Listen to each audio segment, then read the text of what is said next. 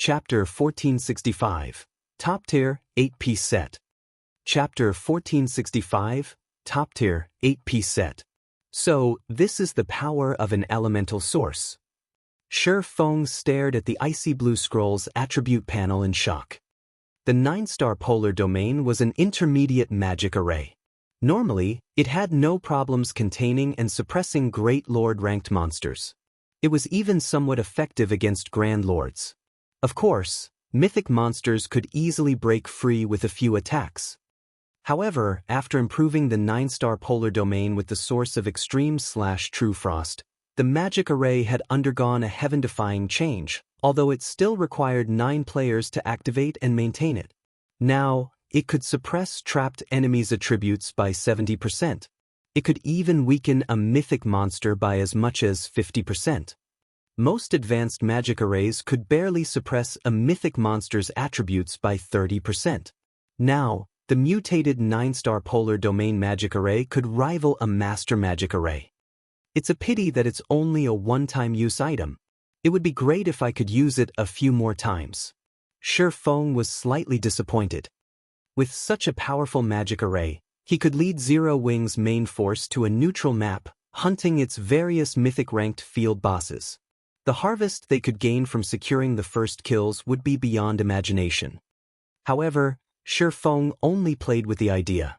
He knew full well that the main god system would not permit such a thing. After he finished the scrolls, Shi Feng hurried to Cold Wind City's Forging Association, intending to upgrade his team's equipment. The Forging Association in Cold Wind City was different from those on God's Domain's continent. Similar to Cold Wind City's library, the Forging Association was ancient. It was likely older than Star Moon Kingdom itself. However, it was due to this Forging Association that the Ice Crystal World's crafting standards were significantly higher than in his home world. At first, Shi Feng had assumed it was due to the abundance of rare materials in the Ice Crystal World, but in truth, that was only part of the reason. The real reason for these players' success was the Forging Association. The Forging Association here could rival Titan City's Lifestyle Association. Only, it lacked the massive databank and high mana density. In addition, the Forging Association in Cold Wind City had the Forging Guidance System, which allowed players to purchase one-time use forging designs with magic crystals. For level 45, fine gold forging designs, the prices ranged between 10 and 50 magic crystals. For level 45, dark gold forging designs, the prices ranged between 100 to 150 magic crystals. Although these one-time use designs were expensive, they gave players an advantage that wasn't available to those who learned from the real forging designs. These players could increase their success rates with magic crystals. For fine gold weapons and equipment, players could increase their success rate to a maximum of 25%. As for dark gold weapons and equipment, players could increase it to 15%. This was a considerable boon to advanced forgers. With a 15% bonus on top of their original success rate, an advanced forger could easily achieve an overall success rate of 30% or above when forging a dark gold item. If one avoided mistakes during the forging process, they could craft one dark gold weapon or piece of equipment for every 3 tries. However, while mass-producing fine gold items was easy, the same couldn't be said for dark gold items. It was far more difficult to obtain the necessary materials, which generally dropped from high-level Great Lords and Grand Lords. Not every team could kill monsters of such caliber. It was also more difficult due to the required amount of magic crystals. To increase one's forging success rate with dark gold weapons or equipment by 15%, they'd have to pay an additional 100 magic crystals. Including the cost of the forging design, each attempt could easily cost anywhere from 200 to 250 magic crystals, and that was excluding any magic crystals required to produce the item itself. While coins were easy to earn at this stage of the game, magic crystals were not. Although Cold Wind City's players had an abundance of fine gold weapons and equipment, they lacked dark gold ranked items. Only the city's 2 large guilds had a substantial stock. Fortunately, Shi Feng wasn't concerned about either issue. During the last 3 days, he had spent his time killing level 50+ Great Lords and Grand Lords, obtaining a large stock of materials. As for magic crystals, he still had over 30,000 on him. That was more than enough to produce weapons and equipment. "Hello, sir. How may I be of service?" An NPC receptionist greeted Shi Feng sweetly. "I wish to rent a special mana forging room for 2 hours, Shi Feng stated. The mana forging rooms had greater mana density than the average forging room. Though they weren't on the level of a meditation room of the same rank, they could improve a player's concentration. "Understood, sir. That will be 50 silver, the NPC receptionist said as she offered Shi Feng a key. Handing over the 50 silver coins, Shi Feng grabbed the key and went to the Forging Association's top floor. The Ice Crystal World's forging guidance system is amazing, Shi Feng thought as he opened the forging guidance system for the special mana forging room. Previously, he had thought that the forging guidance system only offered fine gold and dark gold weapon and equipment designs. Now, he discovered that it also sold set equipment designs. As Shi Feng wondered why he hadn't seen anyone in Coldwind City wearing fine gold or dark gold set equipment, his eyes fell on the designs' price tags. The designs for level 45, dark gold equipment only cost 100 magic crystals. To purchase the designs for 6 pieces, one would have to spend 600 crystals. However, the design for a 6-piece, level 45, dark gold set equipment cost 1,800 crystals, 2,500 crystals for an 8-piece version. Moreover, the design was a one-time use item, it would disappear regardless of the player's success. Not even a first-rate guild's leader would mess around with so many magic crystals, much less guilds like Centurion Dynasty and Matchless Family. Based on magic crystals' market price, each attempt to forge an 8-piece, dark gold set equipment would cost over 700 gold. Moreover, the forging success rate for set equipment was much lower than that of individual items of the same level and rank. Even the forging guidance system only allowed players to temporarily increase their forging success rate by 7% for a price. An advanced forger would be lucky if their base success rate reached 8% with level 45, dark gold set equipment. Most would have a total success rate of only 15%. With such a low chance, it'd be a miracle if a forger succeeded once with every 10 tries. Even wealthy guilds and players wouldn't dare waste their money so extravagantly. With this, my trip has definitely been worth the trouble. Shi Feng's eyes glittered as he gazed at the various dark gold set equipment designs the forging guidance system displayed. It would be very difficult for an advanced forger to produce a dark gold set equipment, but to a master forger such as Shi Feng, it'd be easy. His base success rate had already reached 20%.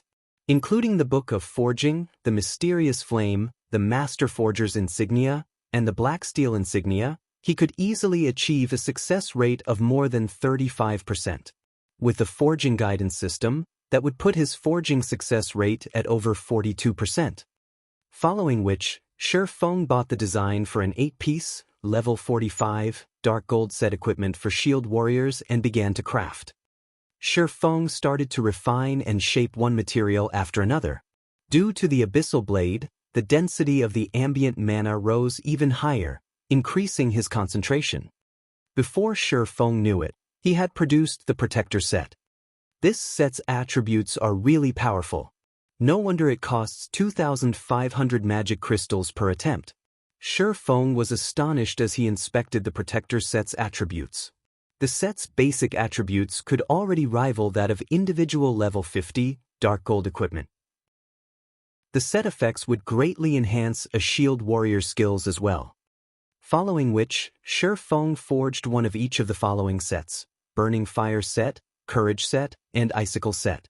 All 3 were 8-piece, level 45, dark gold set equipment and were meant for the Berserker, Guardian Knight, and Swordsman classes, respectively. After producing the 4 sets, Shi Feng couldn't bear to push his luck. Producing the 4 sets had already cost him over 15,000 magic crystals. If he tried to forge more, he'd run out of magic crystals. He could only select a few level 45 dark gold weapons and equipment to craft at this point. After forging over 40 items, Shi Feng noticed that his 2-hour session was almost over. He packed up and hurried to the snow rift to meet up with Lifeless Thorn and the others. The snow rift's core was in the middle of a mountainous region. Solitary 9, Lifeless Thorn, and the other team members had gathered there. "Commander, I've selected the required members. We are ready to move out on your command," Solitary 9 reported upon seeing Shi Feng approach. "We have also investigated the cave entrance's guardian boss. It is a level 67 Grand Lord. Its speed, attack power, and perception are extraordinary. We sent one of our scouts ahead, and the boss discovered him before he was within 150 yards of the monster.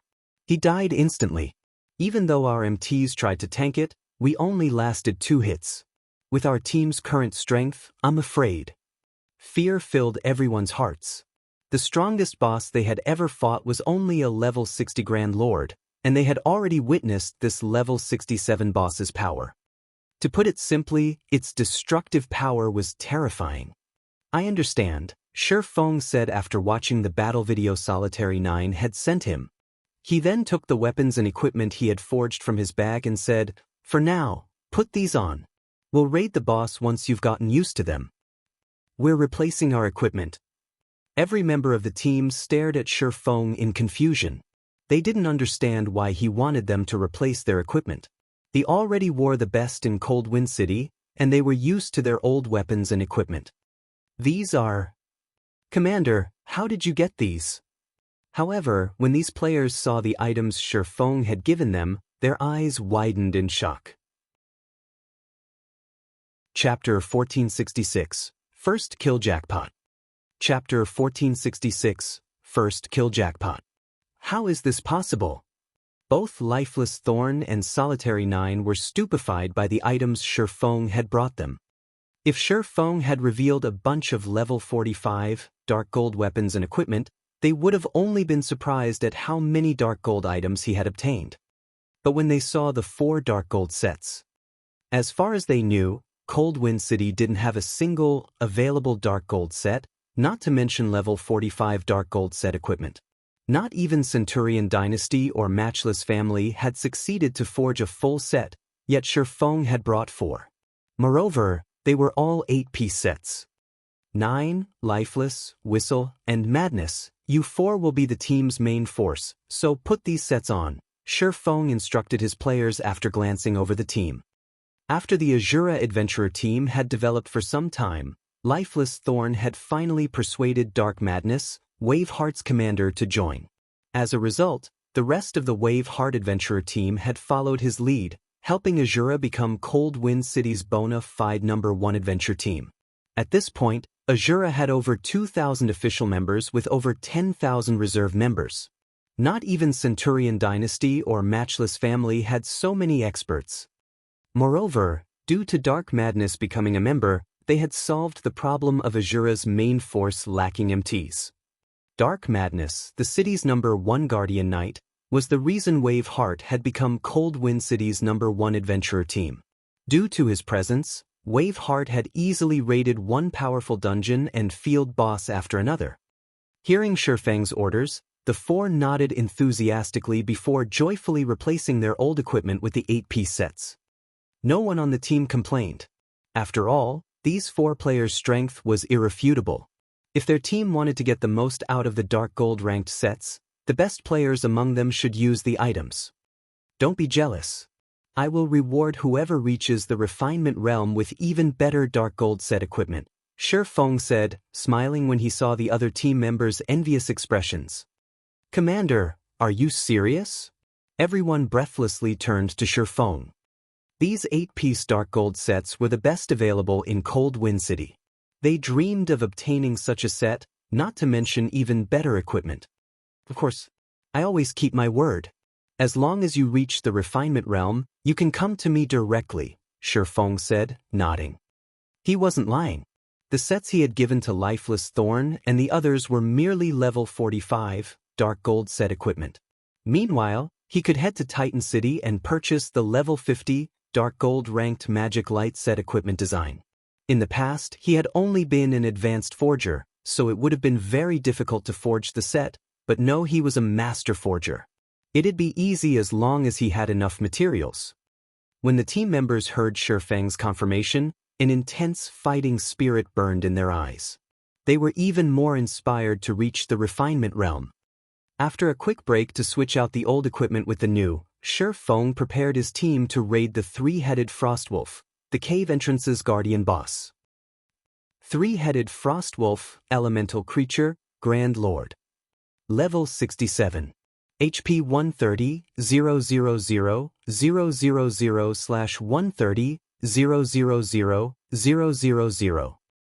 Despite the upgrade to better weapons and equipment, these players stared anxiously at the three-headed Frostwolf, standing over 20 meters tall, as their hearts began to pound.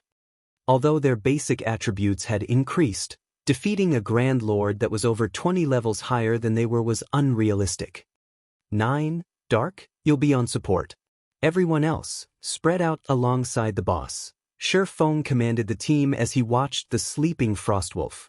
He then took out the Bible of Darkness and activated demon summoning. With the team's current strength, it was impossible to raid the ancient shrine. However, he had the Bible of Darkness, so he could, more or less, make up for the lack. Following which, a massive demon gate appeared before Shifeng. A Tier 3 demon wielding a dark blue greatsword then emerged. Fear Demon, Dark Creature, Demon. Level 73. HP 23, 500, 000/23, 500, 000. When the Fear Demon arrived, Lifeless Thorn and his companions gasped, wary of the human-like creature. Although the Fear Demon wasn't as powerful as the three-headed Frostwolf in terms of attributes, its intellect was much higher. To players, a high-intellect monster with low attributes was far more frightening than a dumb monster with high attributes. Don't be afraid. This demon is under my control, Shifeng hurriedly explained. The Fear Demon will tank the Frostwolf. You just need to deal as much damage as possible. Commander, this is your summoned creature?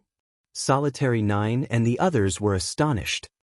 Shifeng had already impressed them when he had defeated Matchless Family's 10,000-man army by himself, and now they found out that he could summon such a powerful demon. These players only recovered their wits after some time.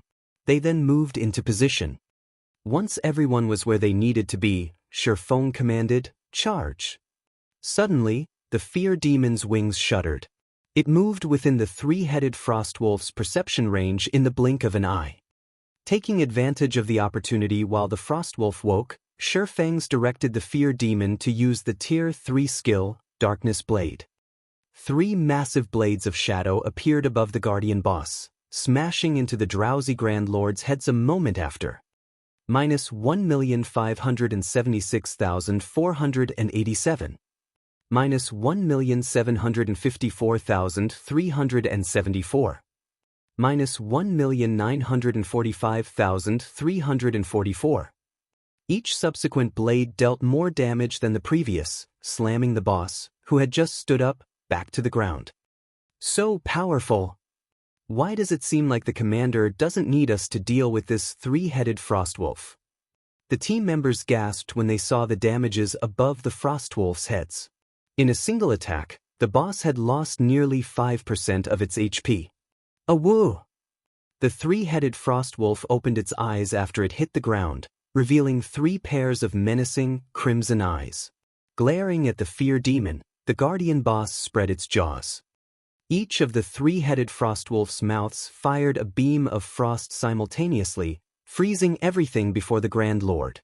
The Fear Demon froze instantly, losing over 2 million HP. To demons who possessed very high magic resistance, the damage was horrific. The three-headed Frostwolf then advanced, quickly reaching the demon and swiping its claws. Boom!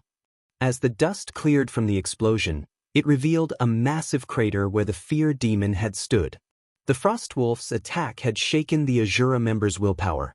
Fortunately, the Fear Demon had broken free from the ice and used its greatsword to defend itself in time, only receiving several tens of thousands of damage. Seeing this, Asura's members grew nervous.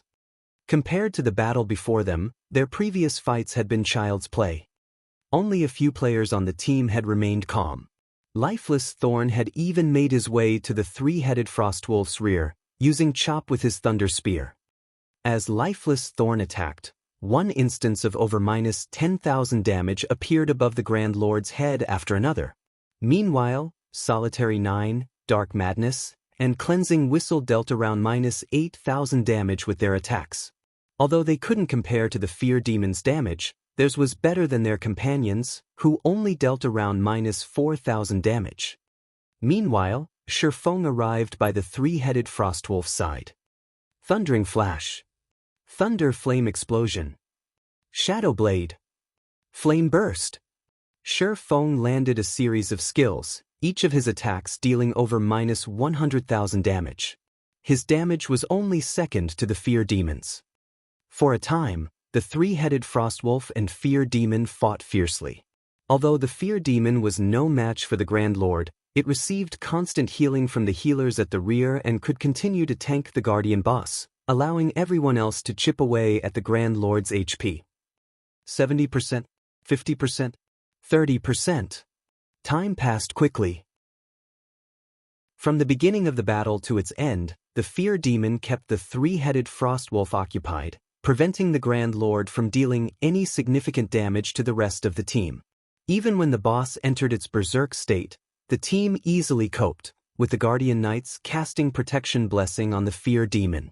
When the three-headed Frostwolf had less than 1% HP remaining, Shifeng activated Divine Providence and ended its life with Flame Burst. When the three-headed Frostwolf's HP reached 0, its three heads released agonizing wails that echoed throughout the canyon. The boss then disintegrated into countless particles of light, leaving behind over 100 items in its place. The Grand Lord's death also granted more EXP than Shifeng had expected, and several team members leveled up on the spot. System, congratulations! You have obtained the first kill of the three-headed Frostwolf, the King of the Ice Fields. Rewards doubled. Chapter 1467, Skill that Overcomes Tears. Chapter 1467, A Skill that Overcomes Tears. The boss dropped so many items. We hit a jackpot. Is this for real? This is the first time I've seen a jackpot. There are weapons and equipment among the loot. Centurion Dynasty and Matchless Family will die from envy when they hear about this. Everyone gaped at the miniature mountain of items. Although they were shocked that they had actually killed the three-headed Frostwolf, its loot was even more astounding. In God's domain, monsters at level 50 and above would have drastically reduced drop rates. Even the monsters in Forbidden Lands like the Snow Rift usually dropped 4 or 5 items. Moreover, the majority of those items were materials. When they had farmed level 60 Grand Lords, they had only obtained 10 or so items from each boss. Yet, this Grand Lord ranked three-headed Frostwolf had dropped over 100 items. Why wouldn't they be surprised? Everyone rest up. We'll enter the cave soon, Shifeng said.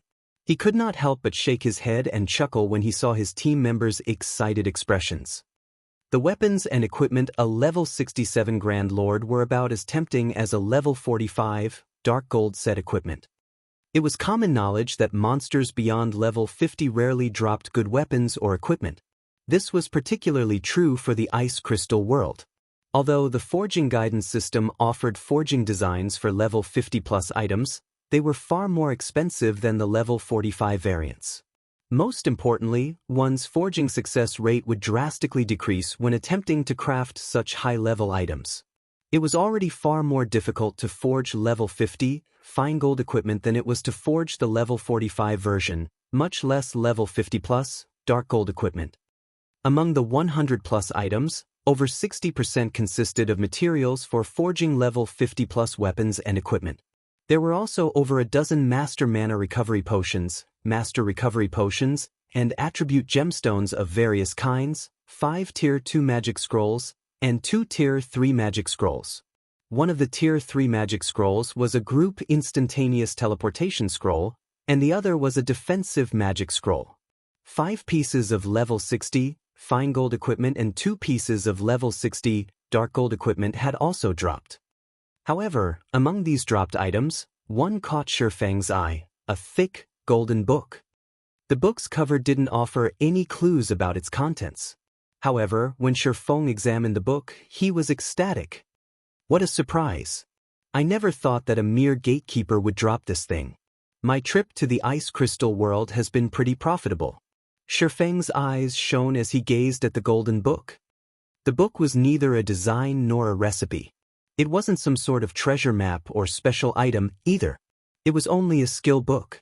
However, despite being only a skill book, it was even more valuable than the super rare Berserk skill books. Players had collectively referred to this kind of book as a combination skill book in the past. Combination skill books had been as valuable as epic items. Shifeng had tried to bid for a combination skill book in the past, but in the end, a first-rate guild had won the book for 50,000 magic crystals. Shadow had only saved 30,000 magic crystals. Shifeng had never expected to obtain a combination skill book from killing the three-headed Frostwolf. Multiple players could learn from a single combination skill book. Some only allowed 2 players to learn the skill, while 3 to 5 players could learn from others. If players activated a combination skill with the specified number of players, they could exert frighteningly destructive power with the skill. In the past, this had been the various large guilds' main method of dealing with powerful bosses. After all, God's domain had many incredibly powerful monsters. Even with the aid of magic arrays, players were no match for these bosses. During these situations, combination skills worked wonders. However, combination skills' strength and effects varied. For example, combination skill books that could sell for tens of thousands of magic crystals generally contained skills that required 4 or 5 players to activate. With such combination skills, even Tier 1 players could severely injure mythic monsters, becoming far more powerful than Tier 3 magic scrolls. Generally, one could only obtain combination skill books from mythic monsters or dark gold treasures found in level 60 maps and above. He never thought that he would actually get one from a Grand Lord. Following which, Shifeng inspected the skill book. Triple Frost Moon, combination skill. Requires 3 melee classes to activate. A single target, attack skill that requires 3 players? Shifeng's excitement grew after reading the introduction. Normally, 2-man combination skills only allowed players the power to overcome a single tier. Meanwhile, Tier 1 players could even injure Grand Lords with a 3-man combination skill.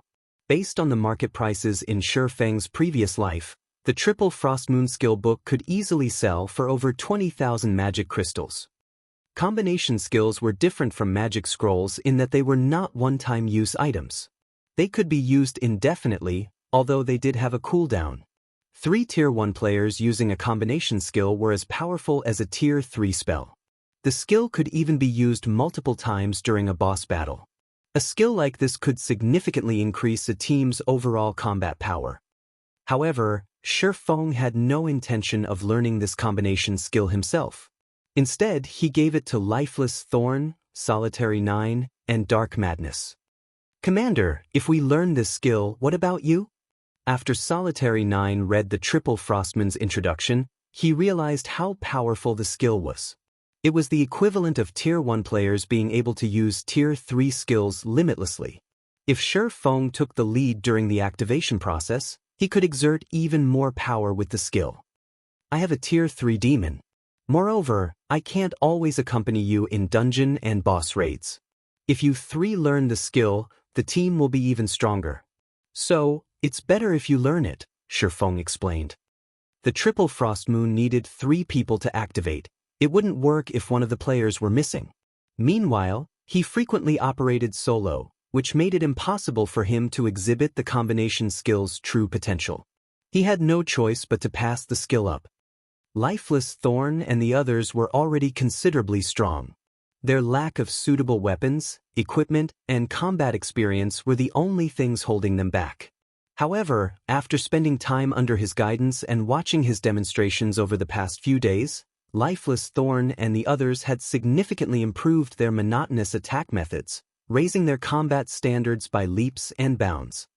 Right now, Lifeless Thorn's combat standards were nearly on par with Aqua Rose and Gentle Snow's. With a combination skill, his ability in dungeon raids might surpass the two women's. Hearing Shifeng's explanation, Solitary 9 and the others finally agreed. To someone who could summon a Tier 3 demon, a three-man combination skill was superfluous. After everyone in the team had rested, Shifeng led them into the cave and followed the map towards the ancient shrine. The shrine's exact location was hidden. Although the map indicated that it was within the cave's interior was complex. The cave system was like a natural maze. If not for the map, Shifeng might not have found the ancient shrine's cave in the first place, much less locating the shrine itself. The team frequently ran into frenzied monsters that attacked without hesitation after they entered the cave. They even ran into the occasional Grand Lord. Although these Grand Lords weren't as strong as the three-headed Frostwolf, they weren't easy to deal with. The team had to bide their time as they slowly whittled down the boss's HPs.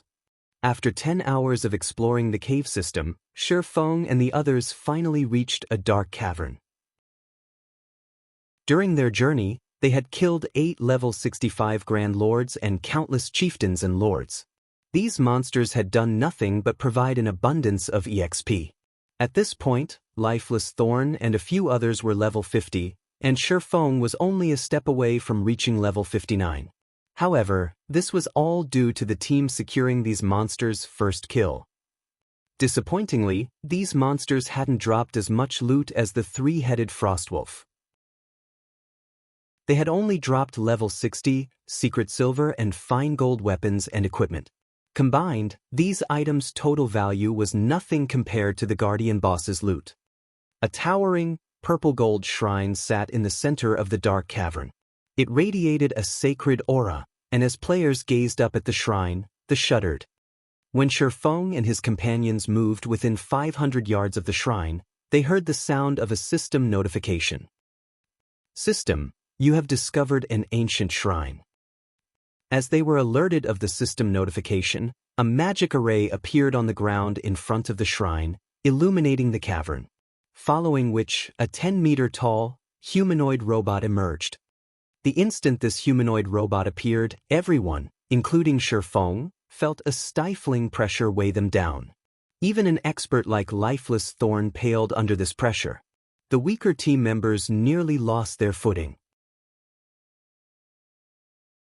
Chapter 1468, Raiding a Mythic. Chaptering 1468, Raiding a Mythic. Mythic. Before they even checked the Titan Warrior statistics, the pressure it radiated overwhelmed the team. Now that they had seen its information, they were shocked.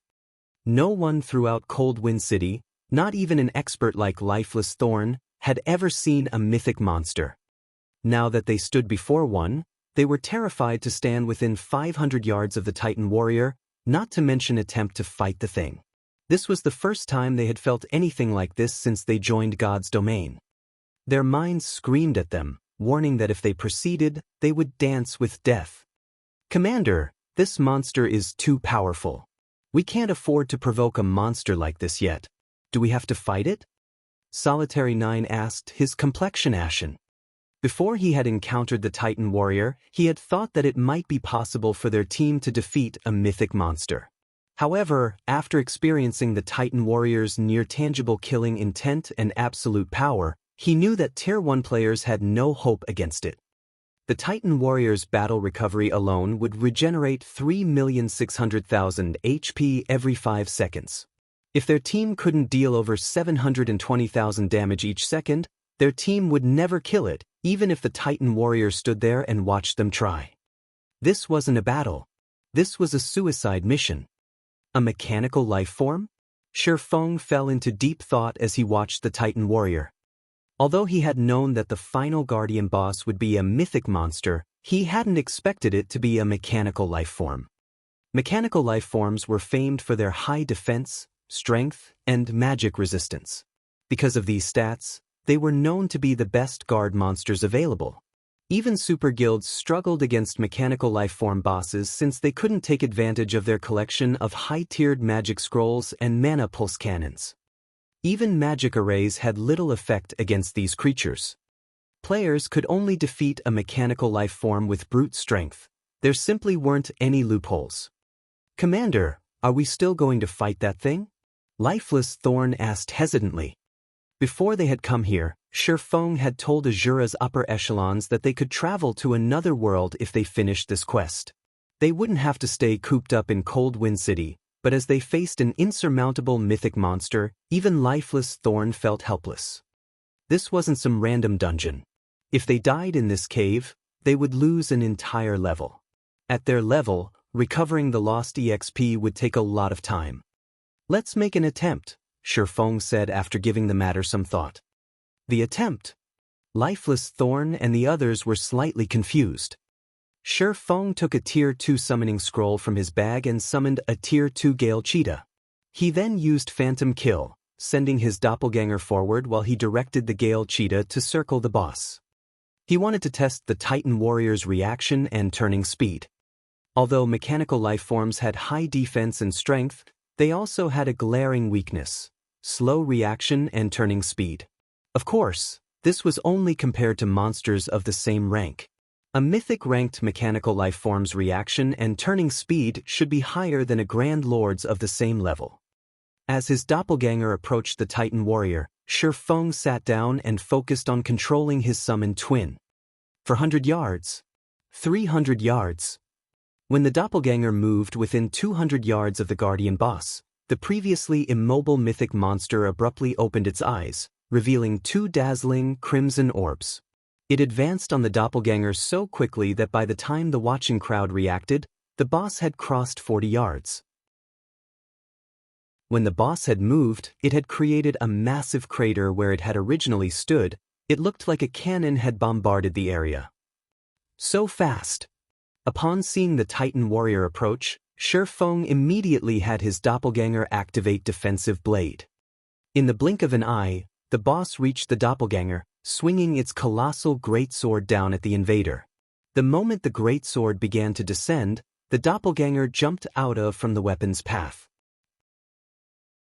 However, the Titan Warrior nimbly adjusted its attack trajectory halfway through the swing, slicing at the doppelganger, who had yet to land. Boom! Immediately, a deep gash over 30 yards long tore through the ground. Although Shifeng's doppelganger had nullified the attack with Defensive Blade, the boss's strength was overwhelming. The impact threw the doppelganger over 20 yards away. Asura's members gasped. Even Lifeless Thorn wore a grim expression. It was just too fast. His eyes couldn't keep up with the Titan Warrior's speed. Even against the three-headed Frostwolf, Lifeless Thorn had been able to keep up with the Grand Lord's attacks, but he couldn't even see the Titan Warrior's afterimages. He had no doubt that he wasn't capable of dodging an attack if he were on the receiving end of that mythic monster's greatsword. Its reaction speed is quite impressive. At the very least, our reaction speed will have to be on par with a Grand Lord to block and dodge its attacks. The outcome hadn't particularly surprised Shifeng, and he continued to analyze the Titan Warrior.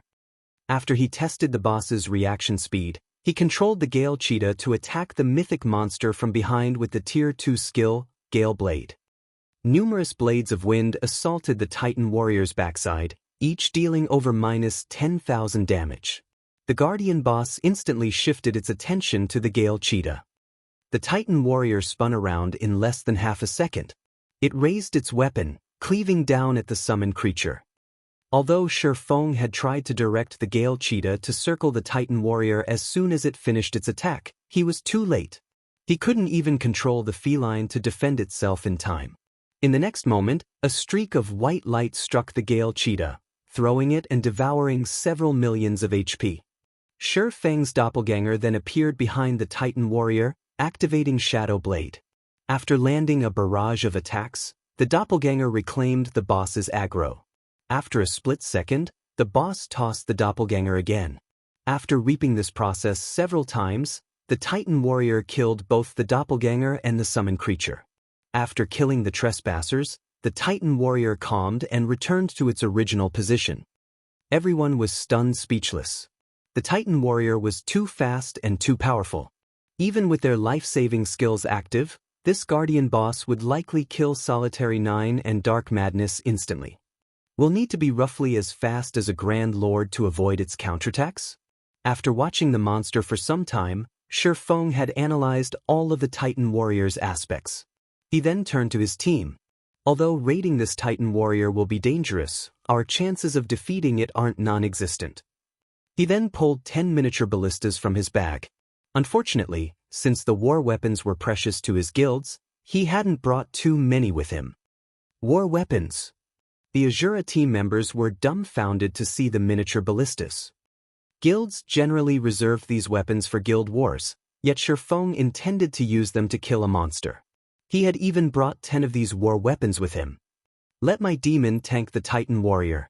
The rest of you will attack from 500 yards away. Try to move around and attack from behind it as much as possible, Shi Feng said. He then pointed to a group of magical class players and instructed, "You 9, come to me. Each of you will take one of these scrolls and stand in these locations. When the fight begins, move within 100 yards of the boss and activate the magic array." Following which, each player began to prepare for the battle. As for Shi Feng, he used the Bible of Darkness to summon a second demon. The mutated 9-star polar domain magic array should significantly lower the Titan Warrior's attributes. With 2 tier 3 demons keeping it busy, they might just be able to kill the mythic monster. Of course, it was only a theory. Whether or not they actually succeeded would depend on the magic array's effect.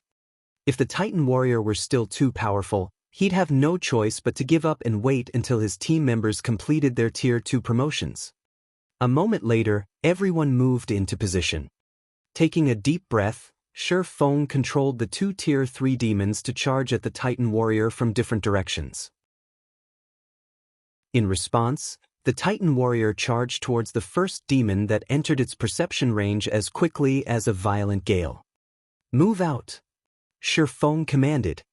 Following his commands, the 9 magical class players closed in on the Titan Warrior. Chapter 1469, Godly Control. Chapter 1469, Godly Control.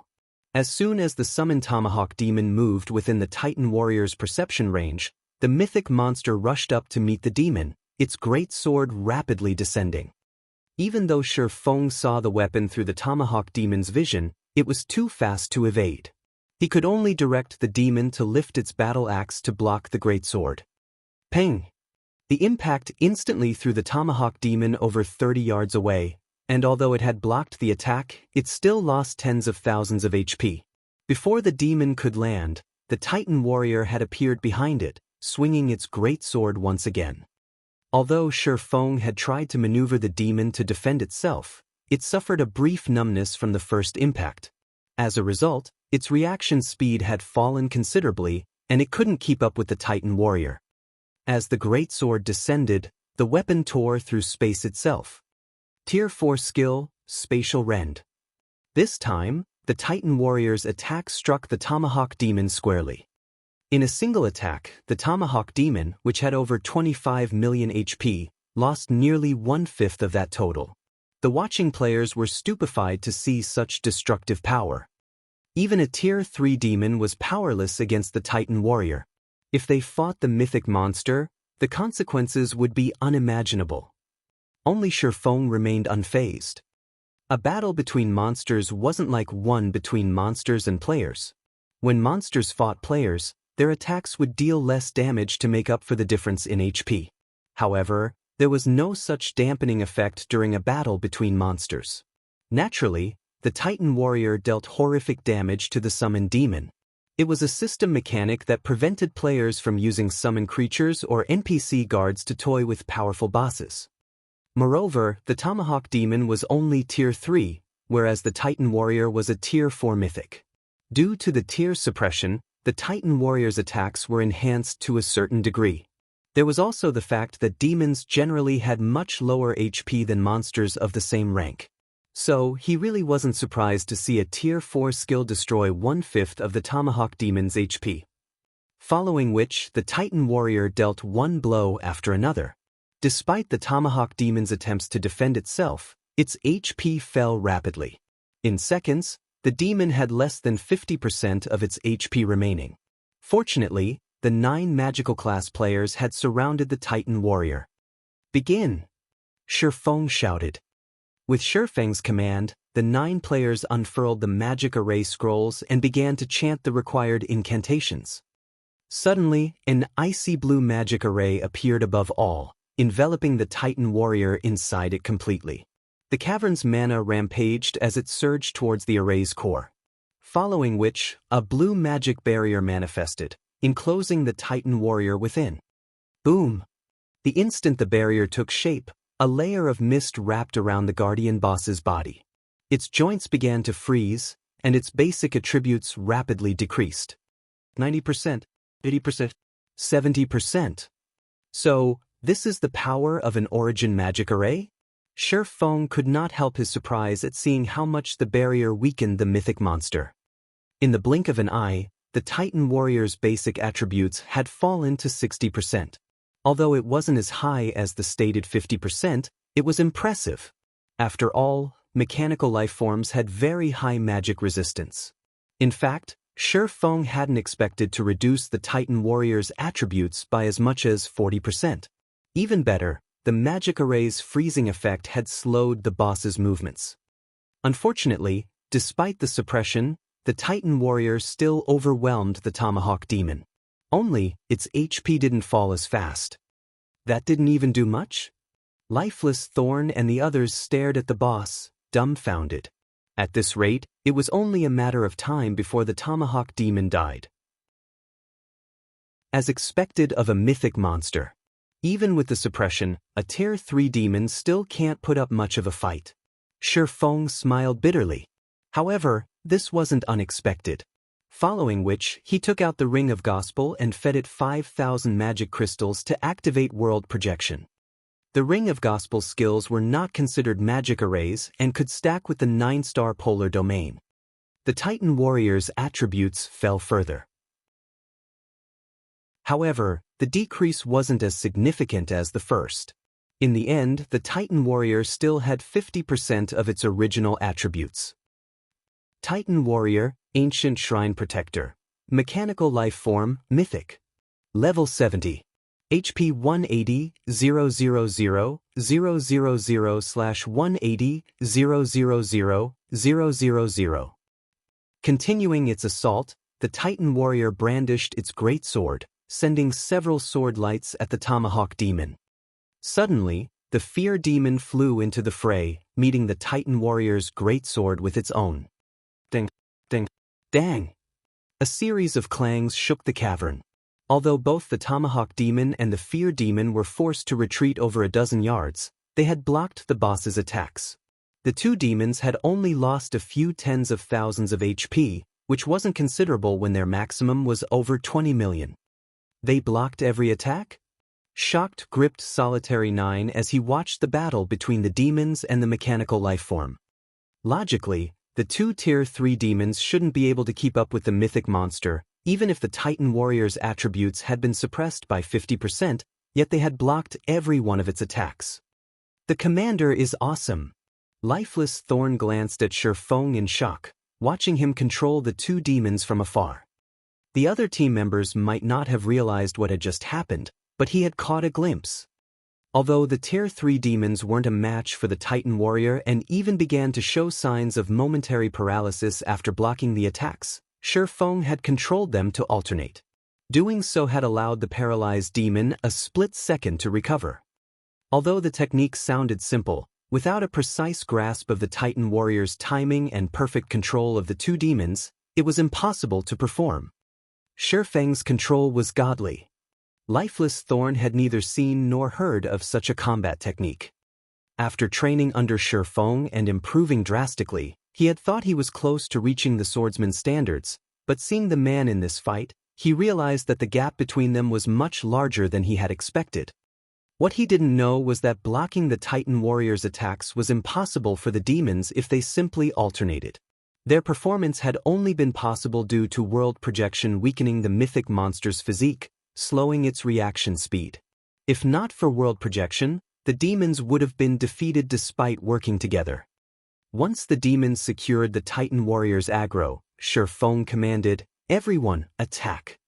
Immediately, Lifeless Thorn and the others, who operated the miniature ballistas, fired one exploding arrow after another at the guardian boss. Shoo!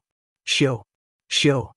The arrows crossed the 500 yards between the miniature ballistas and the boss in a breath. In the end, all 10 exploding arrows pierced the Titan warriors' back and sides. Damages of over -100,000 appeared above the Titan warrior's head, significantly reducing the mythic monster's HP. Although the sight overjoyed Asura's members, Feng couldn't bring himself to celebrate the outcome. Even after losing 50% of its attributes, the Titan warrior's battle recovery restored 1,800,000 HP every 5 seconds. Although the miniature ballista attacks had dealt more damage than that, it hadn't been by much. At this rate, it would take the team hours to whittle down the Titan warrior's HP. Meanwhile, world projection only lasted 10 minutes. While Feng tried to think of a solution, the Titan warrior didn't wait around. Abruptly, it thrust its great sword into the ground. 4-meter-tall figures then began to rise, one after another. Earthen Spirit, Elemental Creature, Grand Lord. Level 70. HP 10, 000, 000/10, 000, 000. In seconds, 4 earthen spirits stood before the team. Crap, how is this even fair? Is this a joke? We're doomed. Asura's members gaped when as the boss summoned reinforcements. The Titan warrior was already terrifying on its own, yet it could summon 4 Grand Lords. Suddenly, the 4 earthen spirits dashed for the miniature ballistas 500 yards away. Sure enough, the main god system won't let players easily exploit a loophole. Feng frowned at the earthen spirits. Gritting his teeth, he took 2 summon guard scrolls from his bag. Chapter 1470, Slaying a Mythic Monster. Chapter 1470, Slaying a Mythic Monster. Anna and Kite appeared shortly after Feng activated the Summon Guard scrolls. Although it had been some time since Feng had last summoned the NPCs, neither personal guard had leveled up much. Anna was only level 76, whereas Kite was level 75. Kill those earthen spirits, Feng commanded. Although Anna and Kite were only tier 2 NPCs, one was an epic guard, and the other was dark gold rank. On their own, they were more than capable of soloing a great lord of the same level. Although the earthen spirits were grand lords, with a 9-star polar domain and world projection suppression, they were only as strong as ordinary great lords. Neither of his personal guards should have any issues dealing with the earthen spirits. Following their master's command, Anna began to chant an incantation while Kite dashed towards the closest earthen spirit. While inside the 9-star polar domain, the earthen spirits were trapped. They could only bombard the magic barrier, but even the Titan warrior would struggle to destroy the strengthened 9-star polar domain, much less these weakened elementals. When he arrived before an earthen spirit, Kite swung one of his long swords. Dozens of wind blades bombarded the earthen spirit, each dealing -40,000 damage. By the time Kite's attack ended, the elemental had lost 1/10 of its HP. As a result of this attack, all 4 earthen spirits shifted their attention to the NPC. Although Kite's combat standards were superior to the earthen spirits, the latter had the advantages of higher attributes and numbers. Kite had no choice but to focus on defense. As he was forced to retreat one step after another, Anna finished her chant. Suddenly, a Tier 3 Golden Giant and 10 Tier 2 Rock Guardians appeared around Kite. These summon creatures easily pulled 2 of the earthen spirits' aggro, alleviating the pressure on the NPCs.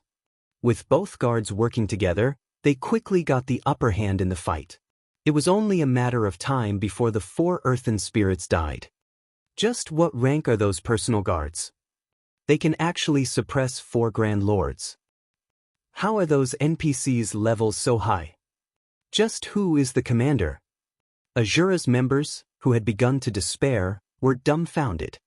Although they had seen players with personal guards in Cold Wind City before, those NPCs had been very weak and of little use to players.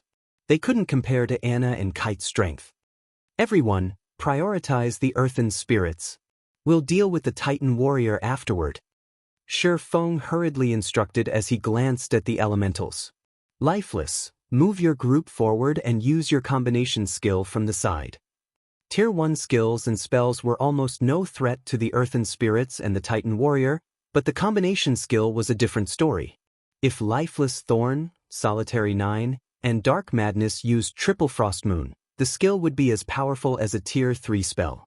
It should be able to deal a considerable amount of damage to the weakened mechanical life form, let alone the elementals. The players manning the miniature ballistas turned the weapons towards the earthen spirit Kite tanked, launching a volley of exploding arrows at the Great Lord. When the exploding arrows struck, the earthen spirit instantly lost 1/5 of its HP. Meanwhile, Lifeless Thorn, Solitary 9, and Dark Madness led 3 healers as they advanced. Unlike ordinary skills, a combination skill had an optimum formation. The closer the users were to that formation, the stronger the skill would be. Lifeless Thorn's group were among Cold Wind City's top experts. The trio quickly reached Kite's earthen spirit, forming a triangle around it. They then activated Triple Frost Moon simultaneously. Immediately, 3 crescent beams of light converged on the earthen spirit. Boom! The moment the 3 beams collided, they created a towering pillar of silver light that extended to the cavern's ceiling, devouring the elemental. The earthen spirit, which had less than a quarter of its HP remaining before the attack, transformed into particles of light and disappeared. Every player that saw the attack was stunned by its power. Lifeless Thorn's group was no exception. Only Shi Feng remained unfazed. In fact, he had expected the result. Combination skills were extraordinarily rare. If a team had one, it would elevate the team's damage output to a whole new level. Needless to say, the effects of such a skill against the earthen spirit, which had been suppressed to a Great Lord standard, would be marvelous. However, although combination skills were very powerful, their cooldowns were long. These cooldowns generally lasted a minute or longer. The earthen spirit's death granted the team members a large amount of EXP. Unfortunately, the Grand Lord hadn't dropped any items. On the bright side, with 1 earthen spirit down, it became much easier to deal with the remaining 3. Less than 1 minute had passed between the first elemental's death and the last. When the team saw their overall damage, they felt as if they were dreaming. Everyone, focus your on fire the Titan warrior. Shi Feng shouted once the earthen spirits were gone. Lifeless, only jump in after Triple Frostman's cooldown has ended. Understood. The team turned towards their last and largest target. With Anna and Kite's help, the team's overall damage output increased by a large chunk. As a result, the Titan warrior's HP steadily fell. 98%, 95%, 90%. Time passed quickly. Throughout the battle, Shi Feng focused on controlling the 2 demons, distracting the Titan warrior. When the demon's HP fell below 30%, he moved forward and activated Life Domain, healing all allies within a 50-yard radius by 10% every second for 30 seconds. The rest of the team bombarded the mechanical life form with attacks. While Triple Frost Moon was on cooldown, Lifeless Thorn's group used Tier 2 magic scrolls to attack. By the time World Projection's duration ended, the Titan warrior only had 63% of its HP remaining. Shi Feng then fed the Ring of Gospel another 5,000 magic crystals and activated the skill once more. However, with this investment, Shi Feng ran out of magic crystals. When the Titan warrior's HP reached 30%, the mythic monster bellowed and tossed its greatsword away. It then retrieved the 2 crimson sabers from its back and changed its attack pattern. Although its attack power had declined, its attack rate had doubled. Shi Feng had already struggled with maneuvering the 2 demons to block the Titan warrior's attacks, but the sudden change overwhelmed him. As a result, the demons' HPs began to plummet. Even when Kite and the Golden Giant tried to help, they only slowed the draining HP slightly. When one demon's HP fell below 50% and the other fell below 30%, the Titan warrior merged its twin sabers. It pointed its weapon at the demon with less than 30% of its HP. Suddenly, a scorching red beam of light shot forward, tearing through the demon and only stopping after it crashed into the magic barrier. Even the magic barrier trembled when the beam struck. The fear demon died on the spot. The tomahawk demon received some damage from the resulting shockwave as well, its HP falling to 31%. With only one demon remaining, Shi Feng had a harder time blocking the guardian boss's attacks. The tomahawk lost 2% of its HP or more every second. Seeing this, Shi Feng realized that this fight had reached a critical moment. He immediately turned to Anna and commanded, "Activate Angel Summoning." The NPC didn't hesitate to start the incantation. When the tomahawk demon's HP fell below 10%, a white-winged Valkyrie descended onto the battlefield. Her wings shuddering slightly, she arrived before the Titan warrior, her golden spear sweeping towards the mythic monster. A golden flash blinded the players, and the impact threw the incomparably powerful Titan warrior over 30 yards away, a damage of over -1 million appearing above its head. Before the Titan warrior could react, the Valkyrie stood before it again, thrusting her spear of thunder into the mythic monster's heart, devouring a large chunk of its HP. "Attack with everything you have," Shi Feng shouted in the team chat. Abandoning his control over the tomahawk demon, he activated Heavenly Dragon's power and blade liberation before dashing towards the Titan warrior. Following suit, Lifeless Thorn, Solitary 9, and Dark Madness also activated their berserk skills and charged towards the boss. With the Valkyrie as the team's MT, they overwhelmed the Titan warrior. The mythic monster couldn't even defend itself, much less retaliate. The Valkyrie could only join the fray for 10 seconds. Hence, holding nothing back, she used one powerful skill after another against the guardian boss. Shi Feng and the other Asura members used every skill and spell they had alongside her. The Titan warrior's HP fell rapidly. 20%, 15%, 10%. By the time the Valkyrie disappeared, the Titan warrior had 3% of its HP remaining. Lifeless Thorn's trio then executed Triple Frost Moon, destroying a little over 1% of the mythic monster's HP. Following which, Shi Feng activated Divine Providence before he and his doppelganger activated Flame Burst and Shadow Blade. By the time Shi Feng's attacks ended, the Titan warrior had stopped moving, its HP gone. Chapter 1471, Mythic Monsters Loot. Chapter 1471, Mythic Monsters Loot. Success! We won! We actually killed a mythic monster. Despite their miserable state, when these players looked at the Titan warrior's corpse, excitement welled within in them. For a moment, they even felt as if they were dreaming. Even the Snow Rift's gatekeeper had only been a level 70 Grand Lord. Even so, it was invincible to Cold Wind City's players. Yet, they had just defeated a monster even more powerful than that gatekeeper. Why wouldn't they be excited? Shortly after the Titan warrior's HP reached 0, it collapsed to the ground before transforming into numerous, large particles of light. As the light faded, they revealed many dazzling items. System, congratulations! You have obtained the first kill of the Ancient Shrine Protector. Rewards doubled. Rewarding Shrine Warrior title. After the announcement, the team members' experience bars rapidly increased. What bountiful EXP! Shi Feng was astonished at how much his experience bar grew. After all, he had already reached level 58. He needed a tremendous amount of EXP to level up, yet even after it had risen from 95% of level 58 to level 59, it continued to increase. Level 59, 10%, 30%, 60%. His experience bar only started to slow after it passed 85% of level 59. It gradually increased until he eventually reached level 60. Shi Feng wasn't the only one to experience the sensation. Everyone else had leveled up at least twice. Both Solitary 9 and Dark Madness had reached level 53, whereas Lifeless Thorn, who had a peak hidden class, had only reached level 52. After so many evolutions in God's domain, a team's EXP distribution had changed. If high-level players attempted to power-level low-level players, the newer players would receive a much smaller share of the EXP. Even with this new system in place, the Asura Adventurer team members, who were 10 levels lower than Shifeng, still received so much EXP. However, Shifeng was more interested in the Titan Warrior's loot and the title from securing the first kill than he was in the EXP. Shrine Warrior? Shifeng then clicked to inspect the title.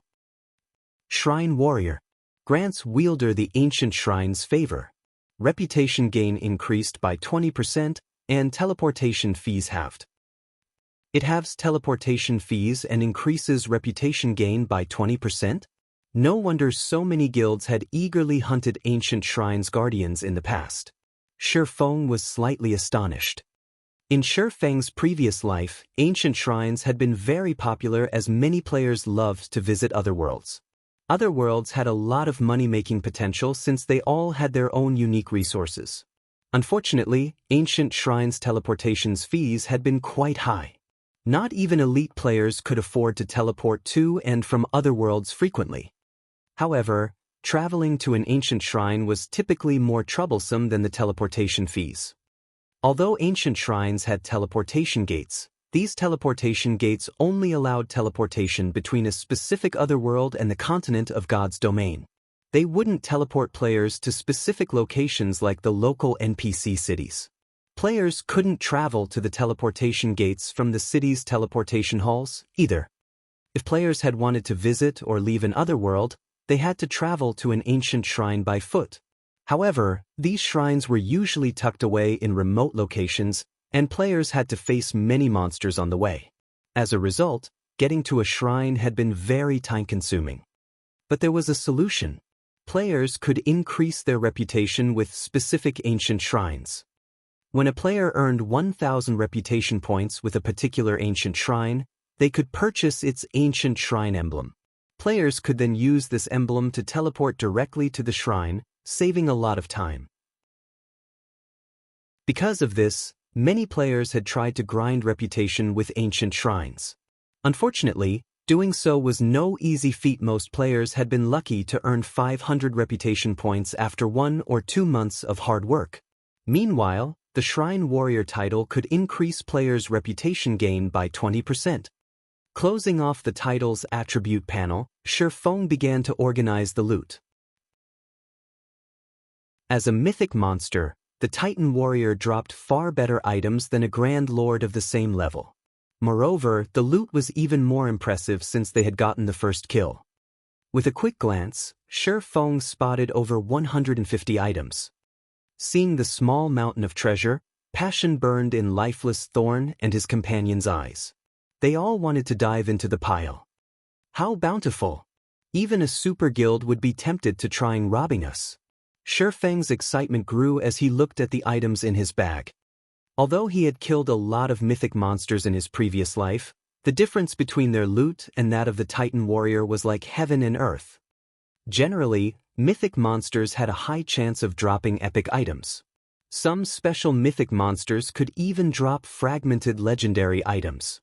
For example, the final boss in the Dragon's Graveyard, a forbidden land in the Black Dragon Empire, had a chance of dropping a fragmented legendary item. Although the Titan Warrior wasn't as powerful as the Dragon's Graveyard's final boss, its loot was quite impressive. The majority of the 150-plus items were rare materials for crafting epic weapons and equipment, all of which could easily fetch over 100 gold on the market. Among them, a particular item was an important component for forging the epic ranked broken steel set equipment. Nucleus of Life. Epic set equipment had been out of Shifeng's reach in the past. The best he had equipped were individual epic weapons and pieces of equipment. It was common knowledge that set equipment was half a rank stronger than individual pieces of the same rank. If he had worn an epic set equipment back then, he would have had an 80% chance of completing his Tier 4 promotion. If he could forge the broken steel set now, he would become invincible. Although he had thought of doing so, the materials required to forge the broken steel set were simply too rare.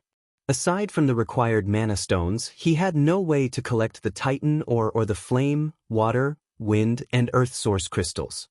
And then there was the nucleus of life. One could only obtain a nucleus of life if they were lucky. There was no set method to obtain it. One could say that it was the most difficult material to obtain among the various required materials. Shi Feng had never expected a nucleus of life to drop. Although he knew where he could obtain the rest of the materials, he wasn't strong enough to reach them yet.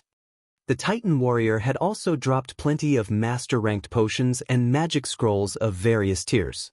Among the most precious scrolls was a Tier 4 magic scroll, Titan's Wrath, a Tier 4 large-scale destruction magic scroll. In a guild war, it would be a nightmare for the enemy. There were also quite a few Tier 2 skill books for various classes. The system only allowed players to learn low-tiered skills from NPCs during the early stages of the game to help them adapt to the game's environment. Players could only learn Tier 2 and above skills or spells from loot or purchasing them with legacy skill points. Skill books containing Tier 2 skills were incredibly rare, and many players in the past had only found a handful after reaching Tier 2, obtaining most from completing their promotion quest. As a result, those players hadn't been able to exhibit the true strength of their Tier 2 classes. The Titan Warrior had dropped over a dozen Tier 2 skill books.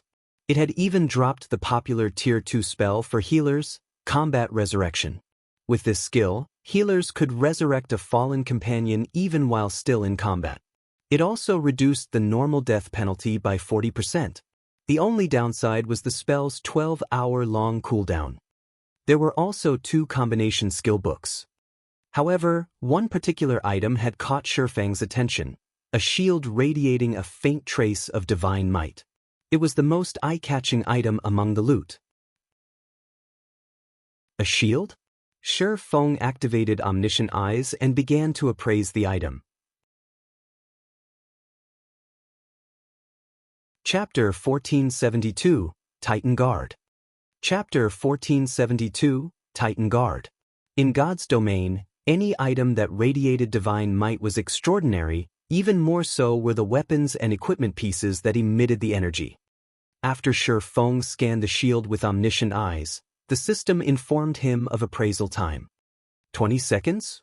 Shi Feng rejoiced. Normally, epic items only took a dozen or so seconds to appraise. Since the shield had a 20-second appraisal time, it must be particularly high quality. Shields were very important to a team. If a team's MT had a powerful shield, the team would have a much easier time against boss monsters.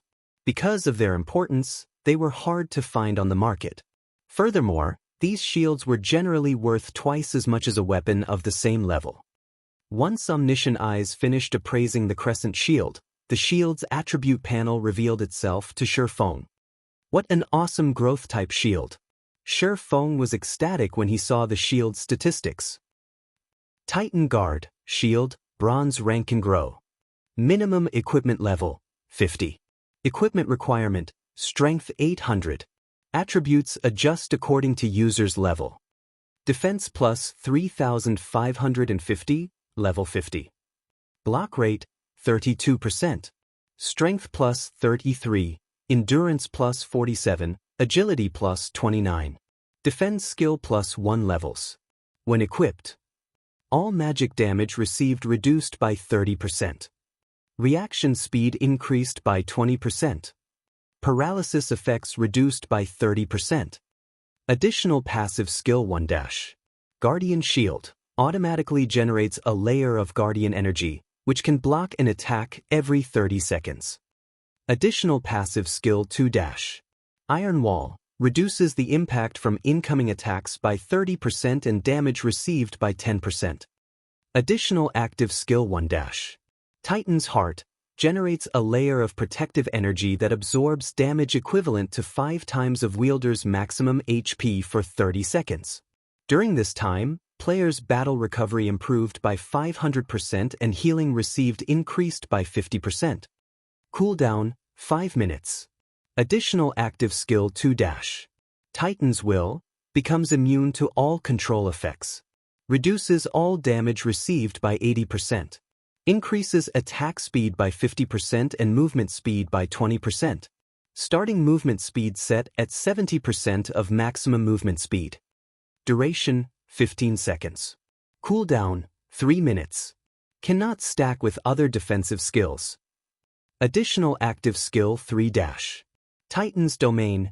Every non-friendly target within a 30-yard radius will increase wielder's basic attributes by 1%, reduces damage received by 1%, and heals wielder by 0.1% HP every second. Duration, 1 minute. Cooldown, 2 hours. Maximum number of targets, 50. This shield can grow to Fragmented Legendary rank. Currently at Bronze rank. Growing to Mysterious Iron rank requires 1,000 magic crystals. This was the first time Shifeng had ever seen a growth-type shield that could reach Fragmented Legendary rank. Although the Titan Guard was a Bronze-ranked shield right now, its skills were even more powerful than a Dark Gold shield of the same level. And these skills would become even more formidable as the shield's rank rose. Just thinking about how powerful the Titan Guard would become once it reached Fragmented Legendary rank made Shifeng shudder with anticipation. Fragmented Legendary shields were extremely rare, arguably more so than legendary items. Any team with a shield of that rank would become famous throughout God's domain. It wouldn't be an exaggeration to say that the team would be akin to an unkillable cockroach in boss raids. A Tier 1 metric ton wielding a Fragmented Legendary shield could easily tank a mythic monster 10 levels lower than them. After reaching Tier 2, said MT could even solo a mythic monster 5 levels higher. With an MT of that caliber, raiding a 100-man Hell Mode team dungeon would be a piece of cake even if the team's DPS and coordination were lacking. It might even have a chance of raiding high-difficulty, super large-scale team dungeons. With this, we won't need to worry about raiding super large-scale team dungeons. Shifeng's lips curled into a grin as he gazed at the Titan Guard.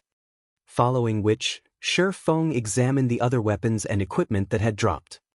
The next best item was an Epid-ranked cape, the Titan Mantle, which focused on strength. There were also 8 pieces of level 60 Dark Gold equipment. Since Shifeng already had the Nightwalker's cape, he gave the Titan Mantle to Lifeless Thorn. Now, the Berserker's equipment could rival that of peak experts in God's domain. "Commander, what about you?" Lifeless Thorn asked, giving Shifeng a concerned look. If he had claimed not to be excited about obtaining the cape, he would have been lying.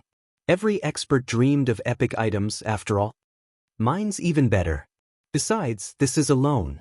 It'll only truly be yours after you've accumulated enough ACPs," Shifeng said, chuckling. Nurturing powerful experts was more important than some epic cape right now. Had Solitary 9 or Dark Madness reached the refinement realm, he might have given them the item. "I understand. I won't disappoint you." Lifeless Thorn nodded, not arguing. Shifeng then awarded the rest of his team with the corresponding contribution points, which they could use to purchase various weapons and equipment from the Asura adventuring team. Now that the Titan warrior was dead, Shifeng could finally breathe. Once the team had rested, they proceeded to the ancient shrine itself. When the team entered the shrine, they felt as if they had just stepped into another world. The shrine's interior was resplendent, a stark contrast to the bleak cavern. They spotted elves and mechanical NPCs going about their business. The place looked nothing like a desolate location. Aside from NPCs, the ancient shrine had various shops selling all sorts of items. There were even places for players to rest and repair their weapons and equipment. Asura's members excitedly looked around, but Shifeng didn't give his team time to digest their new environment. Instead, he led them to the teleportation hall on the shrine's second floor. When the team reached the teleportation hall, they were greeted by rows of mechanical NPCs guarding the space-time teleportation gate. These NPCs were all level 200, and the weakest among them was Tier 3. Anybody that dared to cause trouble here would die instantly. "Hello, sir. If you wish to leave the Ice Crystal world, each member of your party must pay 1 mana stone or 100 magic crystals," the NPC elf standing before the teleportation gate explained, smiling when he saw Shifeng's group. However, since you are one of our ancient shrine's shrine warriors, your travel will only cost 50 magic crystals. How expensive? Shi Feng frowned slightly. Among the various other worlds he had visited in the past, the most expensive had cost him 80 magic crystals, yet leaving the Ice Crystal world cost 50 after his 50% discount. Asura's members, who had been elated to leave Cold Wind City's region, were stupefied by the price. Although they could afford it, they would only have a few magic crystals left. Here's 50 mana stones.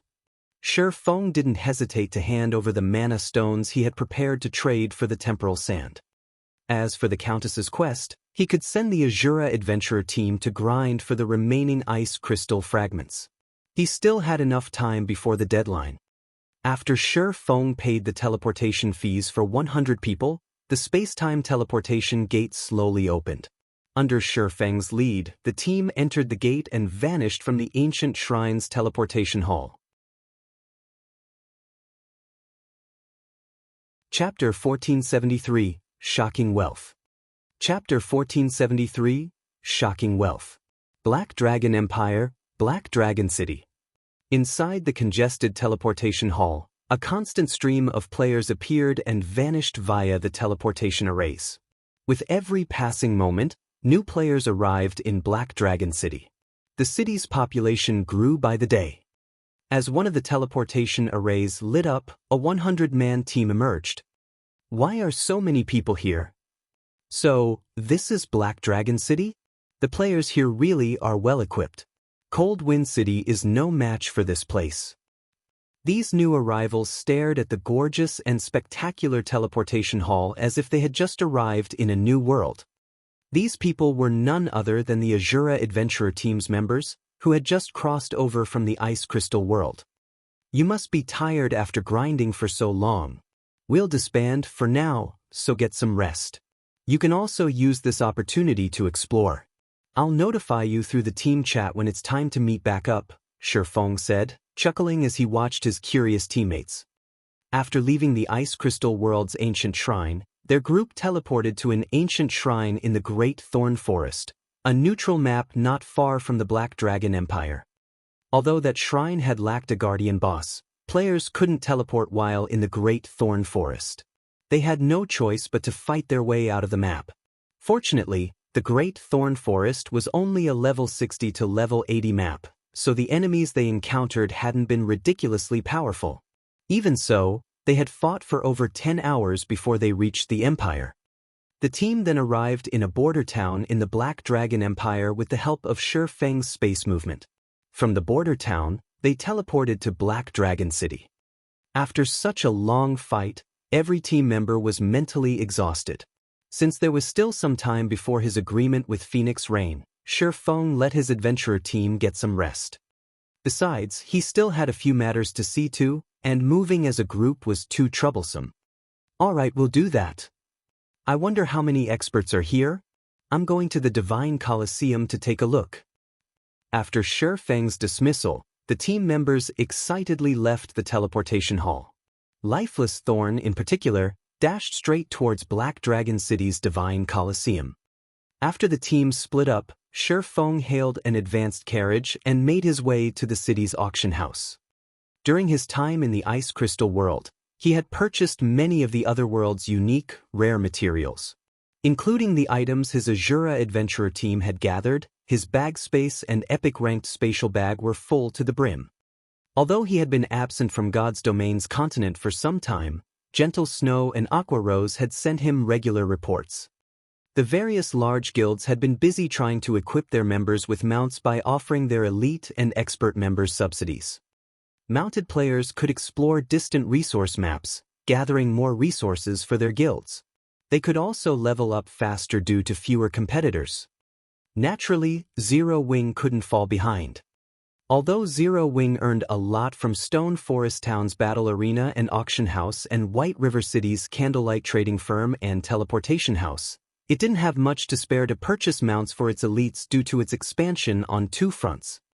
Hence, this was a good opportunity to earn a quick buck from selling the Ice Crystal world's rare materials and set some aside for guild mounts. Many of the materials he had gathered during his trip were ice-type items.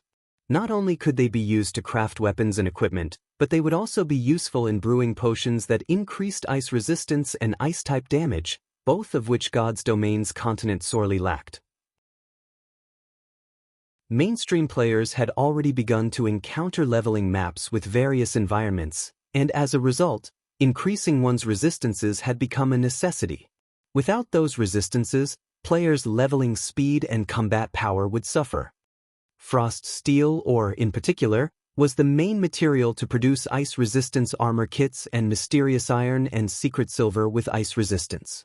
In the ice crystal world, a stack of 100 frost steel or only sold for 1 gold. In God's Domain, a stack could go for more than 5 gold. Shi Feng had intentionally collected a large stock of the material. He had planned to sell the materials in Zero Wings auction house, but at the end of the day, Stone Forest Town didn't see enough traffic. It was no match for Black Dragon City. Moreover, only a high-population city like Black Dragon City could exhaust his stock. If he tried to sell the materials in Star Moon Kingdom, he'd saturate the market, and the prices would eventually fall. Half an hour later, Shi Feng arrived before the Black Dragon auction house. He saw far more players than his visit a few days ago. There were several times more merchant players from other kingdoms and empires specifically. These merchant players hawked their wares outside the building in an intense competition. After entering the auction house, Shi Feng found a secluded corner and took a seat. He then called up the auction house's system interface and began to place various items up for sale.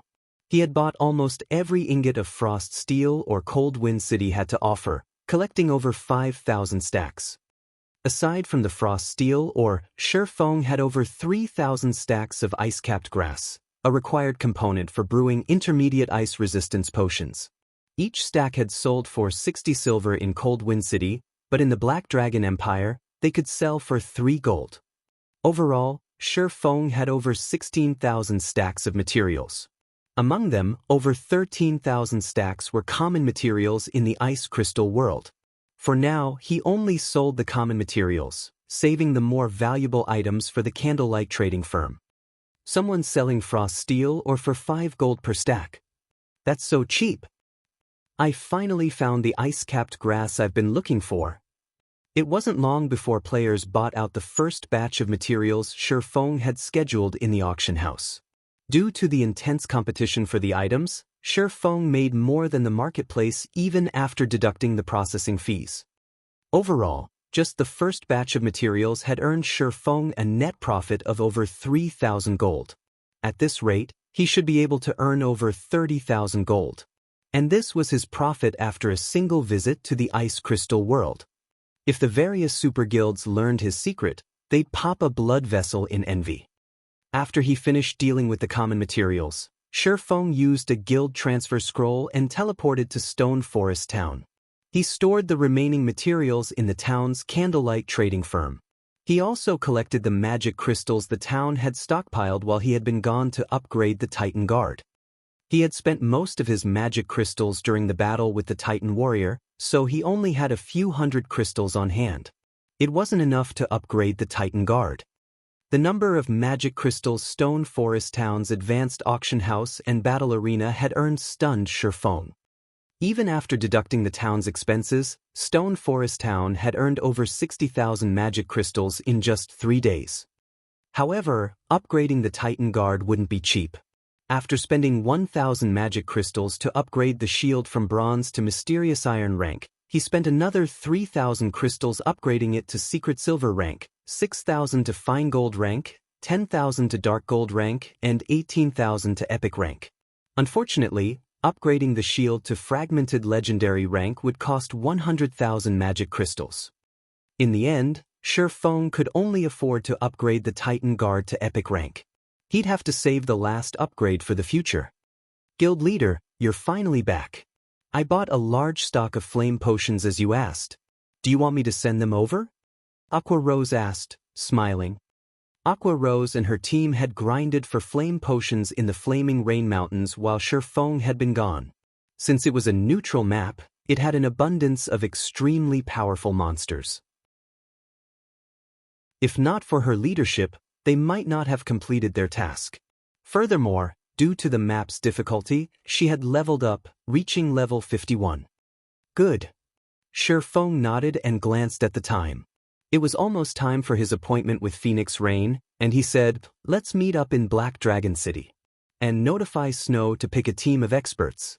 We're going on a trip to Apocalypse City." "We're heading out on another excursion? All right." Aqua Rose was instantly overjoyed. She then disconnected the call and contacted Gentle Snow. Chapter 1474, Zero Wings Auction. Chapter 1474, Zero Wings Auction. Shifeng didn't hurry to return to Black Dragon City after the call disconnected. Instead, he left the candlelight trading firm and headed to the Zero Wing auction house. The Titan Guard would be of immense help when the guild raided dungeons. If he upgraded the shield to fragmented legendary rank in time, it could also help them capture the Manatite vein on Karna Island. However, 100,000 magic crystals were not easy to come by. So, he decided to sell some of the more valuable materials he had obtained in the Ice Crystal world in Zero Wings auction house. Coins were the main currency in NPC auction houses, but Zero Wings was an advanced auction house. Players were allowed to use other currencies in their transactions, including magic crystals. This was also the reason that the various major powers in the past had sought their own. As expected of an advanced auction house, the place has developed quickly. It's no wonder why Ouroboros rose to power so quickly in the past. Before Shifeng reached the building, he spotted massive crowds wandering in and out of the auction house. It was far more lively than Black Dragon's auction house. Based on Aqua Rose's reports, Stone Forest Town's player population had stabilized at over 1 million due to Zero Wings auction house. It was enough to rival a major NPC city. Such a high number of players also allowed the various large guild spies to investigate the establishment. Some had even tried to bribe Zero Wings core members to learn how their guild could obtain an advanced auction house. Among the guilds trying to probe for information, Aqua Rose had discovered a few shadows from super guilds. Unfortunately, although these players' bribes were tempting, not even Aqua Rose knew how they had obtained the advanced auction house design, much less the core members. In the end, these spies had returned empty-handed. As soon as Shifeng entered the auction house, several level 20 to 30 merchant players stepped into his path before he reached the counter. Moreover, he wasn't the only player they had interrupted. These merchant players in luxurious, non-attributed clothing approached any player that tried to enter the auction house. "Fellow friend, do you intend to sell items here?" a female oracle in a light blue dress asked after approaching Shifeng. Softly, she continued, "I can help you sell and purchase items. If you have items to sell, I'll help pay a portion of the processing fees. If you're looking for items, depending on the item's value, I'll help cover the cost up to 1 gold. Shifeng had intended to ignore the woman, but upon seeing the oracle's name, he paused. "Why is she here?" Shifeng stared at the smiling player in shock. The female oracle's name was Susie. She wasn't a fighting expert or some upper echelon from a guild or top adventurer team. Rather, she had been a famous merchant in the Black Dragon Empire and its neighbors. Shifeng had conducted various business deals with Susie in the past. Through her, he had secured a steady supply of various resistance potions, which had been very rare at the time. The potions had helped Shadow pioneer a neutral map and encounter plenty of opportunities. Unfortunately, Susie hadn't had a powerful background. After amassing immense wealth for herself, some of the large guilds had targeted her. In the end, they plundered her coins and resources. Although Susie had tried to take revenge, she hadn't had any influence or strength. Eventually, she had been forced elsewhere to develop. After that incident, Shifeng had lost track of the woman. Shifeng had never thought that he'd run into her here. "What benefits do you offer for helping foot a portion of the processing fees?" Shifeng asked curiously. "I'm trying to join Zero Wings auction. To do so, I need to meet a certain transaction quota. I'd like to use your items to meet that quota," Susie explained without withholding anything. Hearing this, realization dawned on Shifeng. An advanced auction house would periodically hold NPC auctions. During these auctions, players could bid on all sorts of precious items. However, not just any player could participate.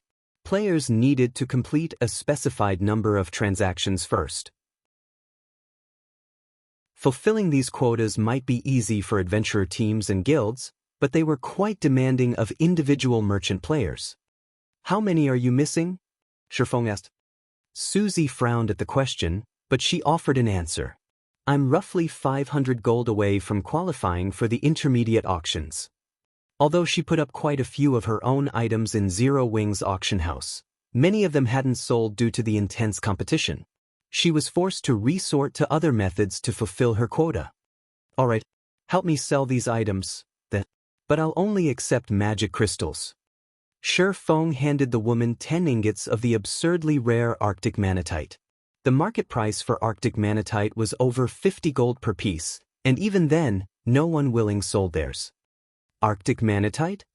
Susie's jaw nearly hit the ground when she saw the material this swordsman intended to sell.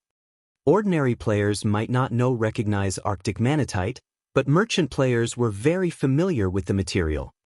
Many of the various large guilds were preparing to pioneer neutral maps, and they all needed various materials to craft resistance items. Arctic manatite was one such example. 1 ingot could easily sell for 180 magic crystals or more. Meanwhile, magic crystals' current market price had climbed to 30 silver each. Even at such a high price, guilds would fight over the metal, yet Shifeng wanted to sell 10 ingots. "Are you sure you want to consign them with me?" Susie asked, giving Shifeng a surprised look. She understood what it meant for a player to so easily collect 10 ingots of Arctic manatite. With Shifeng's wealth, he likely wasn't worried about processing fees. "Meacham. Every coin counts," Shifeng said, nodding. Susie had, more or less, helped in him the past. Since he had encountered her in this life, he didn't mind returning the favor. Upon hearing the swordsman's agreement, Susie stopped wasting time talking with the man. She pulled a pre-prepared contract from her bag and began to fill in some of the blank areas. Since this was a consignment, the consignor would have to receive the materials to put them up for sale in the auction house. To protect both parties, they'd sign a contract. Within minutes, both players signed the contract. Once the arrangement was complete, Shifeng turned and headed up to the second floor. Meanwhile, Susie was ecstatic as she looked at the 2 copies of the contract. Once she sold the Arctic manatite, she would complete her quota. All she would need to do then was prepare for the intermediate auction. However, when Susie read the consignee's name, she was dumbfounded. "How is this possible? Is Zero Wings Yifeng?" Susie spun around, spotting Shifeng as he walked toward the staircase leading to the second floor. Everyone in Starmoon Kingdom knew about Zero Wing. It was, without a doubt, the kingdom's #1 guild and overlord. The names of the guild's upper echelons was engraved on every player's mind. Although Yifeng wasn't as famous as Aqua Rose and Fire Dance, everybody knew that he was one of Zero Wing's core upper echelons. It was rumored that even Aqua Rose, one of the guild's vice leaders, had to follow the man's commands from time to time. To an insignificant player like her, Yifeng was far out of her reach. She could only ever gaze up at someone like him. When she thought about how she had engaged such a man for a business transaction, she was speechless. Chapter 1475, Gathering of Experts. Chapter 1475, Gathering of Experts. On the auction house's second floor, Shifeng followed an NPC to a VIP reception room. He had treated his transaction with Susie as an investment. Aside from her keen business sense, Susie had made a name for herself in the Black Dragon Empire as a merchant due to her resource channels. The various first-rate guilds in the past had struggled to secure a steady supply of various resistance potions, yet she had succeeded where they had failed. It was hard to imagine a merchant player with no background obtaining so many resistance potions. Moreover, she had also sold various rare items that had tempted the large guilds. Hence, forming a connection with this merchant player was a wise move. "Boss, Do you wish to sell all of these items? The advanced manager NPC asked as he examined the large pile of materials on the table. Yes. Sell them in batches. Only accept magic crystals as payment. Shifeng nodded. An advanced auction house offered two methods for selling items. With the first, players could manually decide when their items went up for sale, while the second option allowed them to leave that up to NPCs. NPCs would then sell the items based on the player's requirements and the current demand, putting them up for sale when they could generate the most profit. However, only the auction house's advanced members had access to the second method. Every player dreamed of accessing this option. Not only would it save them the hassle, but their items would also sell at an appropriate time. Usually, players increase their profits by at least 10% with this method. 10% might not make a difference for a transaction worth dozens of silver coins, but it was a different story for those worth hundreds or thousands of gold. This was one of the advanced auction house's trump cards. However, Shifeng had no intention of offering this function to the public just yet. Otherwise, the various superpowers would become even more eager to obtain their own establishment. They might even attempt to steal the building. After all, God's domain had certain tools that could return a building to its design even after its construction, but doing so was difficult and costly. Although the rare materials he wanted to sell wouldn't earn 100,000 magic crystals, he should be able to earn around 60,000. Including the income from the auction house fees and the battle arena, he should have enough to upgrade the Titan Guard. Once he finished in the auction house, Shifeng glanced at the time. He then used a return scroll to travel to White River City before making his way to Black Dragon City. Black Dragon Empire, Black Dragon City.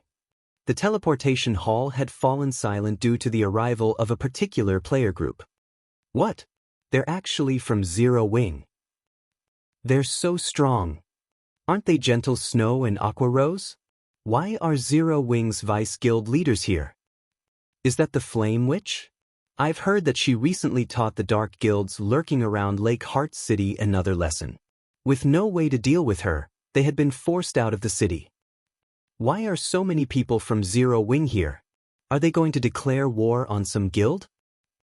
When Gentle Snow and the other core members of Zero Wing arrived in the teleportation hall, everyone turned towards the party. Every player in the area felt an immense pressure weigh down on them the moment the group arrived. Many people unconsciously stepped out of the way, opening a path for Zero Wing's members.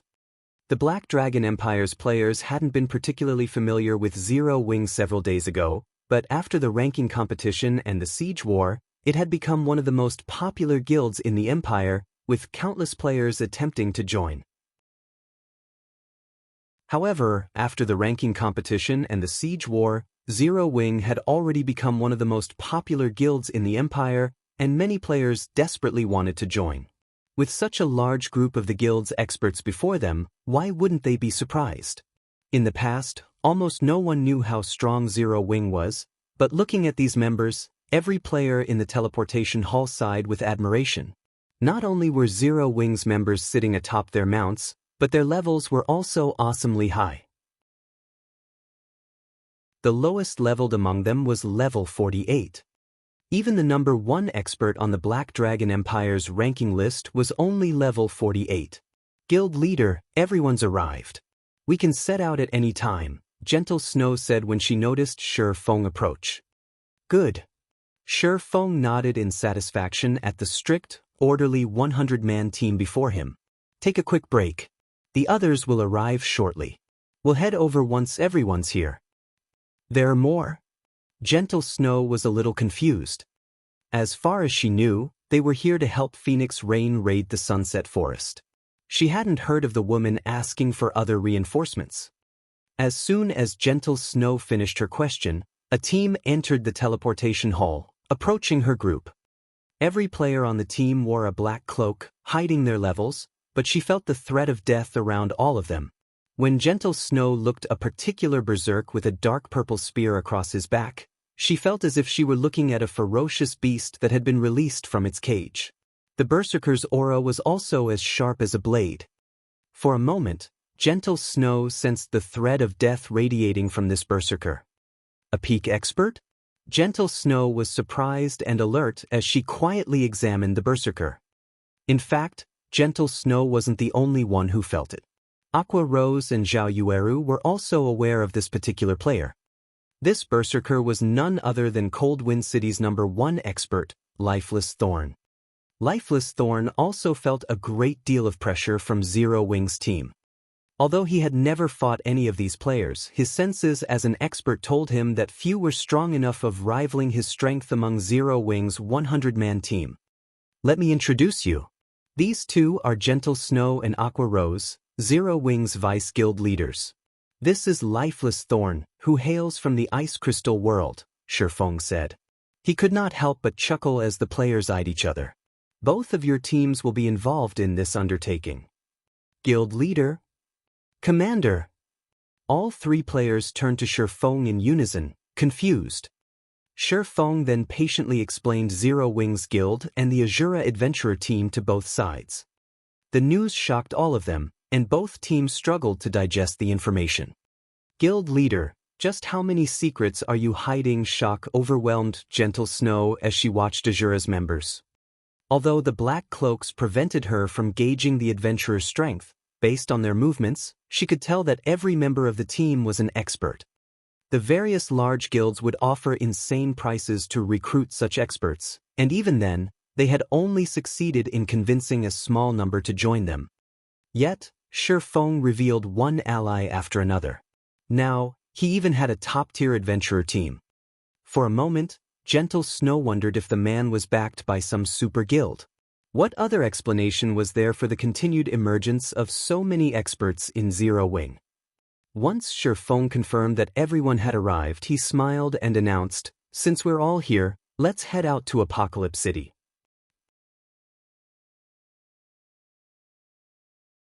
Chapter 1476, Zero Wing arrives. Chapter 1476, Zero Wing arrives. Apocalypse Empire, Apocalypse City, Dragon Phoenix Pavilion's residence. As the Dragon Phoenix Pavilion's main headquarters, the residence was lively as members often came and left. At this moment, however, tension gripped the residence's front courtyard. Both pavilion masters and their respective forces stood in the courtyard, each occupying one side with a clear divide between the two. The smell of gunpowder wafted between the forces. Most of the uninvolved guild members were too afraid to enter the residence. It was common knowledge in the Dragon Phoenix Pavilion that Phoenix Rain and Nine Dragons Emperor were in a constant struggle for the great pavilion master's position. At this point, neither side held anything back. If players weren't careful, they could get caught in the crossfire and die without knowing what killed them. What's going on? Why are both pavilion masters here? Don't you know? I've heard that a historical site is going to open today, so they've gathered here before setting out. Look, some of the guild's more elusive experts are among them too. Our guild's experts aren't the only ones here. Look at those players. They aren't wearing our guild's emblem. They must be hired help. I've heard that the historical site they plan to raid is particularly powerful, a Grade 1 ancient ruin. The treasures in the ruin will definitely help whichever side gets them first. The Nine Heavens Pavilion's 9th floor master raided a Grade 2 historical site. Nobody knows what items he found, but the elders promoted him to 8th floor master. It caused quite a commotion in the guild. It's no wonder why our pavilion masters are so desperate to compete for the ancient ruin. The Dragon Phoenix Pavilion members chatted quietly as they watched the guild's two major factions stare each other down. The requirements to become the next great pavilion master had already been announced to the guild as a whole. Now, all they had to do was wait and see which pavilion master completed the requirements first. Since they had found a Grade 1 historical site, the two factions would spare no effort in obtaining the first clear. After all, this competition over the ruin might affect the outcome on Thunder Island. Big Sis Rain, those people seem to be from Bloody Paradise, Blue Phoenix said, her expression darkening as she watched the several dozen players behind Nine Dragons Emperor. One thing separated these players from the Dragon Phoenix Pavilion's members: a blood-red pattern on the back of their hands. Bloody Paradise was not a guild, but a famous adventurer team in the virtual gaming world. Although Bloody Paradise was only an adventurer team, it had outlasted many large guilds. However, Bloody Paradise was powerful because, to the adventurer team, strength was everything. The adventurer team had become famous in the gaming world due to its history of provoking super guilds. The adventurer team had even foiled these super guilds' attempts to eliminate the team. Bloody Paradise would do anything for money. For a high enough price, they'd even strike out against a super guild. Nine Dragons Emperor really has gone all out. Phoenix Rain could not help but frown as she watched a black-clad, middle-aged man chat merrily with Nine Dragons Emperor. She was very familiar with Bloody Paradise. Although it wasn't a super guild, its experts were no less powerful than many of those in the various superpowers. This was especially true for the adventurer team's current commander, Undead. Undead had ranked 18th on the God's Domain experts list, but he had recently risen to rank 11. Even the Dragon Phoenix Pavilion's old monsters were afraid of the man.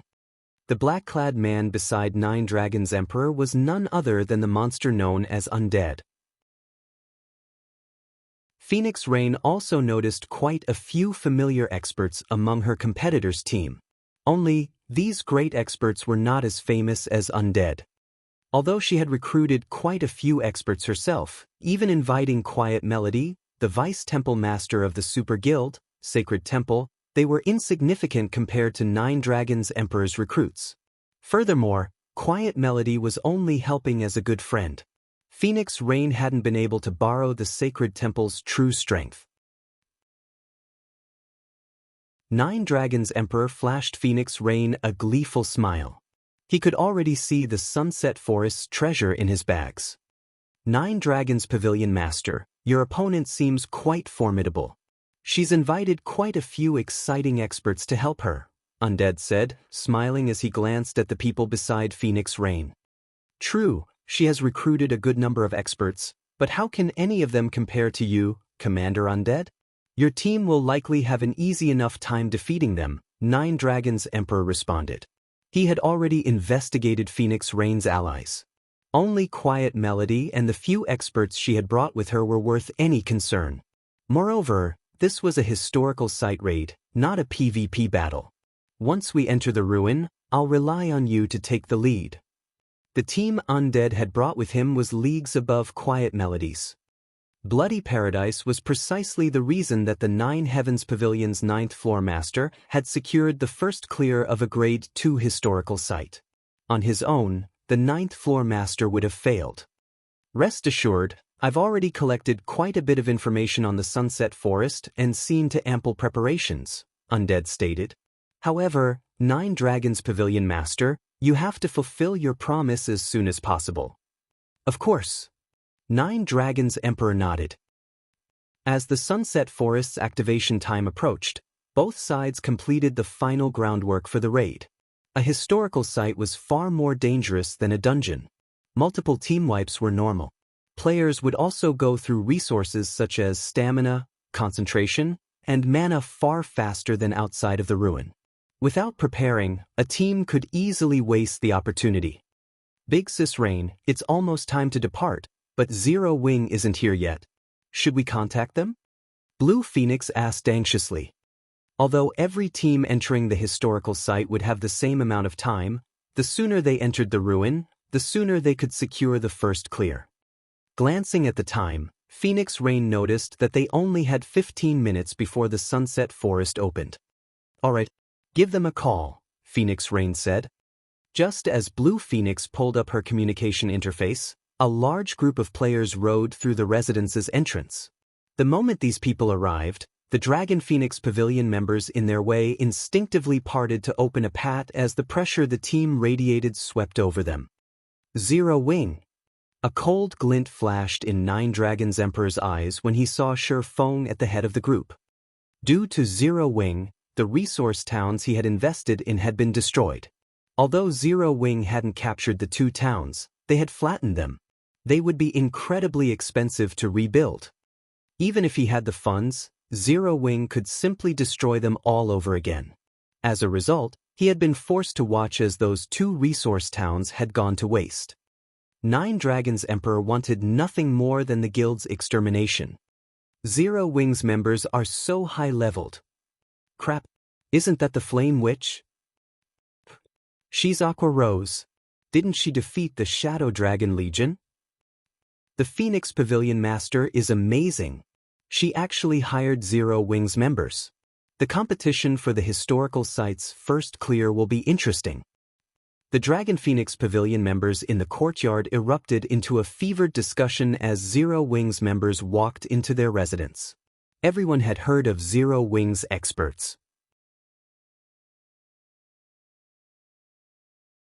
Chapter 1477, Unknown Adventurer Team. Chapter 1477, Unknown Adventurer Team. Not only had Zero Wings' arrival attracted the guild members' attention, but the experts Phoenix Rain and Nine Dragons Emperor had hired also turned towards these experts. Most of God's Domain's ordinary players hadn't heard of Zero Wings experts. After all, God's Domain had only launched a few months ago, and countless guilds rose and fell each day. Most players were only familiar with the veteran large guilds that had been founded many years ago. But it was a different story for players of their caliber. They were privy to far more information than ordinary players, and they were all familiar with what kind of guild Zero Wing was. Not only had Zero Wing become Star Moon Kingdom's #1 guild early in the game, but it was also one of the Black Dragon Empire's top 6 guilds, excluding the Dragon Phoenix Pavilion. Some time ago, a rumor had spread about Zero Wing's victory over the Dragon Phoenix Pavilion's Shadow Dragon Legion. The Shadow Dragon Legion was one of the guild's trump card legions and very formidable in large-scale battles. The fact that Zero Wing had defeated such a powerful force proved its extraordinary combat power. Big Sis Melody, what is the Phoenix Pavilion Master thinking? We're raiding a Grade 1 historical site, yet she invited so many players from Zero Wing? Is she so desperate for manpower? A male summoner named Lonely Fantasy asked, dissatisfied as he watched the 200 players Shi Feng led. It was common knowledge that a Grade 2 historical site was more difficult than a 100-man Hell Mode team dungeon of the same level. Needless to say, a Grade 1 historical site would be a greater challenge. If that hadn't been the case, Phoenix Rain wouldn't have recruited so many experts. Meanwhile, the Sunset Forest only allowed each team 1,000 members per raid, yet Zero Wing had dispatched 200 members, taking 1/5 of the available slots. I doubt that. Rain might have her own ideas on the matter. Quiet Melody could not help but reveal a playful smile when she saw Zero Wing's members. But the guild is interesting. Despite knowing how important this is, it didn't dispatch most of its main force members. Most players didn't have a clear idea of Zero Wing's structure, but she did. She had thoroughly investigated the guild, memorizing almost every face in Zero Wing's main force. Although Zero Wing had sent a lot of players, Fire Dance, the main force's commander, Cola, Yiwumian, and Turtledove, the 3 top MTs, were absent. Other important individuals such as Violet Cloud, Flying Shadow, Shadow Sword, Rampant Blade, Black Cloud, Minor Wind, and Alluring Summer weren't here either. Without these experts, Zero Wing's main force would be nothing but a joke in the various superpowers' eyes. You finally arrived. Phoenix Rain frowned as Shi Feng's group approached. Team leader Yifeng, do you plan to bring all of these members to the historical site? She could ignore the fact that Zero Wing hadn't mobilized all of its top experts, but the guild had gone a little too far if they expected to bring all 200 players to the Sunset Forest. It was not that she doubted Zero Wing's strength. Rather, it was impossible for the guild to gather so many players who qualified to challenge a Grade 1 historical site with its current capabilities. All of the players participating in this operation were top experts in their guilds or adventurer teams. In her opinion, only Zero Wing's main force members were qualified to stand beside them. This operation was of utmost importance. She couldn't afford to lose because of such a minor issue. Moreover, she had long since prepared the 1,000 members required for the raid. Zero Wing's members were nothing more than reinforcements. Of course, I wouldn't have brought them otherwise. Shi Feng could hear the ire in Phoenix Rain's tone. Immediately, he explained, let me introduce you. This is Lifeless Thorn, the vice commander of the Asura adventurer team. I specifically invited Asura to help us. Hello. Lifeless Thorn nodded in greeting, confusion gripping his heart. Since when was he Asura's vice commander? Lifeless Thorn wasn't the only confused player. Gentle Snow and Aqua Rose shot Shurfeng disdainful looks. The Asura adventurer team? Phoenix Rain examined Lifeless Thorn before glancing at the cloaked players behind him. She had assumed they were from Zero Wing, but upon closer inspection, she realized that their appearances were foreign to her. She had never heard of an adventurer team called Asura. Yet, Shurfeng had invited this unknown adventurer team to join such a crucial operation. For a moment, she was at a loss for words. Relax. I can vouch for their strength. Shurfeng was fully aware of the questions plaguing Phoenix Rain's mind. He chuckled and said, "Moreover, Asura will be absolutely necessary if we want to raid Sunset Forest." When he had established the Asura adventurer team, his goal had been to recruit the various independent experts that detested guild restrictions. Since he didn't want others to realize how closely tied the team was to Zero Wing, he had named it Asura. After all, any adventurer team that had a guild behind it would struggle to recruit members. In addition, Zero Wing's enemies might target Asura, which would be a detriment to the adventurer team's development. He intended to develop Asura separate from Zero Wing. The Dragon Phoenix Pavilion's operation was a good opportunity for Asura to make a name for itself in God's domain, creating a foundation for the adventurer team to grow. With this, he could save himself the trouble of trying to promote the team secretly. Since they had Shurfeng's vote of confidence, Phoenix Rain sized up the berserker before her. Although the black cloak hid Lifeless Thorn's name and level, it did nothing to conceal his killing intent. Even she felt slightly threatened when subjected to this stranger's aura. As for the purple spear on Lifeless Thorn's back, although he had hidden the weapon's glow effect, she guessed that it was at least dark gold rank based on the design on the shaft and the small arcs of electricity dancing around it. It was very likely that the spear was, in fact, an epic weapon. The black cloak hid most of the berserker's equipment as well, but after a close look, she noticed that every piece had a unified theme. In addition, a distinct pattern flowed from one piece to the next. Its glow proved that it was dark gold rank, proving that Lifeless Thorn wore a dark gold set equipment. Moreover, it was an 8-piece set. The level 40, 8-piece Barbarian set? Phoenix Rain guessed. The Barbarian set is silver. This one is crimson. Could it be a level 45 dark gold set equipment? When Phoenix Rain considered the possibility of this man wearing an 8-piece, level 45, dark gold set equipment, the gaze she gave the berserker changed. Although the Dragon Phoenix Pavilion had level 45, dark gold set equipment as well, the guild had only collected a dozen or so 6-piece sets. Naturally, they weren't as strong as an 8-piece set. The fact that an adventurer team had obtained such a set, in addition to an epic weapon, proved Asura's prowess. Fine, have it your way. We'll enter the Sunset Forest together. Phoenix Rain still questioned Shurfeng's claim, but when she thought about her agreement with the man, she gave in. However, we need to finish the raid as soon as possible. Nine Dragons Emperor has invited Bloody Paradise. I've heard that they helped the Nine Heavens Pavilion raid a Grade 2 historical site. They should know what they're doing. Bloody Paradise? Hearing this, Shurfeng could not help but turn towards Nine Dragons Emperor's group. He quickly spotted undead Bloody Paradise's commander. Bloody Paradise had been a top adventurer team in his previous life. Although it hadn't achieved as much as the Midnight Tea Party had, the adventurer team had been absurdly powerful. This was especially true for the adventurer team's commander, Undead. He had been a madman who had dared to kill a super guild's leader and countless players from the Midnight Tea Party.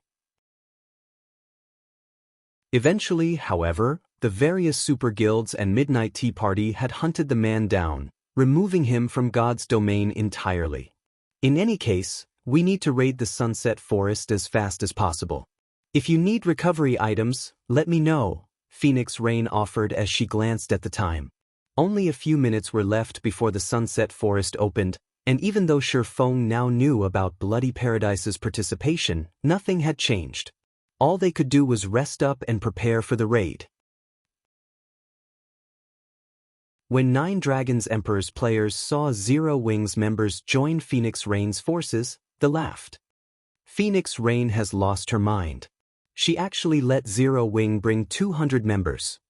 Blood Dragon, the guild leader of the Dragon Phoenix Pavilion's branch guild in the Black Dragon Empire, could not help but laugh when he looked at the opponent's team composition. Have you looked into these 200 members yet? Nine Dragons Emperor asked as he glanced at Feng's group. Although he didn't think that Zero Wing could make much of a difference, there was no harm in being cautious. After all, this raid was incredibly important. I sent someone to probe for information. Among those 200 players, 100 belong to Zero Wing, while the other 100 are from an adventurer team called Asura. Unfortunately, we don't know anything about this adventurer team. My guess is that they've only recently established. Many of Phoenix Rain's experts aren't happy about the situation, Blood Dragon reported, chuckling. A new adventurer team? The news stunned Nine Dragons Emperor, but after a moment he laughed uncontrollably. Phoenix Rain is trying her best to sabotage herself. Have someone leak the information to those obstinate elders. Let them know who they should truly support. Understood. Blood Dragon began to compile the information and sent his subordinates to spread rumors. The last few minutes passed quickly. When the Sunset Forest activated, both Phoenix Rain and Nine Dragons Emperor retrieved a silver crystal ball from their bags at almost the same time, shattering it. The crystal balls then opened a spatial tunnel that allowed Phoenix Rain and Nine Dragon Emperor's teams to enter. Very quickly, 2,000 players entered their respective spatial tunnels, vanishing from the Dragon Phoenix Pavilion's residence. A breath later, the spatial tunnels also disappeared.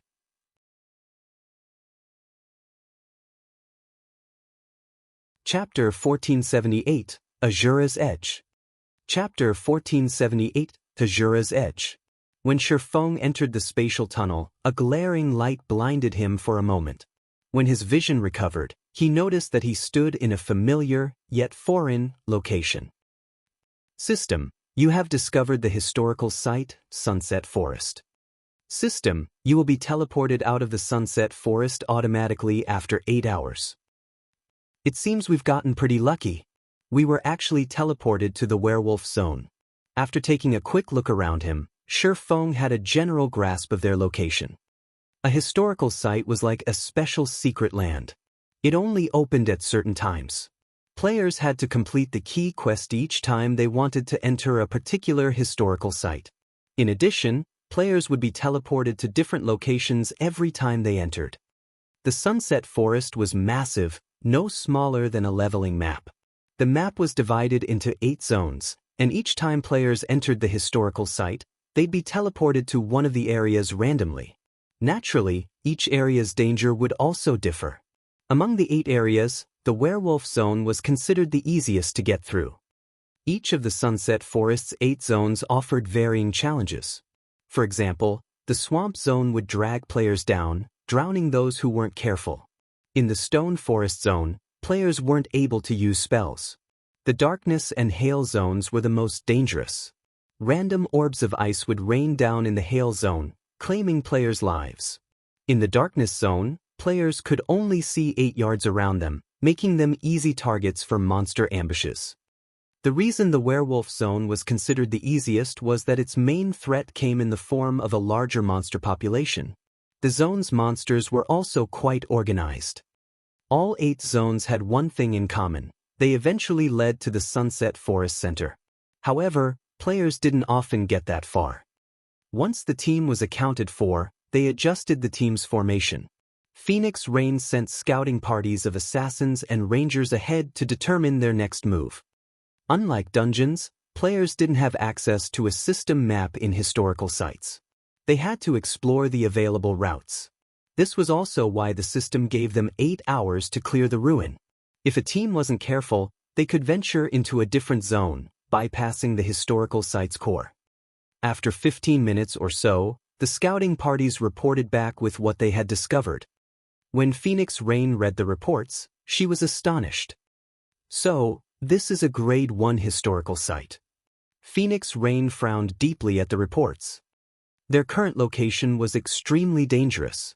Based on the scouting party's investigation, they were surrounded by werewolf camps.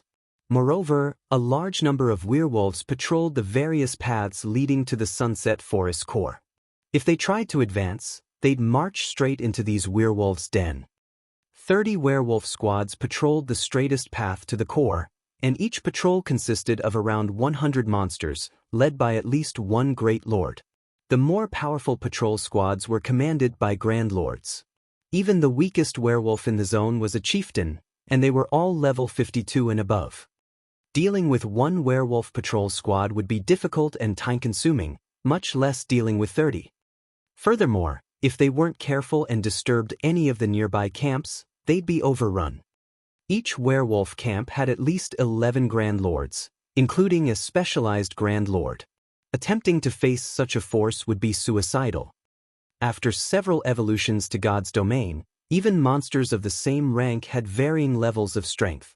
Monsters that failed to evolve properly tended to upgrade a portion of their basic attributes first, such as their strength, agility, and defense. These monsters were known as specialized bosses.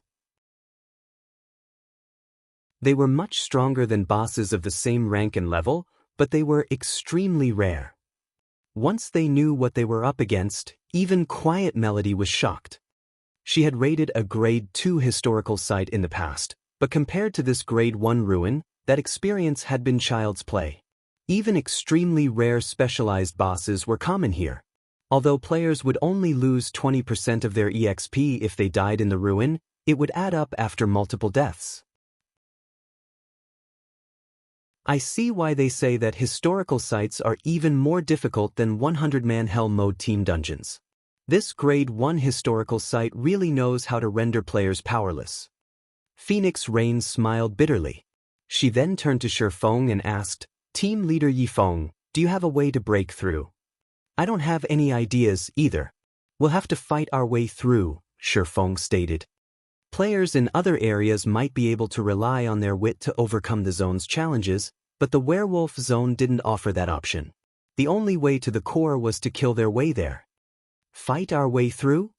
Phoenix Rain rolled her eyes at Shifeng. She had asked him precisely because that wasn't possible. Since we don't have other options, I guess we have no choice but to use the 4 Tier 3 summoning scrolls earlier than expected.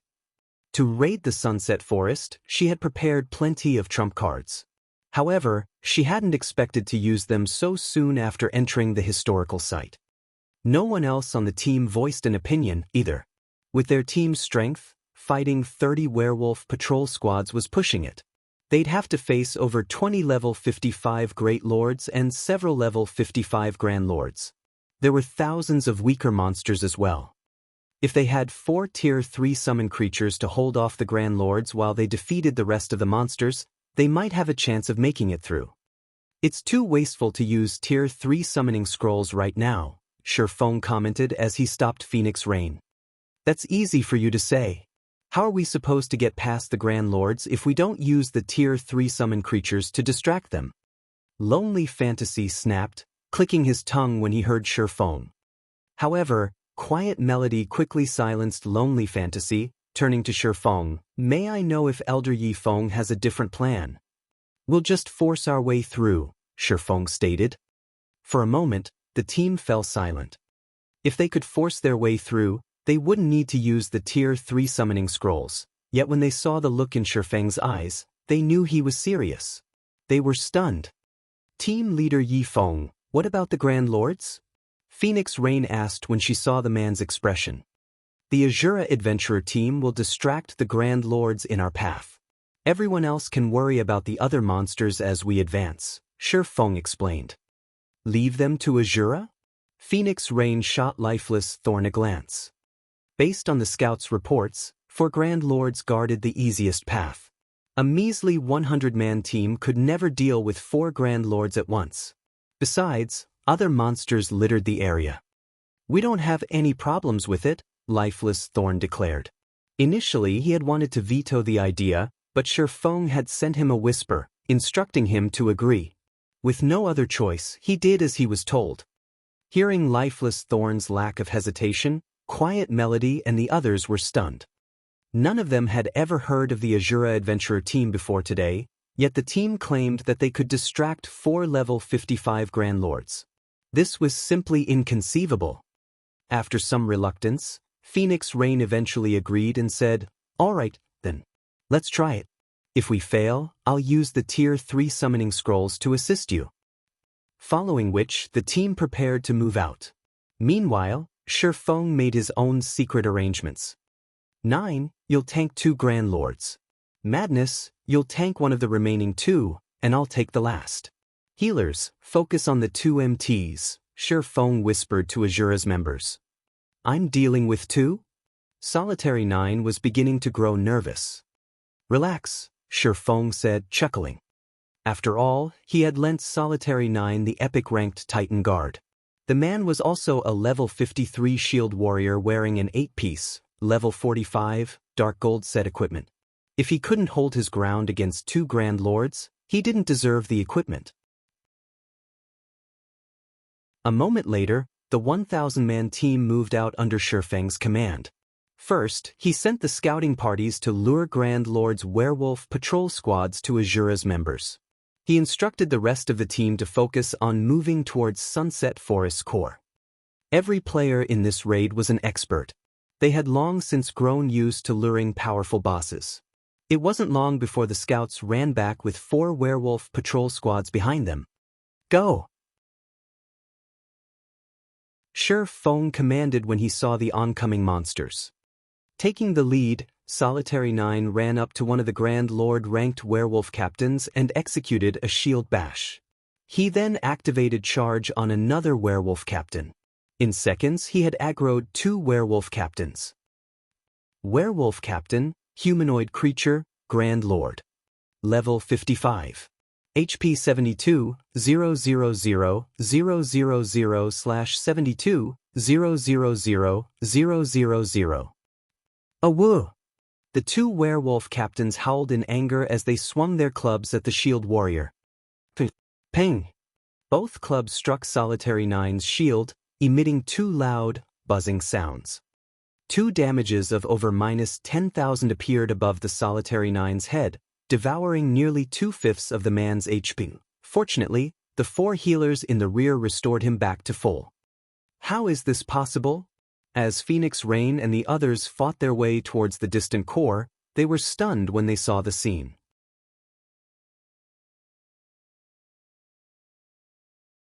Chapter 1479, Brutish Team. Chapter 1479, Brutish Team. How did he do that? Did he activate a life-saving skill? Lonely Castle gaped at the recovered Solitary 9. Everyone who had underestimated the Asura Adventurer team was stupefied. Normally, the strength of a team's MT was synonymous to the team's overall strength. Solitary 9's performance proved that Asura's claim of being a powerful adventurer team was clearly more than just arrogance. Even the game's current top-tier MTs would lose more than 15,000 HP against a casual attack from a level 55 Grand Lord. It was the equivalent of 1/3 of most MT's HP, yet Solitary 9 had only sustained a little over -10,000 HP from each werewolf captain's attack, which totaled less than 2/5 of his total HP. However, their shock after seeing the damage Solitary 9 had received was nothing compared to what they felt after watching the man block both attacks with his shield. While their respective guilds' top-ranking MTs could block a level 55 Grand Lord's attacks as well, it normally took several MTs working together. If they sent a single MT to tank the Grand Lord, they'd send the player to his death. Even when a peak MT blocked an attack from a Grand Lord of the same level, they'd stiffen momentarily from the impact. The outcome was the same when the MT used a defensive technique.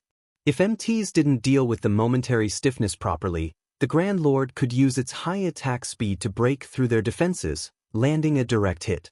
Even with a group of dedicated healers, most MTs wouldn't survive the hit. Hence, teams usually sent in multiple MTs to manage the boss's attacks and dampen the resulting impacts. Yet, Solitary 9 had blocked attacks from 2 werewolf captains, and by the looks of it he had energy to spare. It was inconceivable. However, Solitary 9 was more surprised than anyone. Isn't this shield a little too powerful? Solitary 9 could not help but glance at the crescent shield on his arm. He couldn't believe that he had just blocked 2 Great Lords' attacks without slowing in the least. Elsewhere, Dark Madness had secured his own werewolf captain. Although he had a harder time than Solitary 9, with his 8-piece, dark gold set equipment, he held his ground as he focused on his defense. Naturally, Shi Feng had little trouble with his boss. Although he wasn't an MT, his attributes rivaled a Grand Lord's of the same level. At level 60, distracting a Grand Lord that was 5 levels lower than him was a piece of cake. With the 4 werewolf captains distracted, the rest of the team had an easier time dealing with the remaining werewolves. Every player that Phoenix Rain had recruited for the operation was a top-tier expert. The MTs were more than capable of holding their ground against a level 55 Great Lord, let alone High Lord-ranked monsters and below. With the MTs forming a wall around the team, the various DPS classes launched frenzied attacks at the werewolves in their way. Hundreds of spells and arrows rained down on the werewolves, killing a few chieftain-ranked werewolves instantly. As the patrol squads thinned, the team slowly advanced. Melee players assist the MTs. Ranged players prioritize the werewolves directly in front of us. Don't waste your attacks. Healers, coordinate and make sure there aren't any long breaks between heals on the MTs. Phoenix Rain commanded hurriedly as more werewolves converged on their location. Don't prioritize the werewolf captains and ignore the mobs. Shi Feng interjected. The mobs are increasing by the minute. If we don't clear them out soon, we won't be able to move forward. Quiet Melody snapped as she glanced at the approaching werewolf squads. She strongly disapproved of Shi Feng's plan. It would take too long to kill the Grand Lords. They simply had too much HP. Rather than targeting the Grand Lords, they should focus on killing the weaker monsters. That way, they could break through the blockade sooner than later. I have a plan to deal with the mobs. For now, prioritize the werewolf captains, Shi Feng said, chuckling. Even the weakest of these werewolves have several million HP. If they swarm us, the MTs won't be able to hold them back. Quiet Melody growled when she saw the swordsman's calm expression. His plan wouldn't be an issue if they were fighting common or elite monsters, but the werewolves coming at them were chieftain rank and above. Even if they bombarded those monsters with one AoE spell after another, it would do little to thin their numbers. Only large-scale destruction spells would be useful. Even then, the spells would be of limited help. If they didn't get rid of these monsters soon, the werewolves would overwhelm the team. But before Quiet Melody could respond, Phoenix Rain got ahead of her and said, "All right, you have command of the team now, Yi Feng." "Rain, this is too risky." Quiet Melody spun towards her friend in confusion and shock. "I know, but I want to see what tricks he's got up his sleeve. If things go south, I have a backup plan," the Phoenix Pavilion Master softly explained. While Quiet Melody had been correct about needing to deal with the weaker monsters first, there was an issue with her plan. If they ignored the 4 Grand Lords and advanced, the pressure on the team would only increase as they moved forward and more werewolf patrol squads joined the fight. On the off chance that they came across another Grand Lord squad, the team would be annihilated. Hence, prioritizing the werewolf captains was a sound idea. In addition, she could use the opportunity to gauge Zero Wing's strength. Once Phoenix Rain handed Shi Feng the leadership rights, he instructed the team to focus their fire on the werewolf captain in front of him. Although the werewolf captain had 72 million HP, its HP steadily decreased as hundreds of players bombarded the monster. Most of the team members dealt around -5,000 damage, occasionally dealing double that due to critical hits. Gentle Snow, Aqua Rose, Zhao Yueru, and Lifeless Thorn, however, dealt over -10,000 damage on average. They even dealt several times that every now and again. Aqua Rose's damage was particularly frightening. She was already a Tier 2 player, and after she gained the Sea Dragon Staff, her Tier 2 spells had gained the power of Tier 3, each capable of dealing several 100,000 damage. Zhao Yueru had a similar benefit with her staff. Despite only being a Tier 1 player, her spells were on par with Tier 2 spells. With Shi Feng distracting the werewolf captain, both women could attack freely, dominating the team's damage output ranking and leaving the rest of the players in their dust. Crap, this is insane. Their combined damage is more than the next 7 players combined. So, this is Zero Wing. Aqua Rose and Zhao Yueru's damage stupefied many of the team's experts. Even Lifeless Thorn and his companions from Asura were surprised. They had never dreamed that Zero Wing was this powerful. It wasn't long before one werewolf captain after another fell. However, a tremendous number of werewolves had converged on the team's location. The monsters had already blocked the path ahead, making advancement impossible. Good. Aqua, you two can begin. Shi Feng shouted as he glanced at the clogged path ahead. He then switched the aura of wind for the aura of fire. Aqua Rose and Zhao Yueru exchanged smiles as they cast the Tier 2 spells. Rising Flow and Frost Flame held simultaneously. Meanwhile, Shi Feng activated Flame Domain. Suddenly, the werewolves blocking the path screamed in pain as their HPs plummeted. In seconds, they turned to dust. When the spells dissipated, only a small portion of the werewolves remained. Every chieftain-ranked werewolf had been eliminated, and the lord-ranked werewolves had less than half of their HPs remaining. For a moment, both players and werewolves had fallen silent.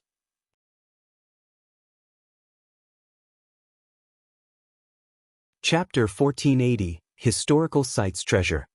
Chapter 1480, Historical Sites Treasure. What destructive power! Am I seeing things? All of the chieftains are dead. An indescribable shock overwhelmed the team members as they stared at the clearing in the enemy lines.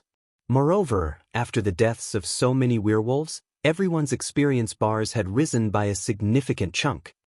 They still have 3 large-scale destruction spells of such power despite so many of their main force members missing?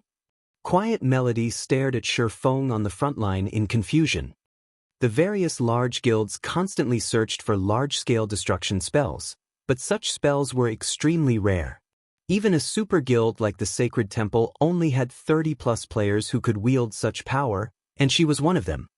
Players and guilds who didn't fully understand large-scale destruction spells treated them like war weapons or powerful tools to use when grinding monsters. Only players who had large-scale destruction spells knew that there were differences even among them.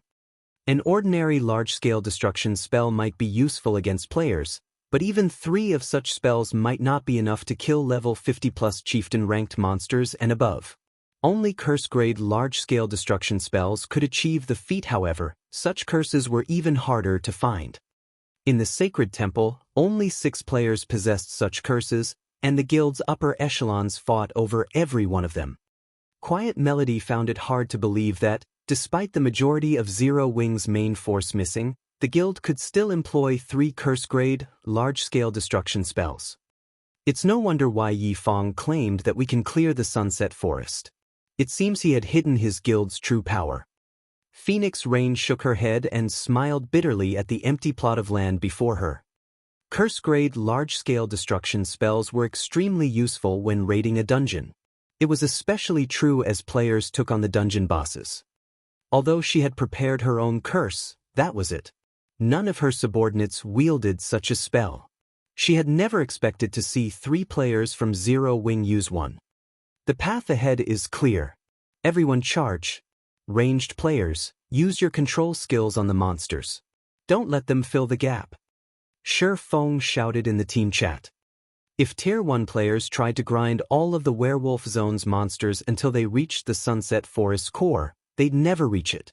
The only way through this zone was to run, avoid as many battles as possible, and only stop when they came across a Grand Lord. The Werewolf Patrol Squad respawned very quickly. Moreover, their hunting range extended throughout the zone. If they discovered players, the werewolves would chase them to the ends of the earth. Fortunately, Shi Feng's command snapped everyone out of their daze, and the team began to advance. With the team's MTs on the front lines, and everyone following closely behind, the team soon broke through the werewolves' blockade. Although the team had encountered plenty of werewolves as they moved, they hadn't run into any Grand Lords. Hence, the MTs had remained within their block limits.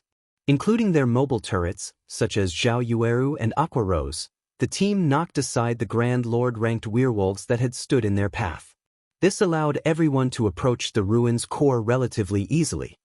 After a little over 4 hours, Phoenix Rain's team reached the isolated area separating the werewolf zone and the center of the Sunset Forest.